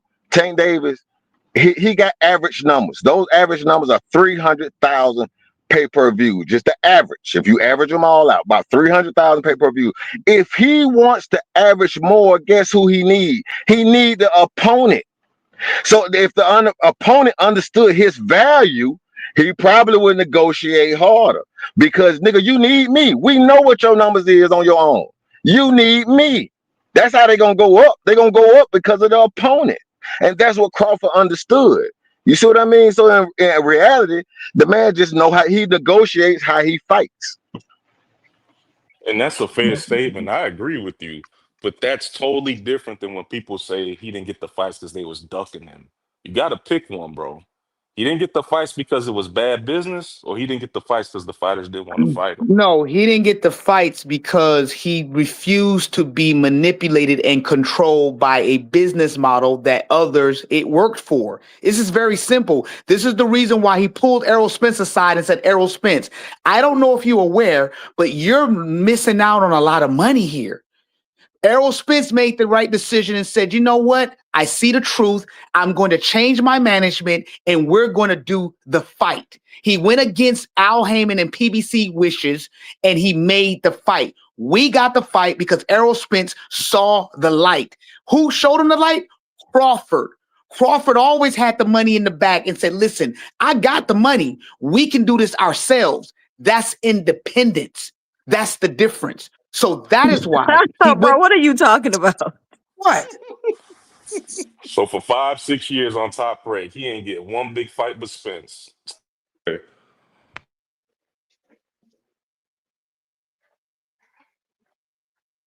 I mean, the brother already talked about when he was signed to Top Ranks and how that went. We already know how that went, man. I'm talking about when he became a free agent and he was able to No, I'm freely not move. talking about that. I'm talking about through his welterweight career, Spence was his first biggest fight. Why is that? Is it because of the business or because they were scared of him? The fighters didn't want to fight him. It's because Crawford didn't want to sign with the PBC. And you know what was happening over that PBC? PBC controlled the welterweight divisions. This is this basic knowledge, man. As a company, I want to keep all the belts. These are my fighters. I'm gonna keep circling this around each other. That's how it worked. And if you ain't down with the PBC, you ain't getting none of this, man. Right. That's basic. So were the that's fighters every scared of him? Were promotional they company. ducking That him? ain't Because only I the hear that they PBC though. ducked him. Okay, That's then. what I'm trying to figure out. So let me ask you a question, then, Paul. Why didn't Al Heyman give Deontay Wilder Frank Martin? Not Frank Martin. The dude that went over to fight AJ. You know what I'm talking about? Say that again. Say it again. The dude that AJ got the belt from that was signed to the PBC. And Al Heyman could have made that fight with Deontay Wilder. You talking I about don't. I Ruiz? mean, I'm trying to. I forgot his name. Is it Chris Martin? Talking about Ruiz? No, not Ruiz. AJ got a belt from a PBC fighter. The guy name is Martin. Martin fought the other guy. You talking about Charles Martin? Charles Martin. Correct. Because they wanted to freeze out. That's when Matchroom was freezing out Deontay Wilder from the belts because they offered Charles Martin an insane amount of money. Yeah, but Charles Martin was signed to the PBC, correct? Right, but they went with AJ because it was more money. They offered more money for the fight. That's what they did with all the belts. Correct. So what I'm trying to share is that we see where Al Heyman, the PBC, for the right amount of money and for certain things, they're willing to step outside of their process. Because in my mind, why would Crawford like that? Say it again. Crawford. They didn't look at Crawford like that because he was low selling. You know what I'm saying? He was a good fighter. He was a top fighter, a generational fighter, but nobody knew that. Nobody looked. They only looked at the numbers that he could generate. That's what people go off of. You know what I'm saying? What can you generate in this fight if you get this fight? You see what I'm saying? So they were looking at Crawford like he was just a low pay-per-view generator. You know what I'm saying? You know what I'm saying? Because Crawford never had a successful pay-per-view until he fought Spence, until he fought Canelo. He never had no successful fights. None. Zero. Well, I say his first one with Sean Porter. I think that was a successful pay-per-view. Y'all saying he never had a successful fight when Terrence Crawford was selling out everywhere. Top ranked model is not pay-per-view. They don't get paid off pay-per-view. You see what I mean? Let me ask you this question. Bob Arum last deal he got with ESPN was $90 million. Do you think he got that deal because he didn't have Terrence Crawford in a stable like that? See, the promoters make money out the budget, man. It don't work like how people think, oh, I got to sell a pay-per-view to make some. No, when they get the budget, bro, they make money, man. You remember the song with Lil Baby rapping, I ain't rapping for free. You got to send me the budget. He ain't say send me the profit. That's how you make money. I'm out the music business. You see what I'm saying? You make money out the budget. So soon as Bob Arum get that $90 million, he got paid already, man. Everything else is that's how Al Heyman do it. That's how all the promoters do it. You get paid out the budget, man. So you got the budget because of Terrence Crawford. You already made your money. He came out and said he was losing money on Crawford. No, he said he was losing money on the pay-per-views. On pay-per-view. That wasn't his model. He only did 2 pay-per-views. The reason why he got to do a pay-per-view is because Terrence Crawford wants so much money that they doing the pay-per-view to try to cover expenses. Oh, okay, cool. So let me show you how this works. Then y'all say there ain't no big fights, right? Let me tell you this: the Sean Porter Crawford fight did 190 pay-per-view buys. You know what I'm saying? It did 190 pay-per-view buys. So you know, and I think with Amir Khan it was 185. So you know, on the pay-per-view side, you know, that's how they rate fighters. You know what I'm saying? Like Netflix. Okay. You know what I'm saying? Whatever you did last is what they're gonna offer. Okay, so Errol Spence versus Sean Porter did 345. Errol Spence versus Mikey Garcia did 350, which is not that much better. But Errol Spence versus Mikey Garcia. But let me ask you, Rich, is that higher Crawford did? Okay, is that higher? Okay, what I'm saying is Errol Spence versus Mikey Garcia, the black versus the Mexican, who got a whole country behind him, did 350. Errol Spence versus the right opponent and Terrence Crawford, he doubled those numbers. They did one of the top 10 gates in history with 2 black fighters. When we told these black fighters don't have value, when sometimes it's who you fight and put them together and they have value. That's why we wanted him to fight the bigger fights. My whole point. Right. I mean, he eventually fought Sean Porter. I don't understand what they're saying. It's like that's why people wanted Crawford to come over because he wasn't getting the promotion that he should over at Top Rank. You know what I'm saying? But then you also he won't be getting the same M's. Like I said, once again, now you're trying to tell a dude take a pay cut. That's hard to do. That's all I'm saying.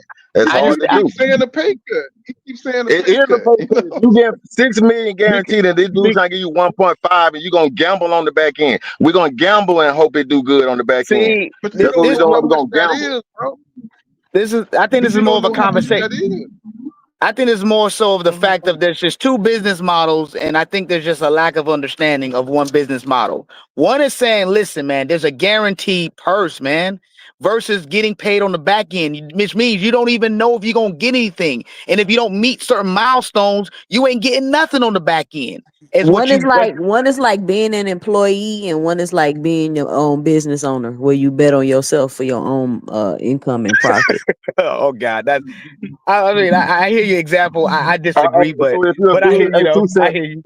cent, You if you're a don't. No, business you owner, don't. you want pre-orders, you want pre-orders, or you want to just gamble every day that somebody gonna stop in the store, or If would you you're a rather have business owner, you pre-orders? gambling every day, bro. Period. No. No, You no, no. rather have Answer the pre-orders. You question, rather 2 have cent. guaranteed money. Any company wants guaranteed money. Only the salesman gamble. The company wants guaranteed money. I dealt with club promotions. The club owner say, "Give me $4,000. You could take whatever you get out the night." Some nights it gonna rain. Some nights it gonna rain. You ain't gonna get shit. Give my $4,000. I'm gonna go home. I made $4,000 a night. You might make 12. You might make 12. But give me my 4, and I'm gonna go home tonight. That's how But real I, money I works. think That's how the real money Like I problem moves. said, here like I though, That's how said, real he boxingday. money just didn't. moves. Well, like I I'm gonna say said, the he just problem didn't here. believe Go in ahead, boo. PBC business model. He didn't believe in a business model, and he wanted to do it his way. So, you know what I'm saying? It worked out for him. So, you know what I'm saying? But that's what was a lot of the problems, you know what I'm saying? The PBC and the way they do business, and he just didn't believe. He thought it was an Aerospace Junior company. It was just a lot of mess, man, when it came to the PBC and the way Terrence Crawford thought about the PBC. You Now know, he it was not an almost like, employee no more. He just got a sugar daddy. mm-mm. But my thing is, you don't think Terrence Crawford, Danny Garcia, Terrence Crawford, Keith Thurman, Pacquiao, you don't think those are big fights? Those Those are are big big Yeah. fights. fights. Those Those are are big big fights. fights. So I don't think he was gonna walk away with pennies. He was gonna make money in those fights. Well, let them tell it. You know, Top Rank was paying top dollar, so you know, it is what it is. It went the way it went, so it went the way it went. See, You hey, know, I let me say that. Let me say that. What some people don't understand, right? Top Rank did make a mistake. That they was trying to do pay-per-view while paying a fully guaranteed purse. No, if you're gonna do pay-per-view, you do have to pay a lower upfront guarantee, because they say if you gave Aerosmith 1.5 million, right, he can make 7 or 8 million on the back end. But before his numbers calculate, that guarantee got to be recouped. You got to recoup the first 1.5 million. Well, I ain't just giving away money. You guaranteed that. So now let me recoup that. Then after that, your split starts. Okay, if Bob Aaron's still playing a fully guaranteed $4 million, $5 million purse, that means he automatically out the bag. See, so he not guarding himself against the pay-per-view, because he didn't understand the pay-per-view model. He didn't understand it, and he didn't like it, so he didn't know how to do it. Yeah, but Crawford's a mm, good. We just saw it in the Canelo fight. He's a good enough fighter, a great enough fighter to sell on pay-per-view. I Yeah, don't know but why he was pay-per-view scared of dead now, man. They pay-per-view. might well forget that, man. Hey, when did the but music? everybody's doing pay per view. Even the Turk doing Yeah, pay per view, bro. The why drone is doing pay per they view. try to get the Netflix, and why they try to What you get mean? all these other streaming Everybody's services on board. They got to get them on board first. So till then, they gonna still do some pay-per-view, but they trying to get to the streaming, man. When did the music business move over to but streaming? what? Yeah, Years they ago. tried to, but it's still, So I'm just saying, as they get, boxing will get big when they can show it to everybody. If people got it, what's more important, $1 million pay-per-view or 41 million views, where now companies want to advertise now because you getting so many views, the corporate dollar come in. You see what I'm saying? Now we don't have to gamble on pay-per-view because the corporate dollars are in here now. They're paying for this shit. Just like these concerts. You see how these big concert guys used to make $3,000 a night, now they make 75,000 because the corporate people paying for it.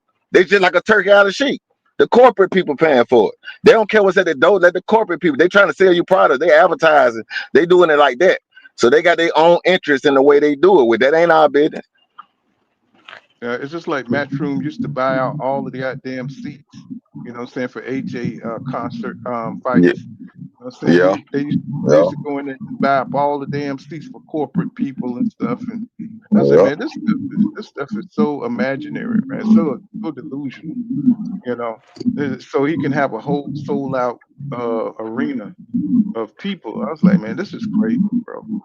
You know what I'm saying? This But is crazy. what that fight that PBC had in Las Vegas and the whole arena comped it. They comped it, nigga. Your shit already paid. Don't worry about it. Just do the fight here. Or I think it was Tank versus somebody. That's the way they do it. Cause they're gonna make so much money on the gambling. We'll pay for the fight. Just bring it here. So the corporate dollar is the guarantee for the company, for the promotional company. They get the guaranteed money. Well, That's basically, the we're looking at politics a though. That's future the with Netflix. politics. Huh? Netflix is going to take the place of Showtime. Yeah, HBO hell yeah. Prime going to take the place of HBO. You know what I'm saying? So you better you better pay for your subscription because most people got Netflix. No, most Yeah, most people got it. And you Prime. know, so And that's where Prime. the It's coming together though. so It's coming maybe together. Get a boxing is in couple a more good years. place Yeah, it is. It is. Shit. because I know I got Netflix. I got Prime too. So you know what I'm saying? So if it's just a click away and you ain't got to pay no extra 79, 89, 99 to see a fight, you know what I'm saying? I would rather do it that way. He said he's So right. He said more eyes, more money, but the integrity is gone. He says to have a certain degree, the game is never good, but they marketed like it was, and now we're seeing the ugly side of boxing that they kept secret. Yeah, that's a good point, Retro. That's a good point. You know, but we're seeing so many fights that are not coming to fruition. You know, it's kind of hard to, you know, and put your hopes in, you know, into the Keith Thurman and Sebastian Fedora fight. You know what I'm saying? We gotta, you know, you got almost gotta wait till the day they get in the ring to believe that the fight is gonna happen. You know? You heard Schofield pulled out of the JoJo Diaz fight? Yeah. This is the second fight that he's pulled out. What do y'all think is And going on with Schofield, y'all? I don't know. I want to believe in the little guy, but I don't know, man. I don't know what's going on with them, man. It seemed nervousness, man. That would have seemed like to me a whole lot of nervousness. look, it's absolutely nervousness. That's exactly what it is. They playing games, man. They just following the same model of trying to, you know, fool the public. I'ma fool you till I get caught. But JoJo Diaz ain't nobody to pull out for though. I You know, know what right? I'm You saying? would That is think. not. Yeah. No, you would think so, but you know, after they saw that Regis and JoJo Diaz fight, I mean, he still got something left in him. And you Yeah, gotta but think, man. damn. I mean, These trainers, or whether they're the daddy, whether they're the matchmakers, they're seeing these guys train, man. And a lot of these fights are being made based on what they see in training. So Yep. pulling out the Shakur fight, okay, even they try to give you a pass for that. Now pulling out this fight, what are y'all seeing? To me, y'all seeing something that y'all just not comfortable with. I don't know what it is, man. I don't think something brain science. I think it's a nervousness because some don't look right. I feel the same way with Boots. He need a tune up. No, hold up. Pump the brakes. Get him a tune up. Let's get these kinks worked out. And that's what I'm sensing with Schofield. Same thing with T.O. They don't know what T.O. I don't even know what T.O. is at this point. You know what I mean? Like, I don't know, man. I know when it comes to T.O., when it comes to Schofield, these guys, they don't seem like they too anxious to get into the ring, you know what I'm saying, take that L, you know. T.O. don't want to lose to a black fighter for sure. At With all the all. rhetoric At that he all. got around, he do not, you know, he's almost scared as Tank to lose to a black fighter. He is not going to fight Devin Haney ever. It's kind of like Canelo versus David Benavidez. That's just a fight he's not going to have. So I definitely can't see him fighting Steve. Because he realizes that his value will be immediately destroyed. They know it. Yeah. They know it. The value, man. Like, listen, T.O. Go ahead. Go ahead. No, I'm just saying. For me, some of these fighters are literally riding off of the assumption that they are great. Like it's the perceived idea that they're great, and once that's already locked in with a fan base, they can ride that all the way, man. So when get in the ring now with somebody that's gonna show if they really are great or not, it's too much. It's just wait, they're gonna lose too much. And me personally, that's why I feel that Tank Davis didn't take the Lamont Roach second fight. That's just me. That's my opinion. I feel like that's what that first fight exposed. It is too risky, and it's too much money to be made with Tank Davis to allow all that to go down the drain because he got exposed by a fighter that was perceived to be below him, but in reality, it just showed where Tank Davis was at. That's my opinion. That's just my opinion. That's just my opinion. See, I'm gonna say this. I'm gonna tell you Go ahead. When I watched that Hearing fight, I saw Roach was a dog, bro. Roach was a dog. Oh yeah. When I saw that fight, I said, oh my God, I didn't see this fight. You know what I'm saying? I see why he gave Tank some problem. You know, and Heron was a little bit younger then though too, because Shakur went in there and destroyed Herring, right? He went in there and destroyed Herring, and I don't know if it just was a timing type thing where Herring was in his career, but Shakur didn't have any issues with Herring. I know you can't use because now make fights, but he was able to deal with Herring way better than Roach was able to. And then I think he even knocked Herring down in that fight. I think he knocked him down in that fight. So Roach, whoever deals with Roach, because if Shakur would have fought Roach, that would have gave us a good barometer of how he kind of would deal with Tank. You know what I'm saying? Because Roach is aggressive. Who if Shakur would have fought? If Shakur would have fought Roach? Yeah. You know what I'm saying? Because Roach, he fought Tank and see how Shakur deals with situations. It would have been I see what you're saying. Yeah. Oh yeah. Yeah, just to see, not even though the triangle theory don't work, but how do they handle the same kind of opponent? Yeah. And just to see, if Shakur could deal with that kind of aggression, and explosiveness. I think Roach is explosive. He's athletic. He's got quick hands. He don't have all the power in the world, but he can counterpunch and catch and shoot. Like I've never seen. He can catch and shoot just as beautifully as I've seen from anybody. And I think that gives Shakur problems too. But he does those single punches. Those one punch at a time. He's not punching in combination when it comes to Roach. But I just would have liked to see how he would have dealt with Roach. You know what I'm saying? And the problems that he present. He wouldn't have knocked Roach out, but it would have been a hard day for Shakur. So he didn't fight that fight. So that tells me a lot about Shakur. You know what I'm saying? And where his mentality at. Hey, but let me say this though, Paul. T.O. over Roach, you got to take the T.O. fight. You got to take the T.O. fight. Because they're just, like you said, we all got different politics, the way we look at boxing. Me, I'm like this. Once you get to the elite level, to me, fight the elite level. That's just how I look at it. We know a mandatory here and there going to be called in and a voluntary going to be done, but focus your attention on the elite level. So to me, a win over Roach made his name off Tank for the most part, but a win over T.O. would be definitely way better because people still looking at it like in a rematch. Most people still picking Tank in the rematch if they were the rematch. You see what I'm saying? A lot of people still picking Tank because they look at what Roach did as a one-off. You see what I mean? But I am a technical guy, like I told you. So I did a video before that fight, and you can go look on my channel. Well, I didn't say Lamont Roach would win that fight. I said he's coming for 12 rounds. Like Tank is not gonna knock this guy out. This guy he's a boxer. You're not knocking a good box. I said he made it back to a championship being a boxer. You're not knocking a good boxer out. That shouldn't happen. That's why we so kind of go crazy over the Ryan Garcia, Devin Haney. That shouldn't happen to a good boxer. You see what I mean? Not to say you can't beat him, but you shouldn't be able to knock him out. So I did not think Roach would be knocked out by Tank, and he actually did better than I thought he would. I just said he wasn't gonna get knocked out. You see what I'm saying? But Roach he's definitely he a good dude. It's still some more to show. He need that one more fight to say it just when you knew Tank when you were young and you were familiar with him type vibe.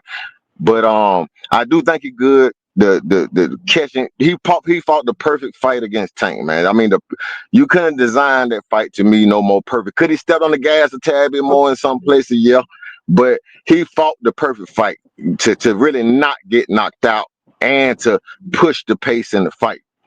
You know, I got him over Pitbull Cruz. I got him beating Pitbull Cruz. Only reason I didn't want him to fight Shakur, finish up that Tank shit first. You see what I'm saying? Finish up Agreed. that Tank shit first. Because if Shakur beat you, now the Tank shit dead. Nobody really want to Correct. see that after that. You see what I mean? Mm-hmm. But my thing So is, you know,